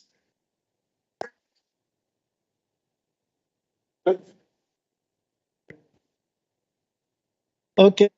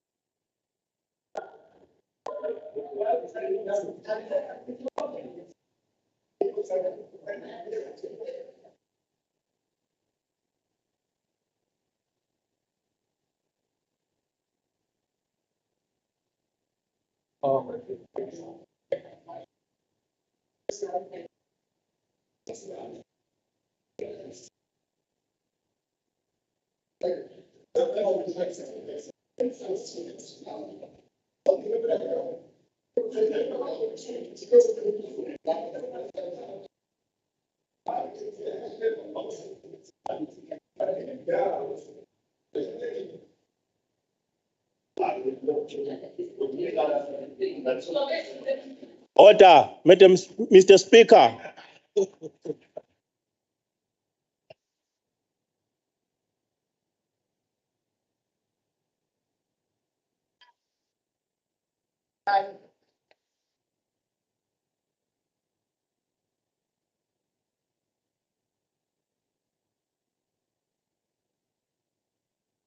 Let's go.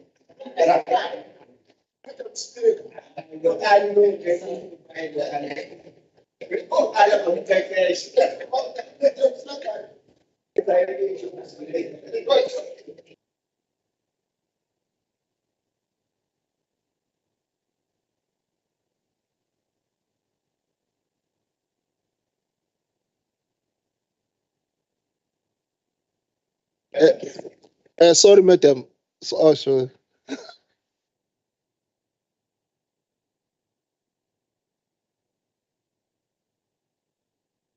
Okay. We can now move on with 8.4. Item 8.4.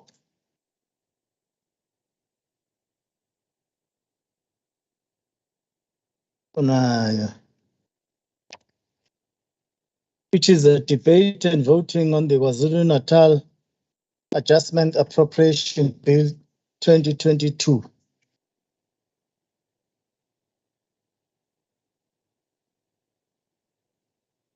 Starting with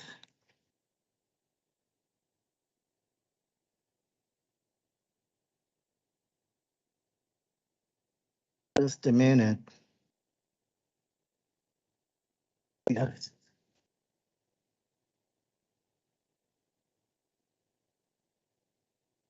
We are going to receive a report by the Chairperson of Finance on the Adjustment Appropriation Bill 2022.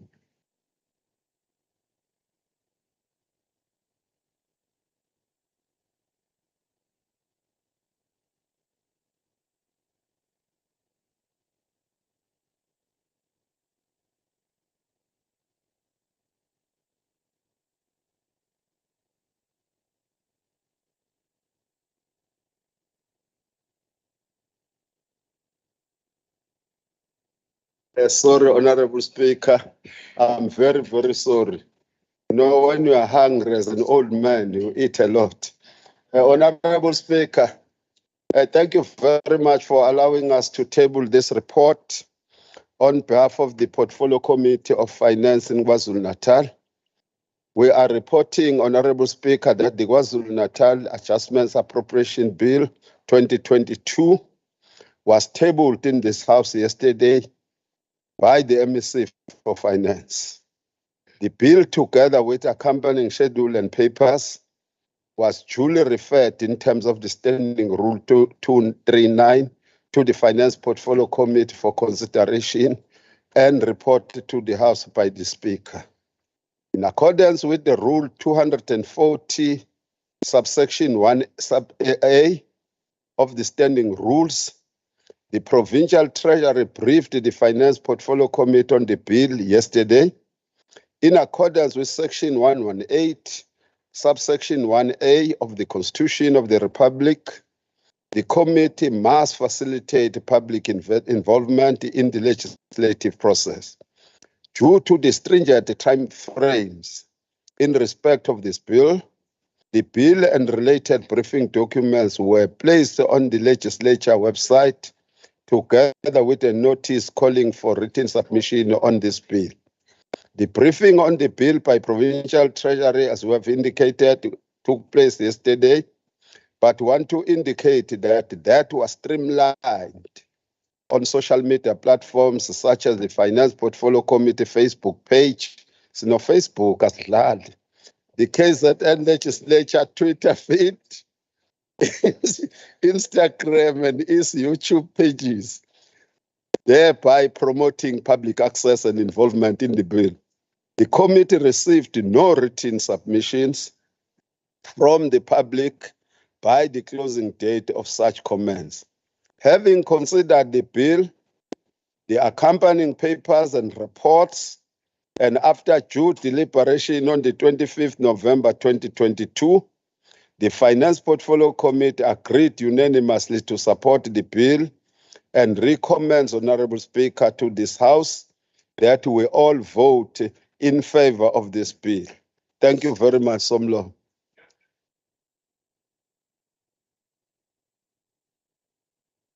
Thank you very much, Honorable Chairperson of Finance Portfolio Committee. We now call upon the Chairperson of STACOF to speak on the adjustment of appropriation bill 2022 vote. Honorable N. Tombela for 5 minutes. Thank you, Chairperson.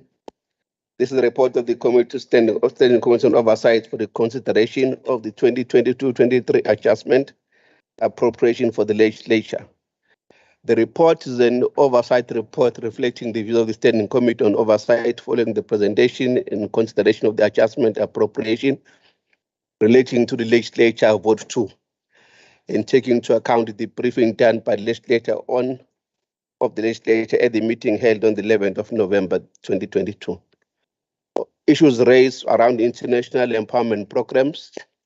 It was noted that the Legislature, since resuscitating the international empowerment programs, has had to rely on savings in order to fund the program, where committees of the Legislature have to undertake benchmarking programs with sister legislatures. This is likely due to the reducing budget, to the reduction of budget of the Legislature. Support to committees. The committee further raised concern that it is becoming difficult for the Legislature to offer required support to all committees of the institution, as the budgets for compensation of employees is inadequate to enable the filling of posts, to cater for the wage increments that are yet to be finalized. On the roof repairs project, the committee noted with concern that the project has taken too long and has still not been concluded. This led to the cost escalating, the reason given for the delays around the project and ascribed in both the institution and the Department of Public Works. Among the reasons, the issues related to COVID, the continued use again now and then of the chamber, when it should be fixed during that period, resulting in delay in some of the days, and the non-payment of the contractors, leading to instances of stoppages of work to weather phenomenon, as well as discovery of that damage needed that needs to be attended.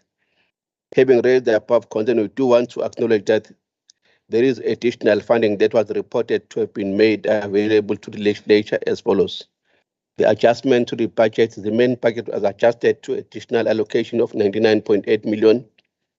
Focus on Program 1 administration was allocated 67.5 million for the following: 18 million towards main chairman admin building structure repairs, 12.3 towards upgrade and repairs of old aircons, electrical works and fire detectors, 6.8 million towards compensation of employees, 18 million towards IT systems upgrade, including ERP system, 12.4 million towards last year's commitments, business processes mapping project and areas with spending pressures, Speaker social responsibility and the Office of the Secretary due to CPA, NCSLS related travels.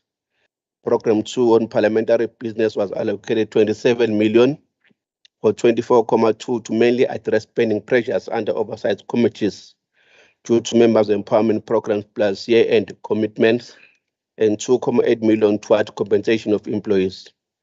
On the members' remuneration, 5.2 to address the spending pressures attributed to the 3% increase on members' remuneration and excess gratuity paid to former members. On environment, a report was given to the committee stating the environment process as part of media adjustments which were processed to address spending pressures attributed to mainly more tribal and fiscal engagement with stakeholders. Noting that the budget was subject to budget cuts, these environments were reported to be within each program and economic class. On budget shifts, the shifts in the budget were reported as follows. Within the IT division, there was one shift process relating to the budget for software. To ensure the matching of expenditure and budget, the funds provided under capital software have been shifted to goods and services software. There was a further shift of funds from fleet to SCM relating to compensation of employees to also align expenditure with the budget. The committee noted the issues raised and is supportive of the adjustments and shift effected on vote 2. That's a report supported by the Portfolio Standing Committee Chair. Thanks. Thank you very much. Thank you very much, Honorable Mahlobo. The first member to debate, it's Honorable P Govender of the African National Congress for 14 minutes.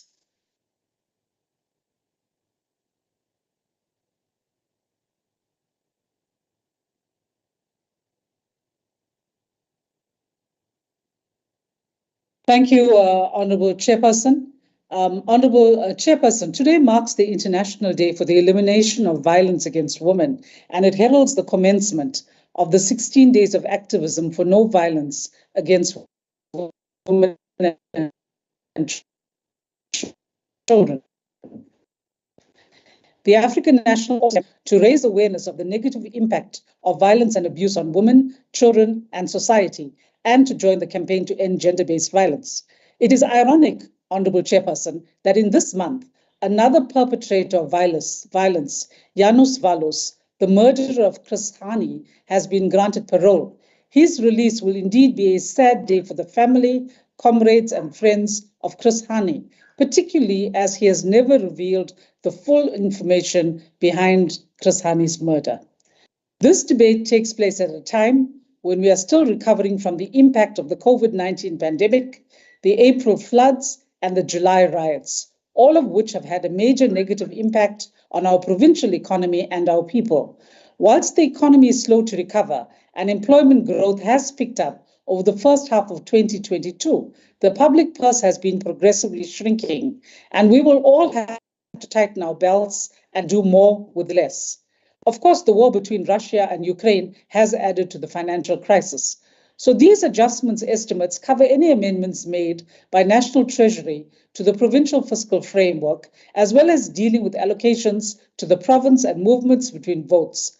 Gifts, donations, and sponsorships requiring legislature approval are included in the bill, as is the formalization of any internal environments that departments wish to undertake and where legislature approval is specifically required for an adjustment to a votes budget. So let me first talk about the provincial owned resources and commitments before discussing what National Treasury has done. There are provincial cash resources to the tune of 395.963 million for allocation in year, and these were made up of funds carried over from 2021, from 21-22, together with the 22-23 contingency reserve of 350 million. However, due to just 395.9 million being available from the province, funding requests from departments and entities for 3.670 billion could not be met. And due to the Department of Education's overspending of 398.38 million, there was no money to fund provincial equitable rollovers of 133.028 million. 2 suspensions of funds are also included in this estimate, where the Departments of Transport and ETIA are collaborating on the upgrade of the Mkuzi Airport Terminal building, and Vote 12, Transport, has suspended 10.083 million from its vote and allocated it to ETIA towards the upgrade. Vote 6, Provincial Treasury, has requested that 14.6 million of savings be suspended from its budget in 22-23 for allocation back in 23-24. And the funds are going to be used for a job massification drive, implementation of a new security system at Treasury, and various internal audit projects. In total, KZN receives 3.198 billion, with 2.188 billion being added to the provincial equitable share and 1.01 billion to the conditional grant allocation. And the additions from National Treasury and provincial cash resources result in the provincial budget increasing to around 6.149 billion in aggregate. I will concentrate on discussing the additions to the provincial equitable share. Salary increases have been a sore and thorny issue, most departments requiring some financial injection in order to pay the provisional increase to provincial employees. 3 departments have indicated they can absorb the cost of the increase by using departmental savings arising from vacant posts, and others have requested and received additional allocations. In order to accommodate the 3.5 salary increase, National Treasury has allocated 2.139.622 billion. And the province is only able to top up the wage increment funds by 136.106 million. So you have about 2.75 billion to allocate to departments to cover the carry-through costs of the 21 wage agreement. The Department of Social Development plays a pivotal role in supporting counselling and providing relief to the victims of disasters. It receives an additional 45 million in order to provide the service for the victims of flood victims in shelters. And the funds are to be used for various things, including formula and nappies for infants, meals, etc. Vote 7 Health receives 5.895 million to correct an overstatement in its 21-22 budget, but it needs to underspend its vote as a whole by this amount in order to offset the funds that became overdrawn in 21-22. The April flood relief's honourable chairperson, really ravaged our province, and the nature of the havoc and destruction wreaked on the province was unprecedented. It serves as a clear message that we need to deal better with the climate change and work towards protecting and preserving our natural resources. The province requested 5.3 billion to assist to respond to the flood disaster, and there was a reprioritization of 3.12 billion from within the province's existing budget to partly cover the costs, because National Treasury wasn't able to grant this amount. Honourable Govender. Yes, Chairperson. Please, honourable members, we are not allowed to use our cell phones in the House. This cannot be tolerated. Really, it's not taking this sitting serious. So please, let us adhere to the rules of the House. You may continue, Honourable Govender. Sorry for interrupting. No, that's fine, Honourable Chairperson. Just add my minutes. So we also received donor funding of about 10.320 million from organizations such as Togo Sun, Harmony Gold, Qatar, Afrexim Bank, the African Union, and other anonymous donors. Some of the donors were specific about what they wanted the funds to be given for, and others indicated it was for the general flood response. National Treasury allocated us 1.059 billion for flood disaster relief, and this was against the equitable share and conditional grants. It did say that further funds will be allocated in the 23-24 budget, and some departments have already indicated that they will prioritize funds in the next financial year. So altogether, we've had 4.198 billion being allocated towards the flood response activities in the current year. This budget adjustments budget also contains environments and shifts that are undertaken by departments and which require legislature approval in terms of Section 43 of the PFMA. So environments requiring legislature approval have been indicated from the Department of Agriculture and Rural Development, where there's a decrease of 20.045 million in capital, and the vote as a whole has been decreased. They also require approval for various transfers amounting to 8.319 million. Okay, then the Department of Economic Development, Tourism and Environmental Affairs requires approval for the reduction in respect of the transfer of 2 million to the Dubai Tradeport Corporation, and there's also a vitamin from Program 2, which exceeds 8% of the program's appropriation. They had identified 63 million as savings because there were delays in implementing projects such as youth skills development, SMME and cooperatives training and mentorship, and they also discontinued the Enterprise Development Fund. And these funds were moved to Program 3 to be transferred to Trade and Industry, KZN, to support businesses affected by the April floods. They also identified savings of 9.335 million, and some of this was moved to Program 3 to the Film Commission for the Youth in Film Production Program, as well as to Programs 4, 6, and 7. Education wants legislature approval for reduction against machinery and equipment and buildings, as the capital allocation for the vote as a whole has decreased by 240.151 million. In addition, education also undertook vitamins within programs and between economic categories, and they moved funds to goods and services for property payments as well, because these were under budgeted for, and they had identified savings against buildings and other fixed structures. In Program 2, they moved 2.411 million under the sub-program, the NSNP grant, and it was redirected to school feeding. Provincial Treasury requires legislature approval because capital for the vote as a whole has been reduced by 512. And savings of, they had realized savings of 647,380 in Program 1, 384,000 in Program 5, and these funds have been mainly allocated to Program 2 for EPWP job creation, which they had not budgeted adequately for. Health requires approval for the net reduction of 353.691 million for the vote as a whole.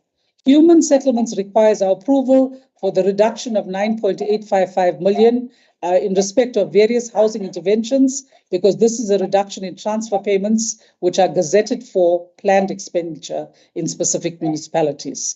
They also require approval to decrease for the decrease of 3.9 million regarding the Donnelly Road CRU, and the savings here have been moved to cater for professional planning services for refurbishing Kwezi Hostel, Spongile Hostel, and Shakaville Hostel, which had not been budgeted for. They also require approval for a decrease of 10 million in respect of the Intuzuma D project, which was delayed, and the savings have been moved to cater for the payment of operational costs for accredited municipalities, which had been delayed in 21-22. Sports, arts, and culture needs approval for the decreases in transfers to subsidies to municipalities and provinces and non-profit organizations. In terms of non-profit organizations, 6.9 million was moved to this category from Program 1 for introducing a new transfer to COSAFA and the Comrades Marathon, which was not budgeted for. And transfers to various organizations, including the Coastal Horse Care Unit, KZN Academies of Sport, etc., were reduced due to non-compliance to the departmental transfer policy. And this funding then got allocated to COSAFA, the Comrades Marathon, the Amazulu Community Trust, and the KZN Sports Confederation.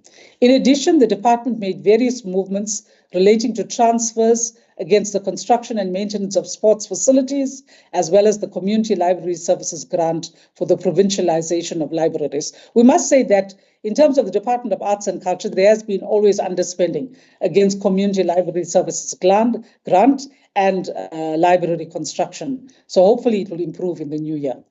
Cooperative governance and traditional affairs requires legislature approval because they have an increase of 12.6% against Program 3. They reprioritize funds from various projects that were unlikely to be implemented in the current year and move them to Program 3 to provide the April flood disaster response. They also use funds to hire water tankers for various municipalities, and funds were also moved to Program 3 for water and electrification projects in municipalities and the implementation of service delivery projects such as water intervention, small town rehabilitation, and massification. Transport. Due to a reduction of 98.587 million in the capital allocation for this vote, legislature approval is required. They have identified 248.537 million as savings, and and contracts that had been declared irregular by the AG and couldn't take place. They also decreased their software and tangible assets by 1.008 million because the anticipated software renewal costs were lower.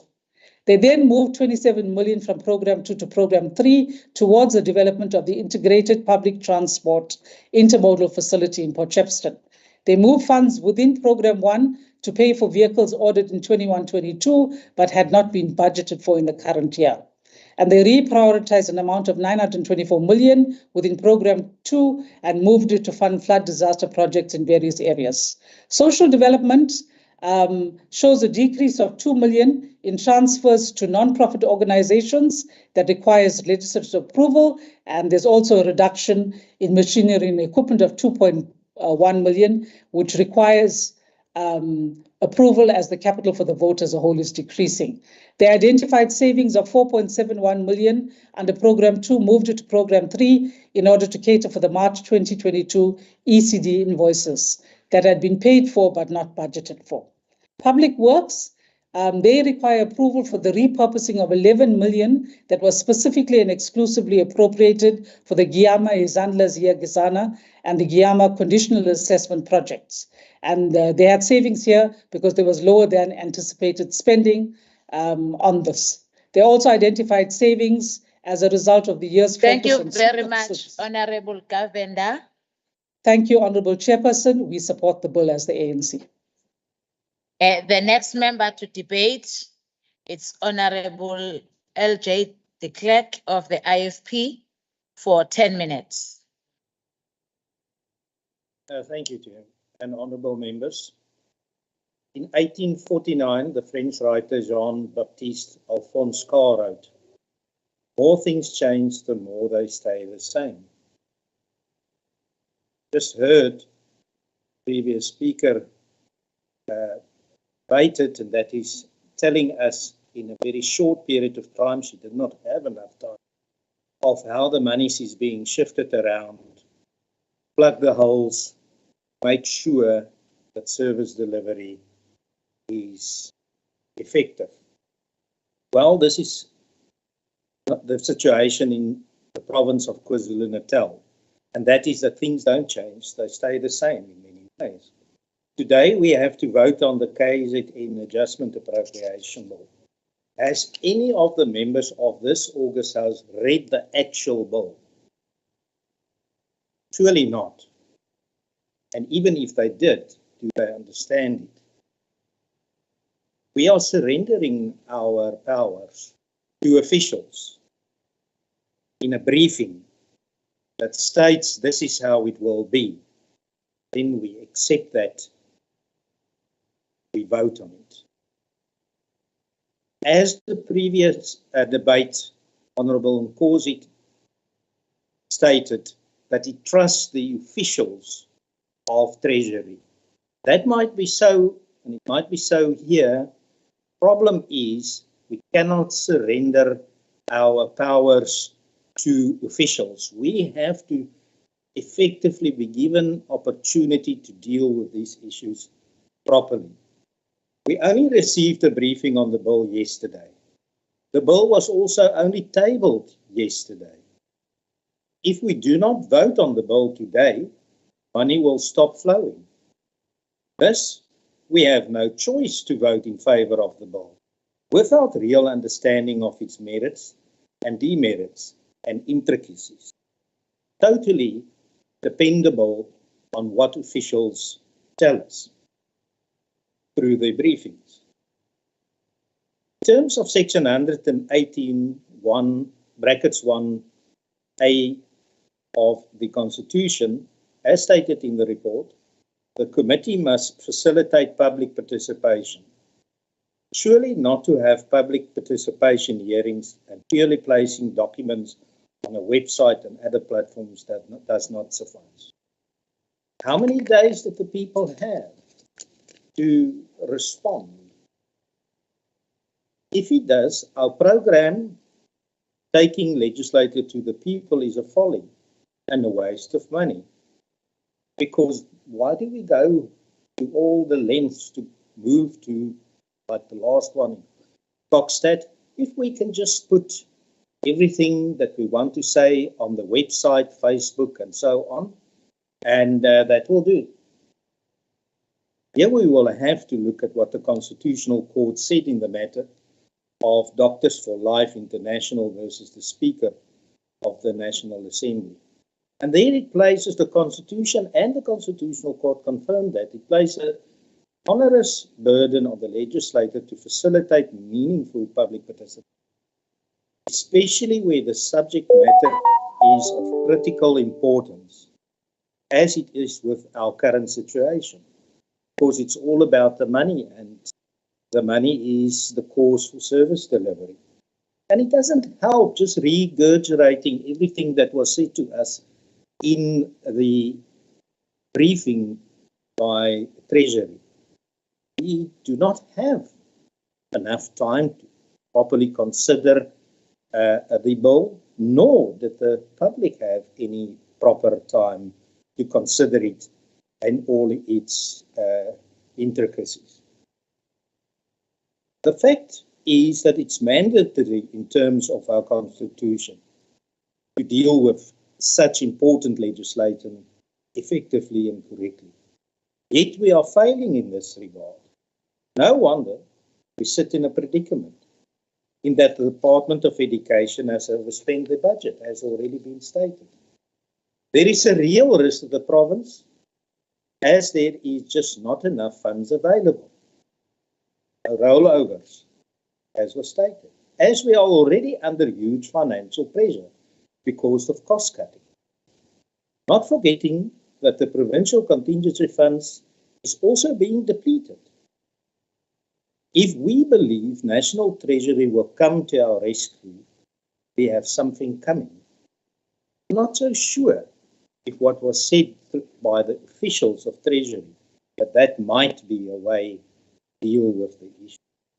What happens if National Treasury can't help us? All of this shows how important it is to properly investigate, understand, and to allow the public the same courtesy. Because remember, the reason why the public participation is in our Constitution, and it was reiterated by the Constitutional Court in the doctors' matter, is that in the past, in the apartheid years, the people were excluded during legislation.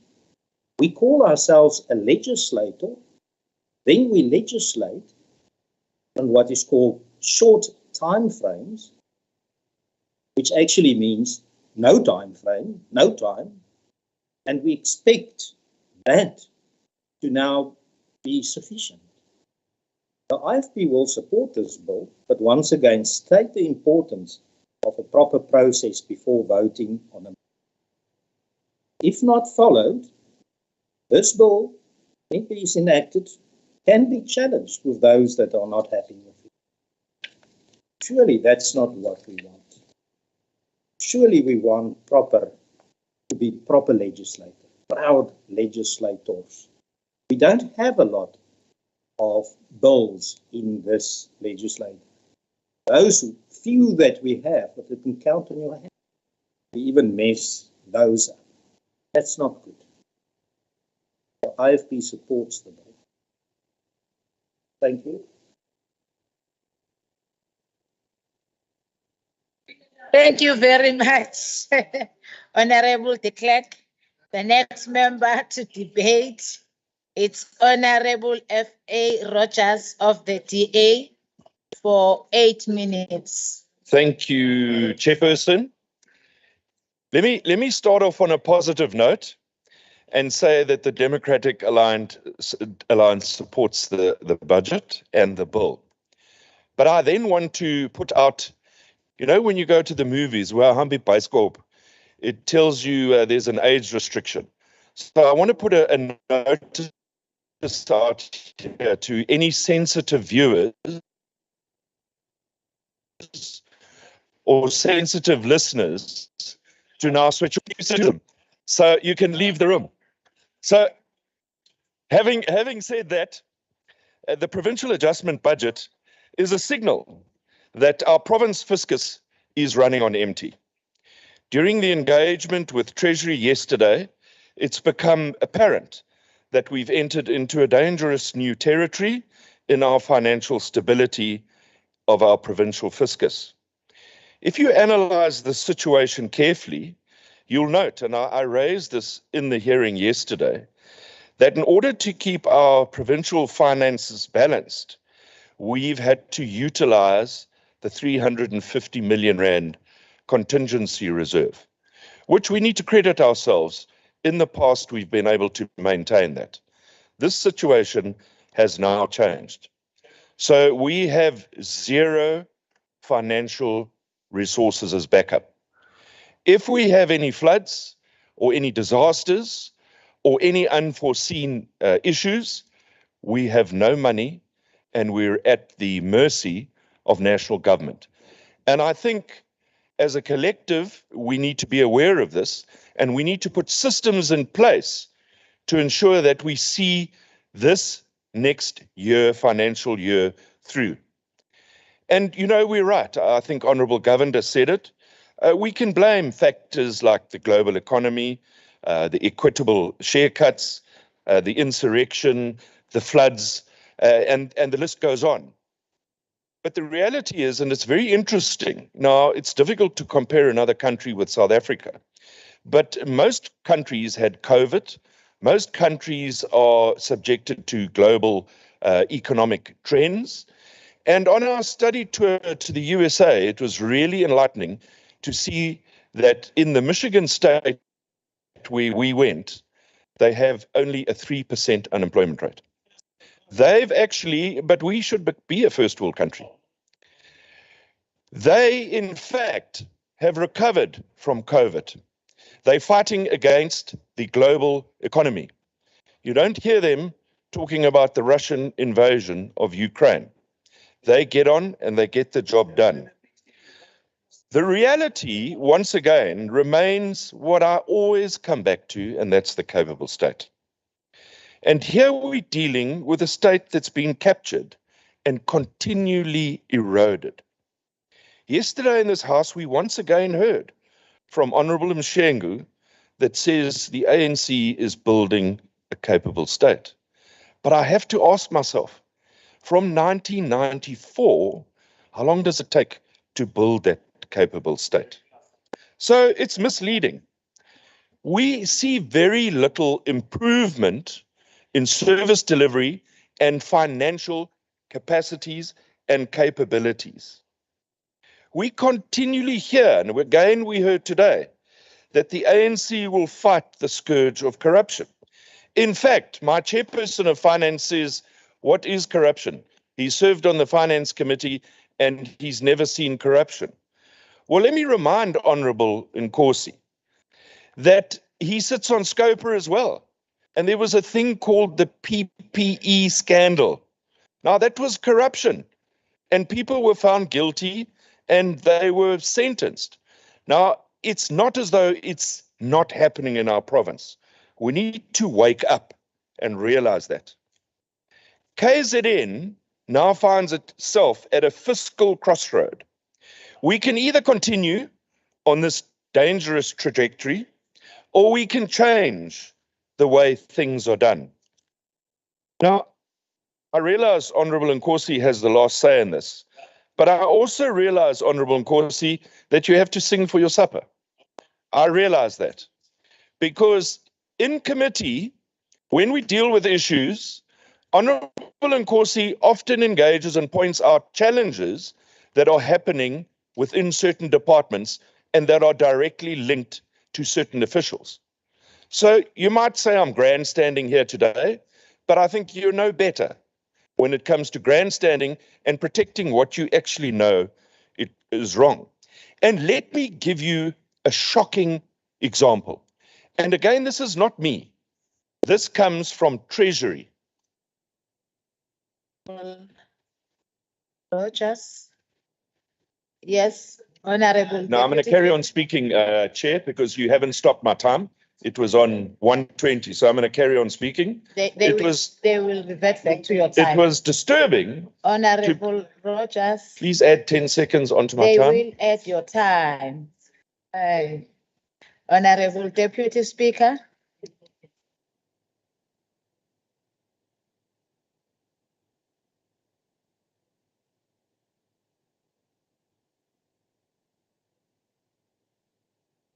Honorable Chair of Chairs, no one in this house, Somlomo, will teach me about rules.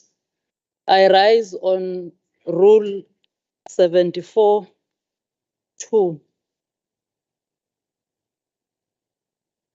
In fact, I rise on 74(1)(d). Apologies, Somlomo. 74(1)(d). Honorable Chair of Chairs, I do not think it's correct for the honorable member to say that Honorable Nkosi is singing for his supper in this house. He is really out of order and is reflecting upon a member's integrity. And we request that he withdraws. Like saying somebody is a racist. Honorable Rogers. How are you pleading?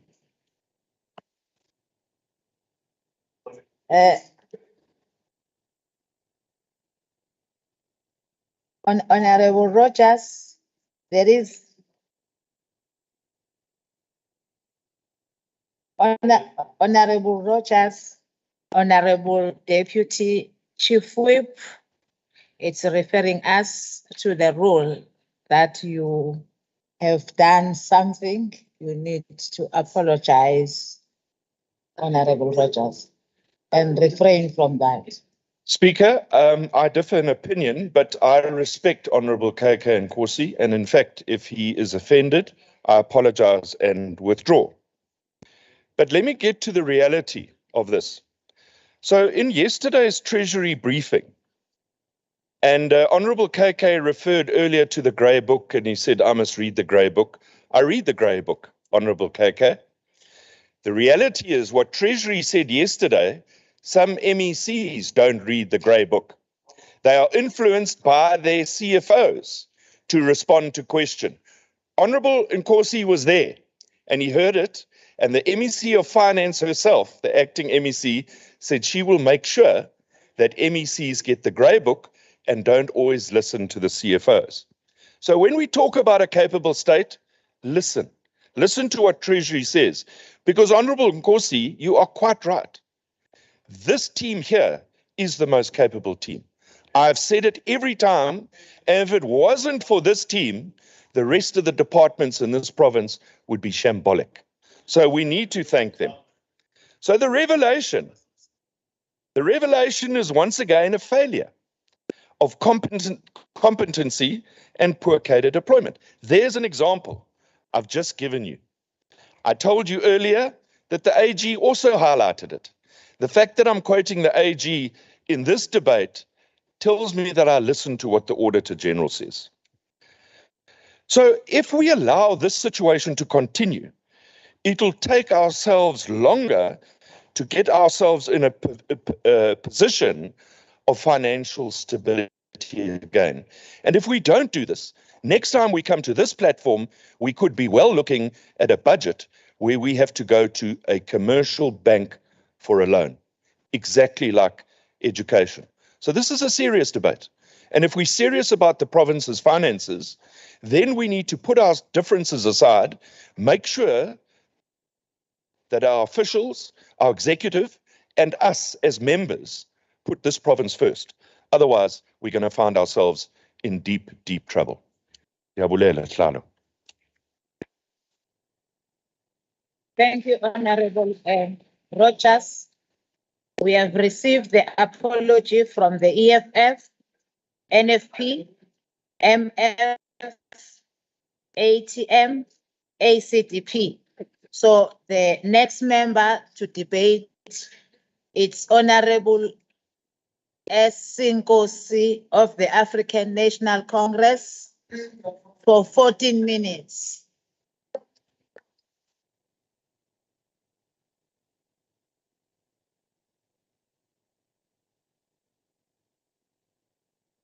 Kala kaula mfowethu. Thank you very much, Honorable Speaker. I really apologize. My system there is not working. I can't see the speakers list. That's my problem. Honorable Speaker, today is the beginning of the 16 days of activism. This signals a warning directed to those men who abuse women and children. We are telling them that such men don't do this in our name. We, the real men, don't abuse, beat, and kill women and children. Instead of doing so, we, the real men, protect women and children. True men observe 365 days a year.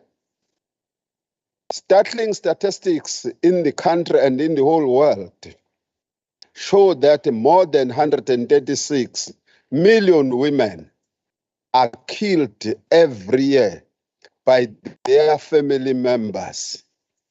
This is worse than barbaric and is disgusting. To those who claim to be men and do this barbaric act, they must know that they are not on our side. Honorable Speaker, I wish to state from the onset that the ANC component in this legislature fully and unconditionally supports the 2022-23 KZN adjustment. There is a point of order. Honorable Dr. Kika. Thank you, Madam Chairperson. I rise on Rule 74. The Honorable KK is absolutely correct in the points that he's making. However, as he was speaking, Madam Chairperson, there are members from the benches of the opposition, our opposition, who, yes, you are our opposition, and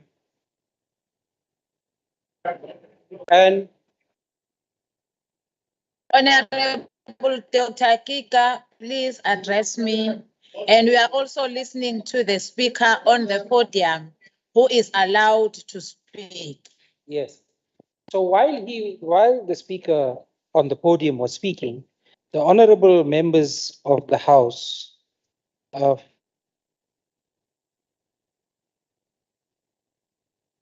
were shouting the name of the Honorable Singh. And this is a reflection upon the integrity and dignity of this member. Honorable I'm asking you to reprimand them and rule on it. And it's not the first time. Honorable Kika. Yes. We are all concentrated to the speaker on the podium. Unfortunately, I haven't heard any members that were speaking on the benches. So I am concentrated to the speaker on the podium. Madam Chair,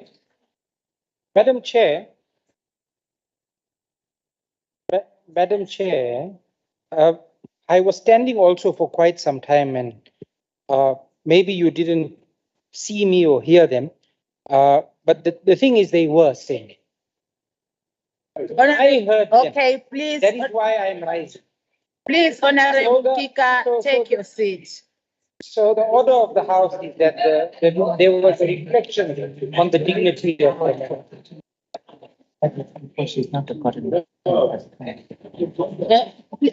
Please, Honorable Kika, take your seat. It's unfortunate that the matter is not recorded on Hansard. So it's difficult for us to investigate on the matter. Continue, Honorable Ngosi. Thank you very much, Honorable Speaker. I'm happy that Honorable Kika heard me correctly. And he agrees with me that what the real men do. Honorable Speaker, I've indicated that we as the ANC fully support this bill under discussion. Our understanding is that the legislature and parliament pass one budget per annum, and such is called the Division of Revenue Act, Asitu Antudora. 6 months down the line, law provides that the Minister of Finance must present the Division of Revenue Amendment Bill, whose aim is to deal with unforeseen and unavoidable circumstances. In this country, this amendment bill is usually delivered in October by the Minister of Finance. A provision also exists which allows the MECs for provinces in the finance section that they must deliver their provincial adjustments appropriation bills after 30 days.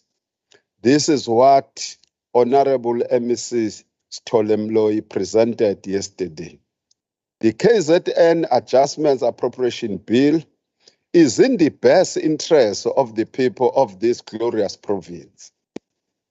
KZN as a whole stands to benefit a lot in this bill. More specific, affirming the rollovers that we are going to achieve. We are humbled, Honorable Speaker, by almost 4.2 billion rand made available in the form of flood response. What humbles us most is over 10.3 million rand received in the form of donations.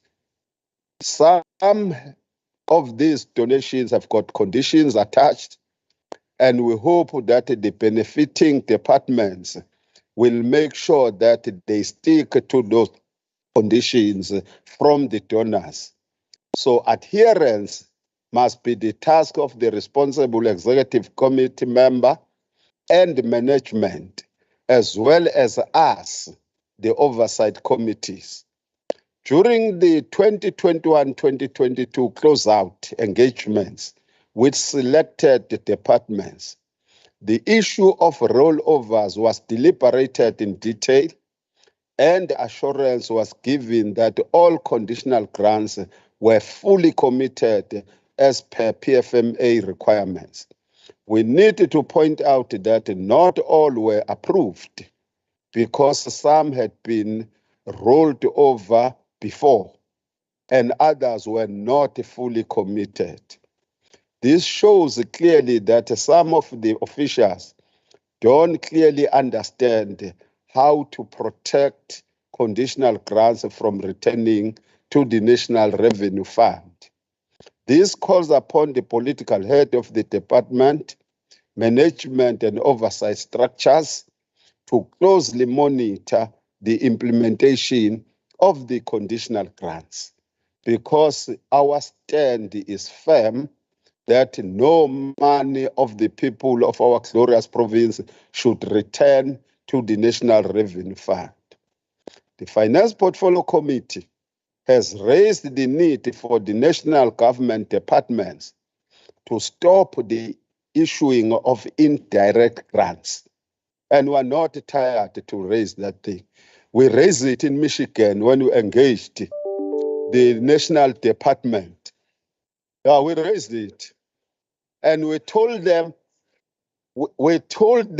in the face that the issuing of indirect grants is not assisting the structure to where it is directed.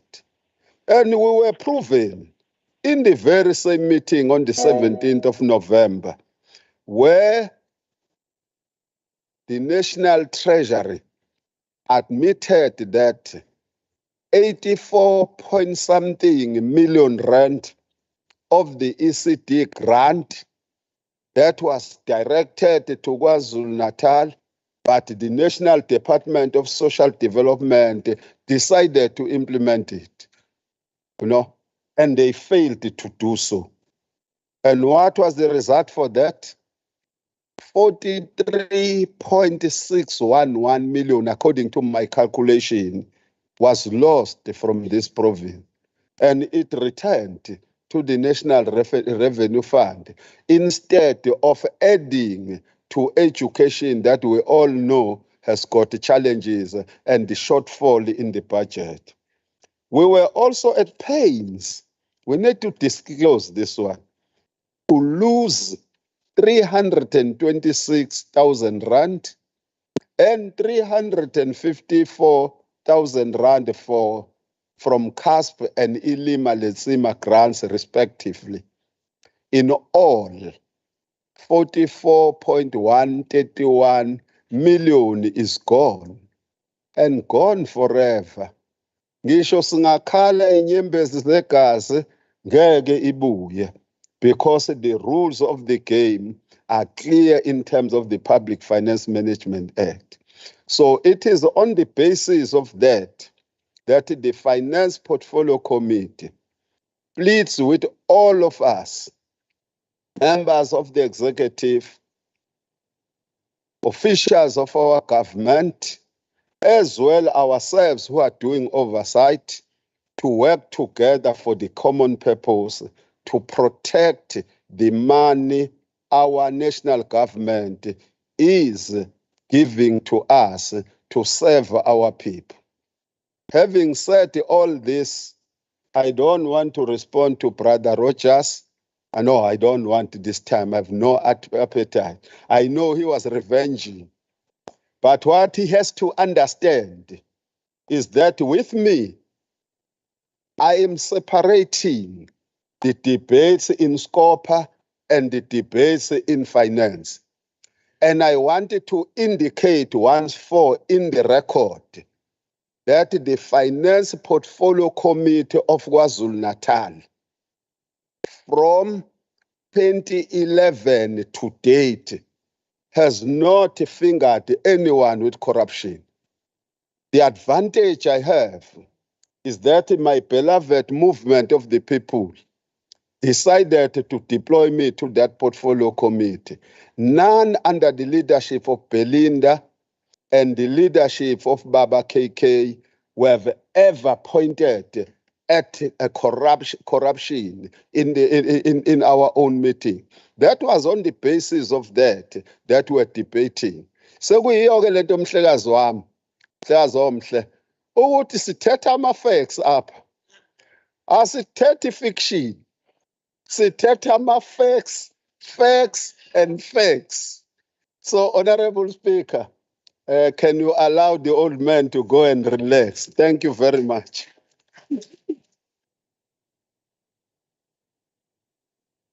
Thank you very much. Thank you very much, Honorable Nkosi. We are now allowing the MEC to respond on the debate. MEC Sithole Mloyi. Giving you 15 minutes.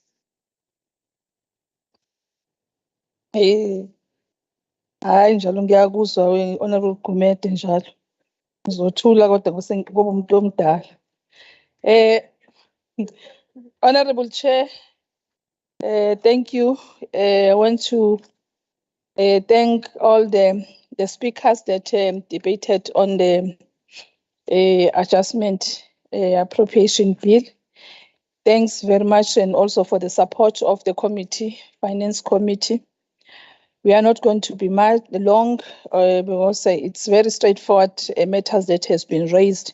But I want first to clarify the matter that Honorable Rogers said. I said MECs are not reading documents. I think maybe it's the time when he went out, he did not get what I was saying. I said, normally the Treasury meet individual MEC per department to be able to engage on the processes with them, where they need to understand further and get clarity on their departments. And it's when I said, unfortunately for us, we could not have those individual engagement, but I can assure the committee that all MECs are in possession of the documents, as they have to go through those documents before they meet their portfolio committee and also come before the finance committee. Ileyo ke ngishilo mhlambe kwenza uba naku ke phela ulimi luka Prince Charles, King Charles, angilazi kahle, lingasebenza ukuthi mhlambe ngithe ngisho kanjalo watolikeka sengathi ngisho kunye. Sifuna ukubonga kakhulu ke ama honorable angizungena kuwo ke individual but nansi into engifisa ukuthi siyisho ukuthi as department yakwa treasury we want to really appreciate your contribution and your discussion and also your guidance on matters of finance. When we come before you, you are able to give us guidance and assist us where we are not clear and where we need your resolution on it.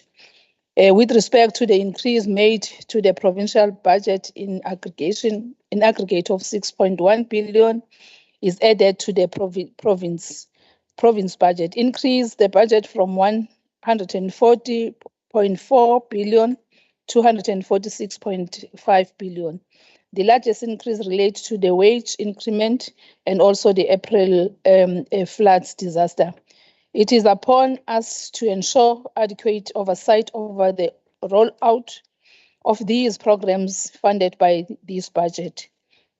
We are also just again want to record our appreciation to National Treasury for the funds allocated towards flood disaster, as well as the many donors who gave so generously to assist the flood victims to repair damaged infrastructure.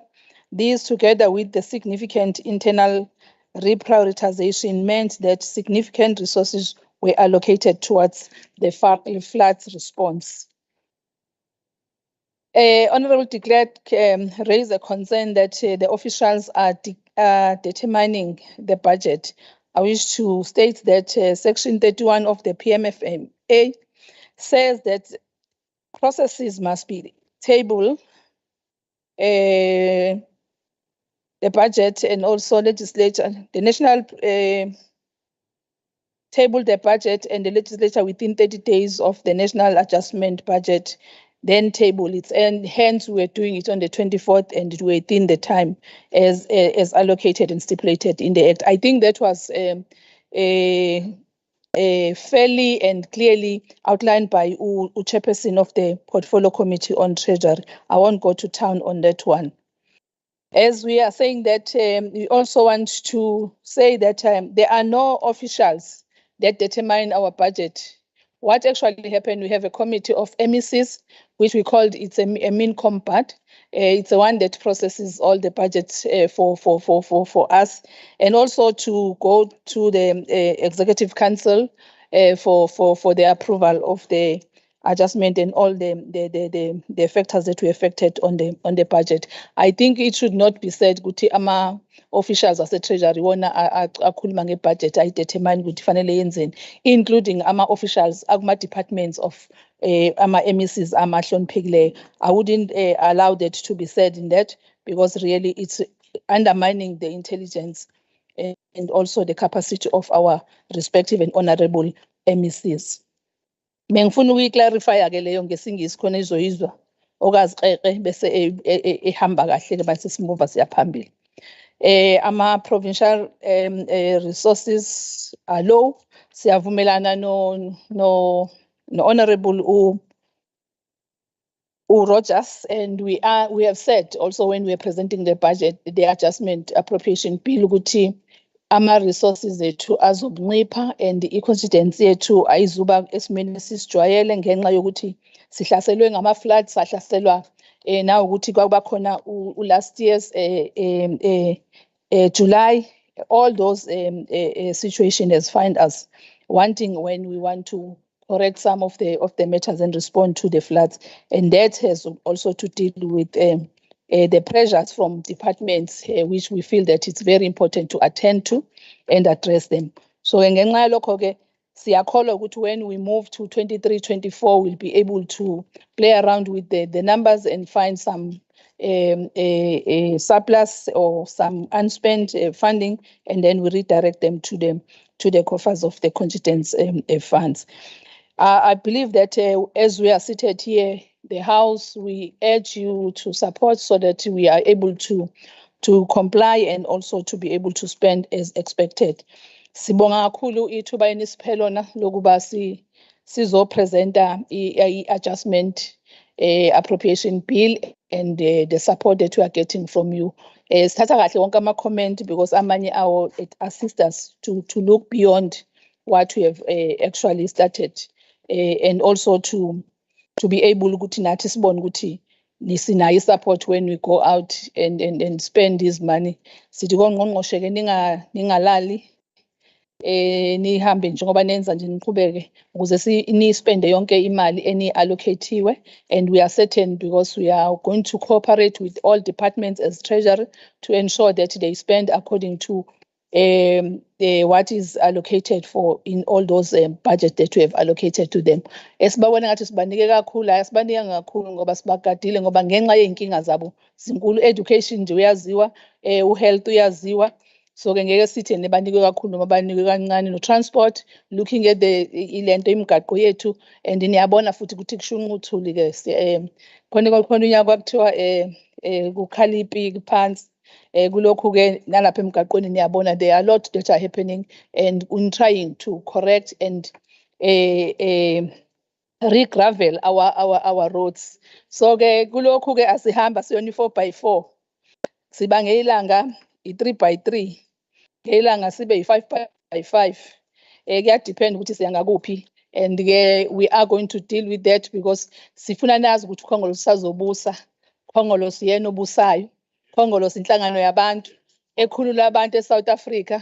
Manje inomsebenzi wokuthi iphinde bakhulule kulabo abafuna ukuyiqonela, ithathe amandla e-ANC besebenza engazi ukuthi bayazi ukuthi fanele benzelweni abantu kube babazi ngabe basenzela, ngoba bengasenzelanga ngeke bakwazi ukusenzela ngenxa yokuthi kusho ANC. Abantu be-ANC abazi ukuthi abantu bakwaZulu-Natal nabase-South Africa kufanele batholeni. Sisho njalo ke kuthina sonke njengoba sila ukuthi hayi laba besiphethe bengazange basicabangela ukusifakela iy'ngqalasizinda zamanzi, bangasicabangela ukusakhela izikole ezinhle, bangacabanga ukuthi basakhele imigaqo, kwathiwa imigaqo enetiyela itholakala emadolobheni, kodwa thina esimnyama sihambe phezu komgaqo owubhuqu. Konke lokho uma bengakwenzanga abaxole ukuthi bakhona abangabakholwa ukuthi bangakwenza, ngoba lesikhathi abasibalela sona singaphezulu kwesikhathi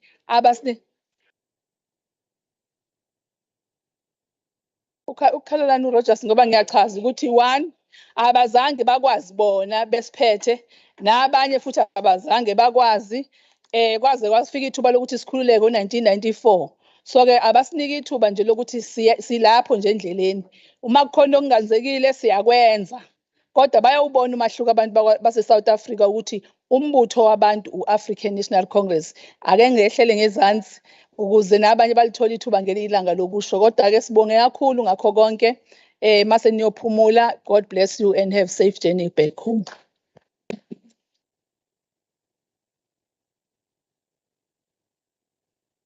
Thank you very much, Honorable Sithole Mloyi. That has taken us to the end of our debate.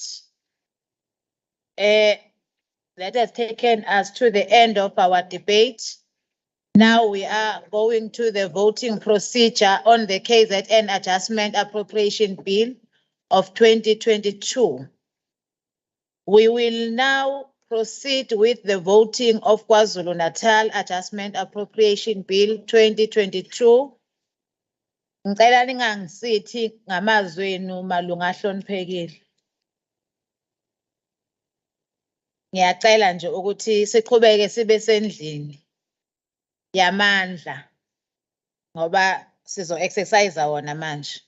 In terms of standing rule 2412, after the debate has been concluded, the question must be put on 1, the program within a vote or where a vote comprises more than one program, on all the programs within the vote combined and therefore on the vote itself.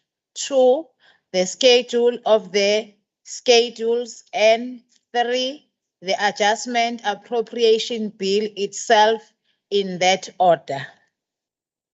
Division, recording of opposition and declaration of the vote. Members are reminded that in terms of Rule 2962E of the standing rules, the rules pertaining to division do not apply to visual sittings. There will be therefore not be any divisions. There will be allowance for recording for opposition on any program or vote. There will be also allowance for a declaration of vote at the end of the debate. Recording of the opposition. The Office of the Speaker has not received any request for the recording of the opposition in terms of Rule 921 from any party. As there is no deadline for this request, parties are still free to do so. In accordance with the past practices, all recordings of the opposition will be dealt with immediately after the question has been put on the particular program within the vote in which a party wishes to record its opposition. Declaration of vote. The Office of the Speaker has also not received any request from any party for a declaration of vote, that is, to address the House for 3 minutes after the question on the entire bill has been put. There is no deadline for the submission of such a request. As is customary, I will alert the bill has been voted on. Permit all the parties to make declaration of vote in terms of Rule 912 if they wish to do so, starting with the IFP, then the DA, EFF, NFP, MF, SCDP, ATM, and the ANC in that order. Voting procedure. I will now go vote by vote and program by program without reading out any figures. Once the House has voted on each program, I will put the vote as a whole to the vote. As I indicated prior to the start of the debate, I will now go party by party to obtain the vote and thereafter check if any member wishes to record any individual vote. Now we are starting to vote. This is program 1, 2, and 3, the Office of the Premier. Now I am giving to the IFP.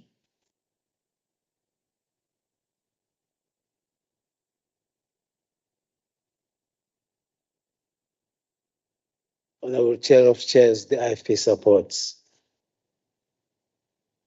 Thank you, IFP. DA. DA supports. Received an apology from the EFF, the NF, the MF, the ACDP, ATM. Now we are giving the opportunity to the African National Congress.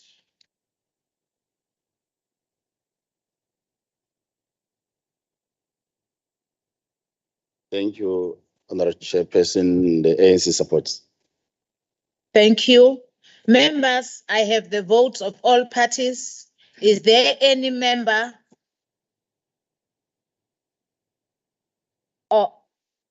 I'm being advised that the NFP now is in the platform. NFP?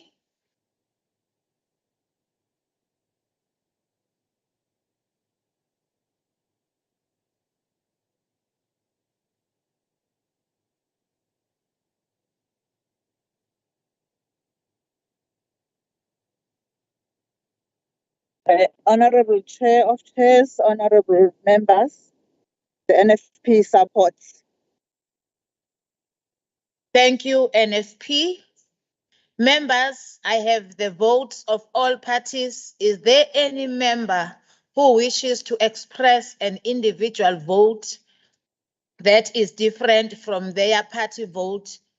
or to abstain?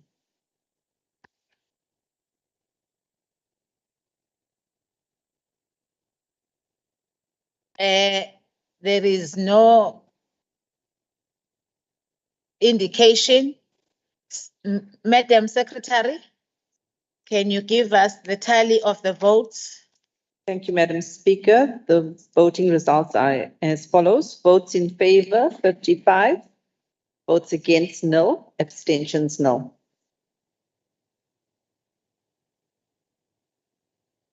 Honorable members, I therefore formally declare the results of the vote as follows. Votes in favor, 55. Votes against, nil. Abstention, nil. So the yes have it.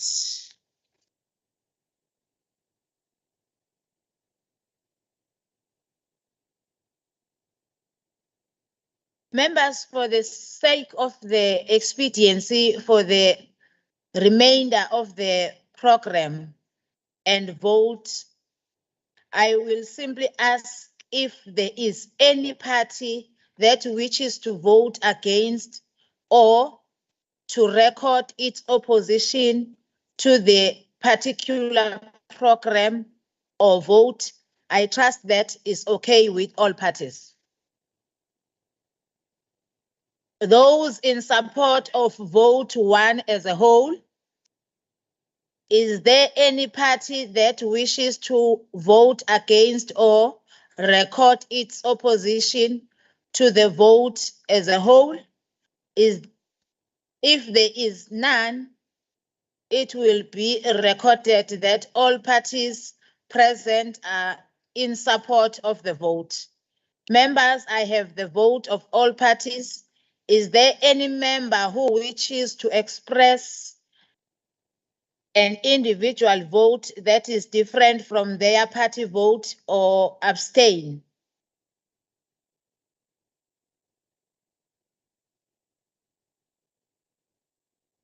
It is recorded that vote is supported. We are moving on to vote 2, which is provincial legislature.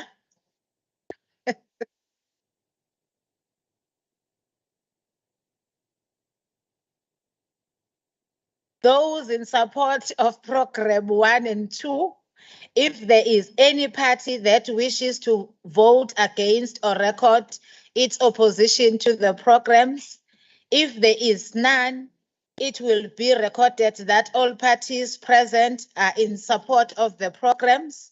Members, I have the vote of the parties. It is therefore, is there any member who wishes to express an individual vote that is different from their party vote or abstain? Is that a hand, Honorable Kika? Is that a hand, Honorable Rogers? Okay.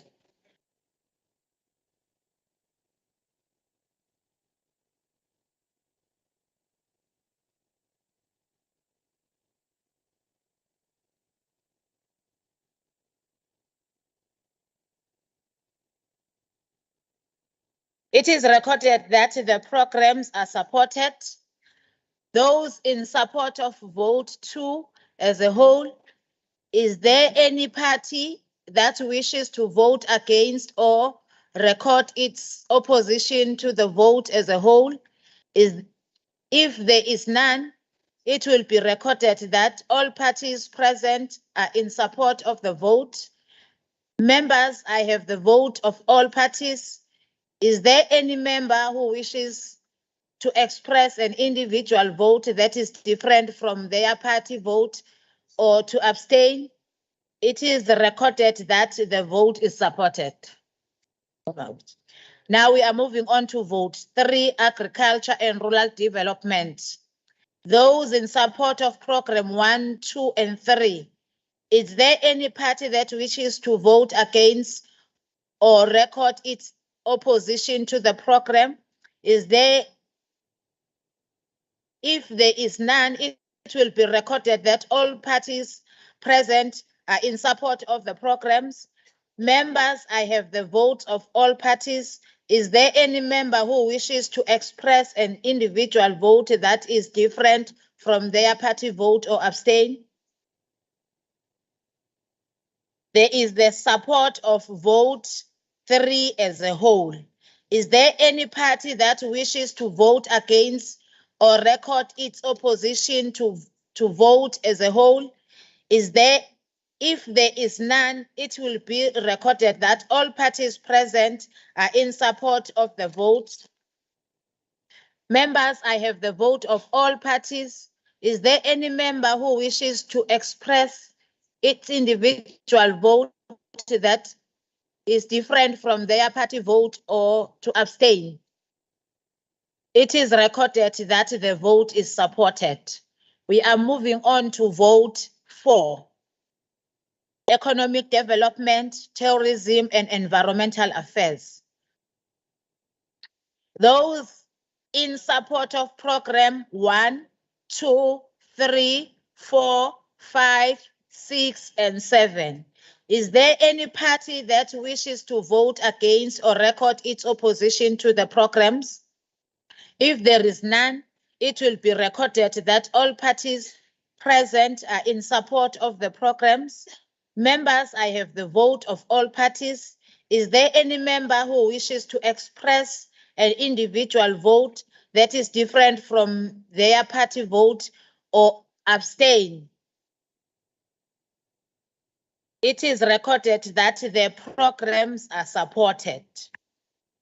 Those in support of vote 4 as a whole, is there any party that wishes to vote against or record its opposition to the vote as a whole? If there is none, it will be recorded that all parties present are in support of the vote. Members, I have the vote of all the parties. Is there any member who wishes to express an individual vote that is different from their party vote or abstain? It is recorded that the vote is supported. We are moving on to vote 5, which is education. Those in support of program 1, 2, 3, 4, 5, 6, and 7. Is there any party that wishes to vote against or record its opposition to the programs? If there is none, it will be recorded that all parties present are in support of the vote. You know the procedure, Honorable Kika, if you want to speak. So you cannot just speak like that. Thank you. Members, I have the votes of all parties. Is there any member who wishes to express an individual vote that is different from their party vote or abstain? Those in support of vote 5 as a whole. Is there any party that wishes to vote against or record its opposition to vote as a whole? If there is none, it will be recorded that all parties present are in support of the vote. Members, I have the vote of all parties. Is there any member who wishes to express an individual vote that is different from their party vote or abstain? It is recorded that the vote is supported. We are moving on to vote 6, provincial treasurer. Those in support of program 1, 2, 3, 4, and 5. Is there any party that wishes to vote against or record its opposition to the programs? If there is none, it will be recorded that all parties present are in support of the programs. Members, I have the vote of all parties. Is there any member who wishes to express an individual vote that is different from their party or vote or abstain? It is recorded that the programs are supported. Those in support of vote 6 as a whole. Is there any party that wishes to vote against or record its opposition to the vote as a whole? If there is none, it will be recorded that all parties present are in support of the vote. Members, I have the vote of all parties. Is there any members who wishes to express an individual vote that is different from their party vote or abstain? It is recorded that the vote is supported. Vote 7, health. Those in support of programs 1, 2, 3, 4, 5, 6, 7, and 8. Is there any party that wishes to vote against or record its opposition to the programs? If there is none, it will be recorded that all parties present are in support of the programs.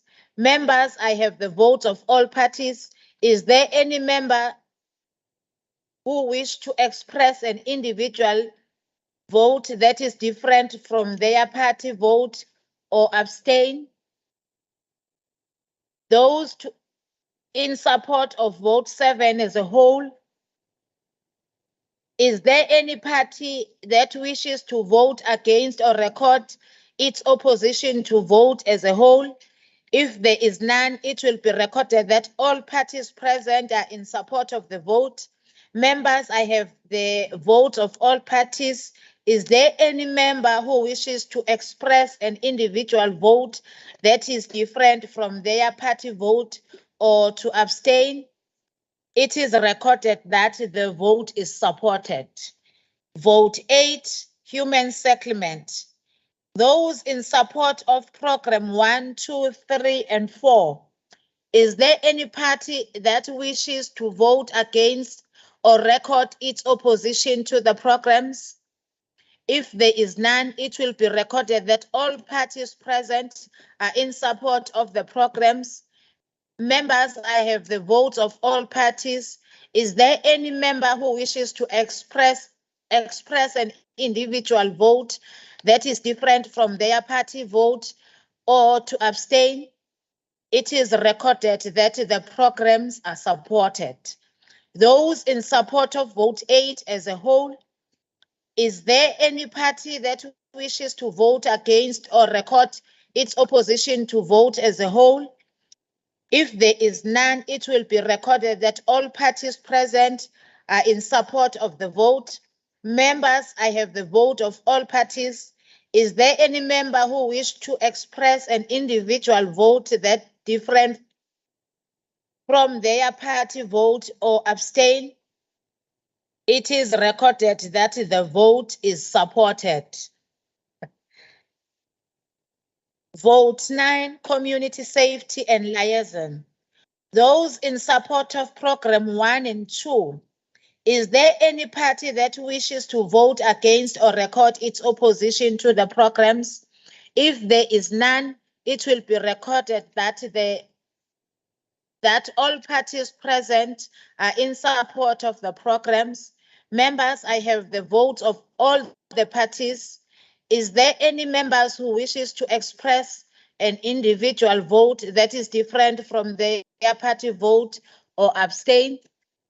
It is recorded that the programs are supported. Those in support of vote 9 as a whole, is there any party that wishes to vote against or record any opposition to the vote as a whole? If there is none, it will be recorded that all parties present are in support of the vote. Members, I have the vote of all parties. Is there any member who wishes to express an individual vote that is different from their party vote or to abstain? It is recorded that the vote is supported. Vote 10, sport, art and culture. Those in support of program 1, 2, 3, and 4. Is there any party that wishes to vote against or record its opposition to the programs? If there is none, it will be recorded that all parties present are in support of the programs. Members, I have the votes of all parties. Is there any member who wishes to express an individual vote that is different from their party vote or abstain? It is recorded that the programs are supported. Those in support of vote 10 as a whole, is there any party that wishes to vote against or record the opposition to the vote as a whole? If there is none, it will be recorded that all parties present are in support of the vote. Members, I have the vote of all parties. Is there any member who wishes to express an individual vote that is different from their party vote or abstain? It is recorded that the vote is supported.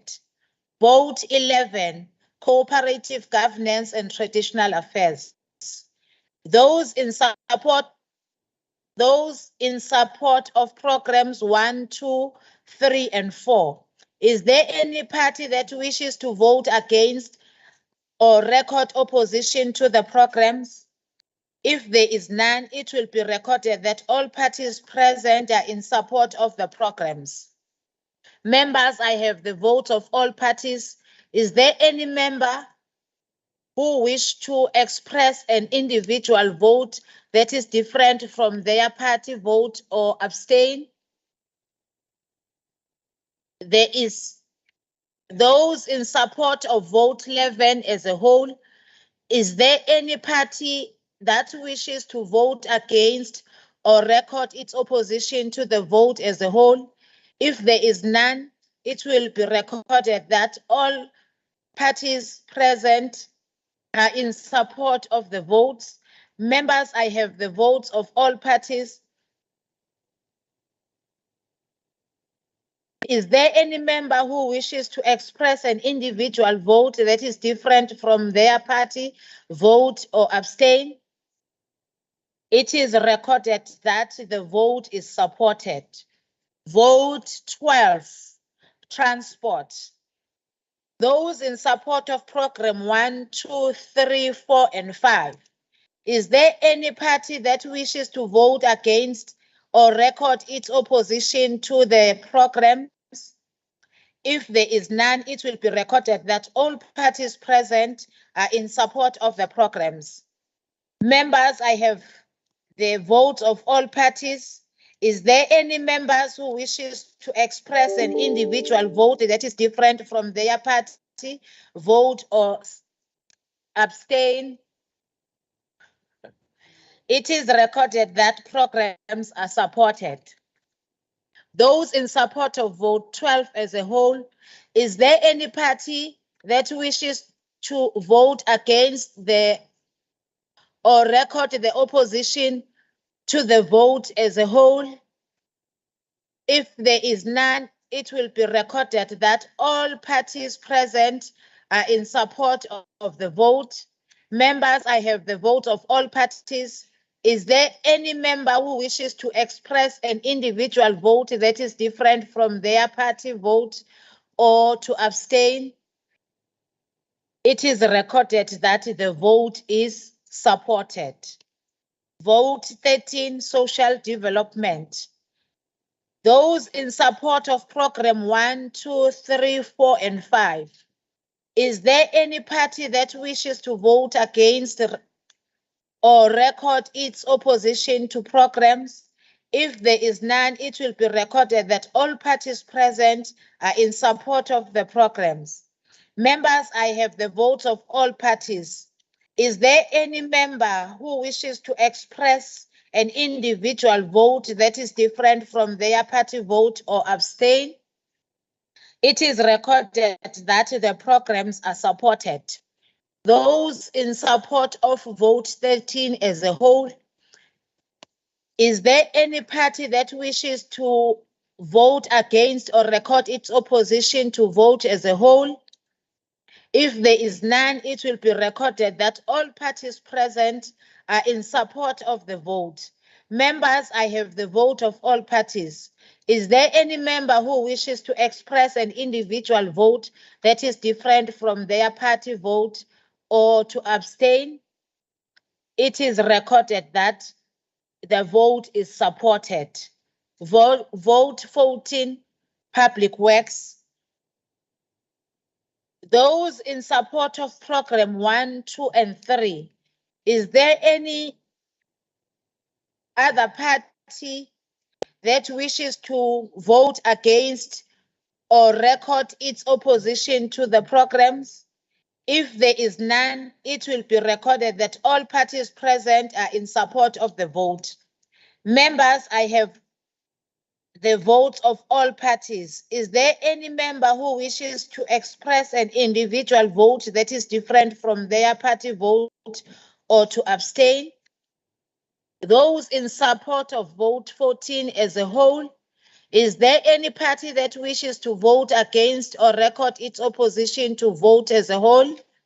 If there is none, it will be recorded that all parties present are in support of the vote. Members, I have the votes of all parties.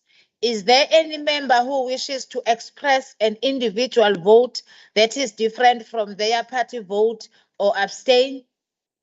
It is recorded that the vote is supported. That concludes our voting, honorable members.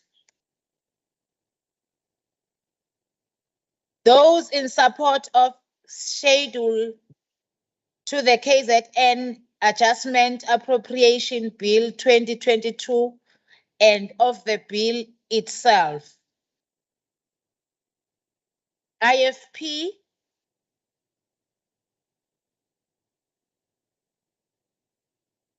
Chair of Chairs, the IFP supports.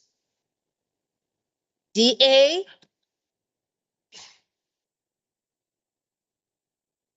Thank you, Madam Chair. The DA supports.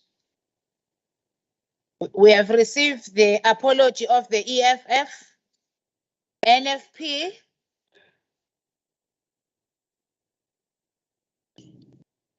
Honorable Chairperson, the NFP supports the schedule. Thanks. thank you. We have received the apology from the MF, the apology from ACDP, the apology from ATM. African National Congress, Honorable Chair of Chairs, the ANC supports the bill. members, I have the votes of all parties. Is there any member who wishes to express an individual vote that is different from their party vote or to abstain? If there is none, Secretary, can I ask for the tally of the votes? Madam Speaker, the voting results are as follows. Votes in favor, 55. Votes against, no. Abstentions, no. Honorable members, I therefore formally declare the results of the vote as follows. Votes in favor, 55. Votes against, 0. Abstentions, 0. It is recorded that the KZN Adjustment Appropriation Bill 2022 as a whole is supported. That concludes voting on the bill.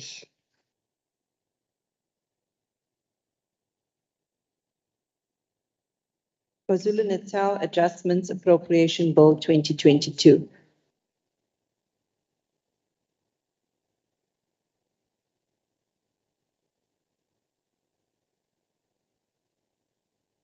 Secretary? We have read. Okay. In terms of Rule 91(2), the Speaker may now allow each of the parties an opportunity not exceeding 3 minutes to state the reasons why that party is in favor or against the bill, or any party, therefore, starting with the IFP.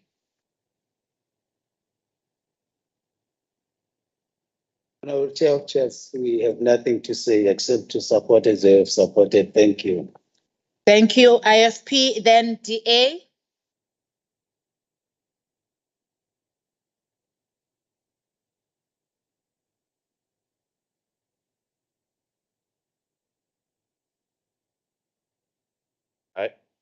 Chairperson, we support the bill and congratulations on a good job. Well done. Thank you. Okay, we have received the apology from the EFF, NFP. We are offering an opportunity to the NFP. Honorable Chair, I will not have further comments. Having listened to the presentations, we support the bill. No further deliberations. Thank you. We have received the apology from the MF, ACDP, ATM, African National Congress. Thank you so much, Honorable Speaker, for affording us this opportunity. Let us thank all the members for supporting this. It means that we are going to start next year with a high sense of urgency. We want to thank you, and it's agreed that we are doing a sterling job. Honorable Speaker, thanks. Thank you. Therefore, the item on the other paper concerning the KwaZulu-Natal Adjustment Appropriation Bill is concluded. Then we are moving on to the next item on the order paper. The next item on the other paper is the festive season message by the following party leaders. We'll start with the ATM, and we have received their apology. We have received the apology from the ACDP. We have received the NFP. It's your turn now to give us your festive season message.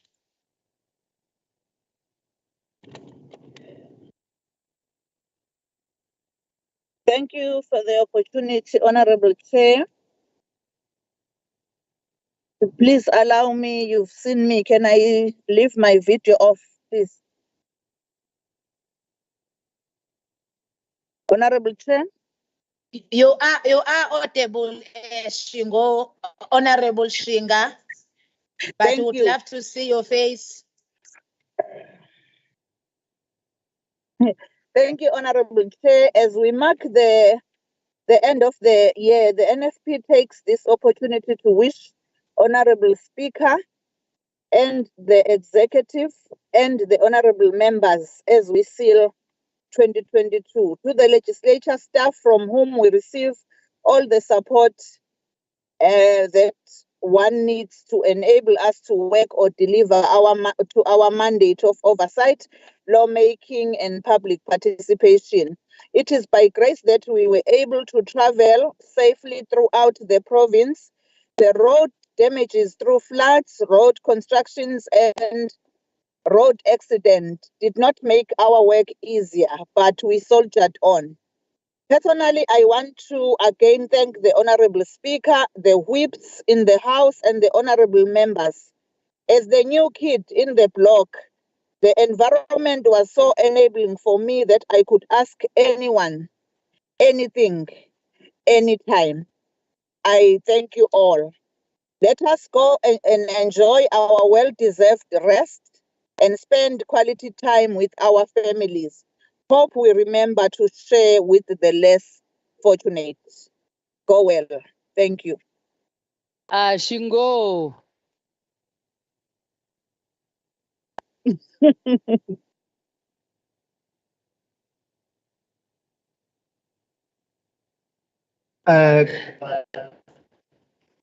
Can I receive a message from DA? Thank you very much, Speaker. If one considers this year, it's been what they say in Latin, an annus horribilis. If we look at the disasters, the natural disasters that have happened in our province, and one hopes that next year we'll be faced with better conditions, particularly for those less fortunate to us.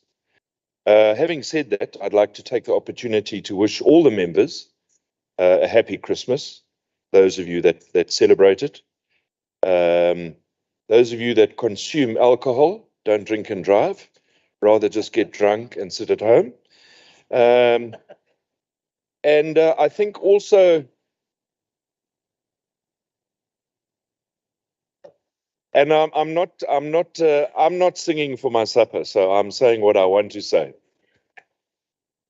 I think also to the officials who've worked very hard and the staff in this legislature, I must say it's a pleasure to work with some of the staff, including the senior staff members at the front desk. And then finally, just have some downtime, spend some time with your family. And as was said previously, let's remember those that are less fortunate. And then finally, on a serious note, I wish the ANC well in their Congress in December, in your elective Congress. It's important that this country moves forward. Thank you.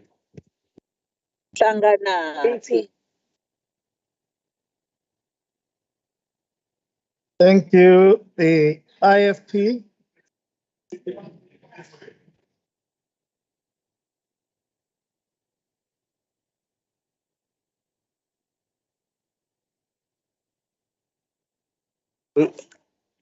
Sing love, sing love. Yeah, Bajiland. Nyarochwa love. Nyarochwa love. Nako. I'm full of banjukun. The Honourable Speaker, honourable members of this House, it's a pleasure to represent the Honourable Leader of the official opposition to deliver a festive season message on behalf of the IFP. We've come to an end of a very busy year in the political and legislative calendar of our province and our country. We've been up and about throughout this year, serving the people of our province, listening to their concerns and bringing hope to them that the public representatives they elected will be true to the mandate they were elected for. It was indeed a difficult year. We also how the house of our democracy, our parliament was burning. As if this was not enough, the floods followed, which caused a huge damage to the infrastructure in our province that cost many lives of our citizens of the province. We hope that those who suffered losses during this period have received the assistance they should have got from the government. The legislature had a full calendar of activities. During this year, portfolio committees set as required, oversight visits were undertaken, interaction with different stakeholders through sectoral parliaments were also held. While serving the voters of our province during this year, honourable members of this House were away from their families. As the House will rise today, honourable members will get time to spend with their families and will also get time to rest in preparation for the new year that will have its own program. The IFP wishes all honourable members a happy festive season. We ask the Almighty God to protect each one of us during this period, that as we travel safely on our roads, and that when we return next year to continue to serve the people of province who are full of energy. We also thank the legislature staff for their support and wish them a happy festive season. We remain concerned about the deaths on our roads during this time of the year. We hope there will come a time in our country where there will be no deaths on our roads during this festive season. I also joined Honourable Rogers to wish the ANC a successful conference as they are going to sit on the 16th of December till we meet again next year. Thank you.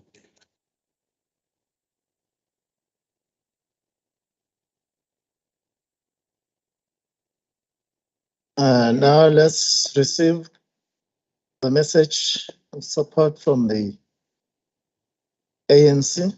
Thank you so much, Honourable Speaker Kabatela, for affording us this opportunity. On behalf of the ANC, the governing party, we want to thank honourable members for their hard work throughout the year. Equally, we express our deepest appreciation to the people of KwaZulu-Natal for making 2022 a memorable year. We value your contribution, constructive criticism, and guidance on matters of service delivered. It is through your collective wisdom and as the people of KwaZulu-Natal that we have been able to ensure solid service delivered. We know that as we build that house, there is another family that is awaiting patiently. As we finish constructing that road, another community is waiting for a bridge. As we ensure quality healthcare, another patient is awaiting much needed care from nurses and doctors.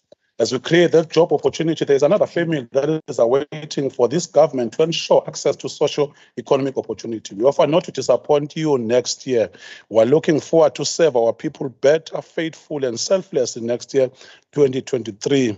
We remain committed to doing in all our power to serve the national vision of a democratic, united, non-racial, non-sexist, just and prosperous South Africa. Ours is critical task of renewing the hopes of our people to build together a province that provides itself as province that creates jobs and restores the dignity of the most vulnerable, marginalized social and economic health.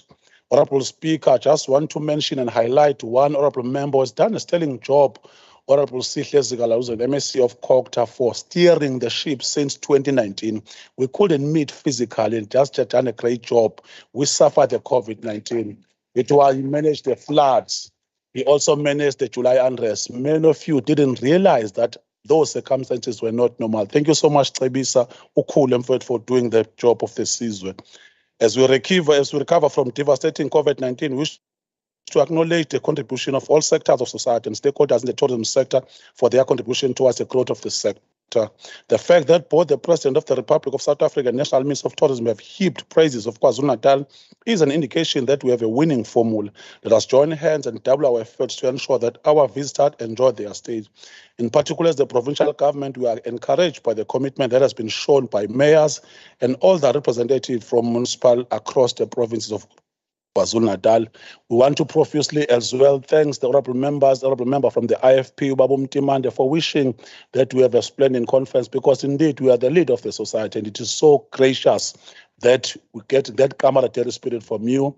Honorable Joros just did the same as well. We take it very kindly that we are able just, as collegiality, as members of this house, we are able to tap and drink together and eat together and make sure that we unite, rally behind the vision of good governance, rally behind the banner and the vision of KwaZulu-Natal. Our people are going to blossom. Thank you so much, Honorable Speaker.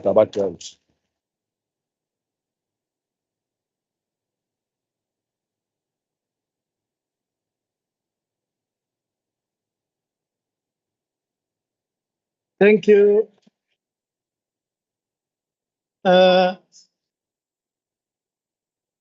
Bengakasho ukuthi sukumani.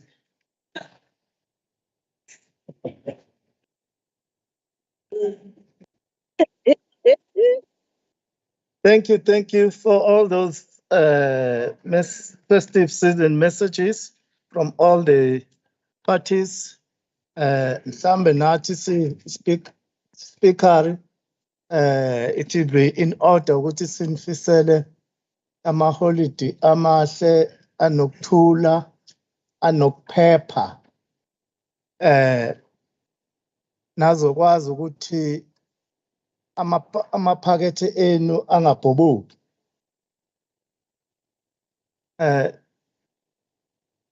Sothanda ukuthi sinibone nje in one piece come next year.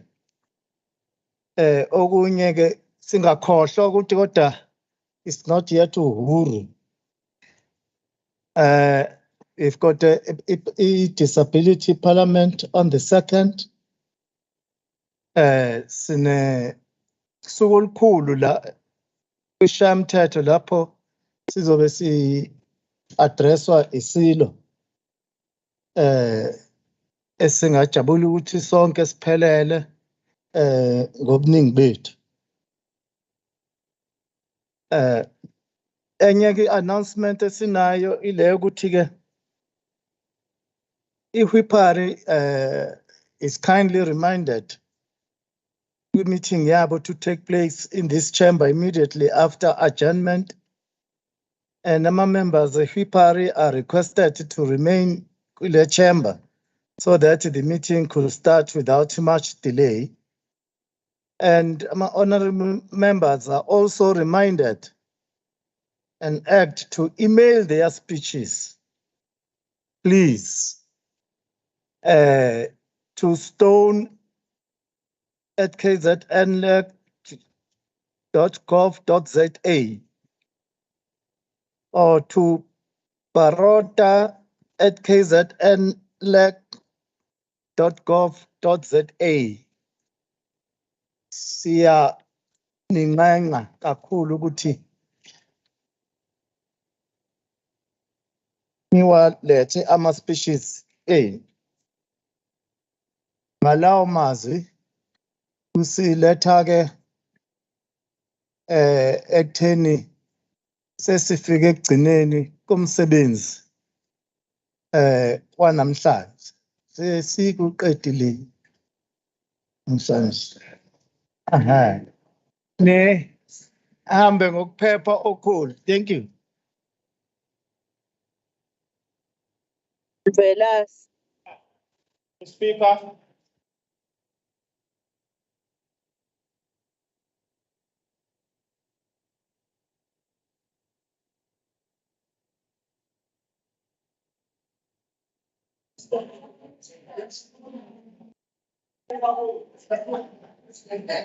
Our next olega.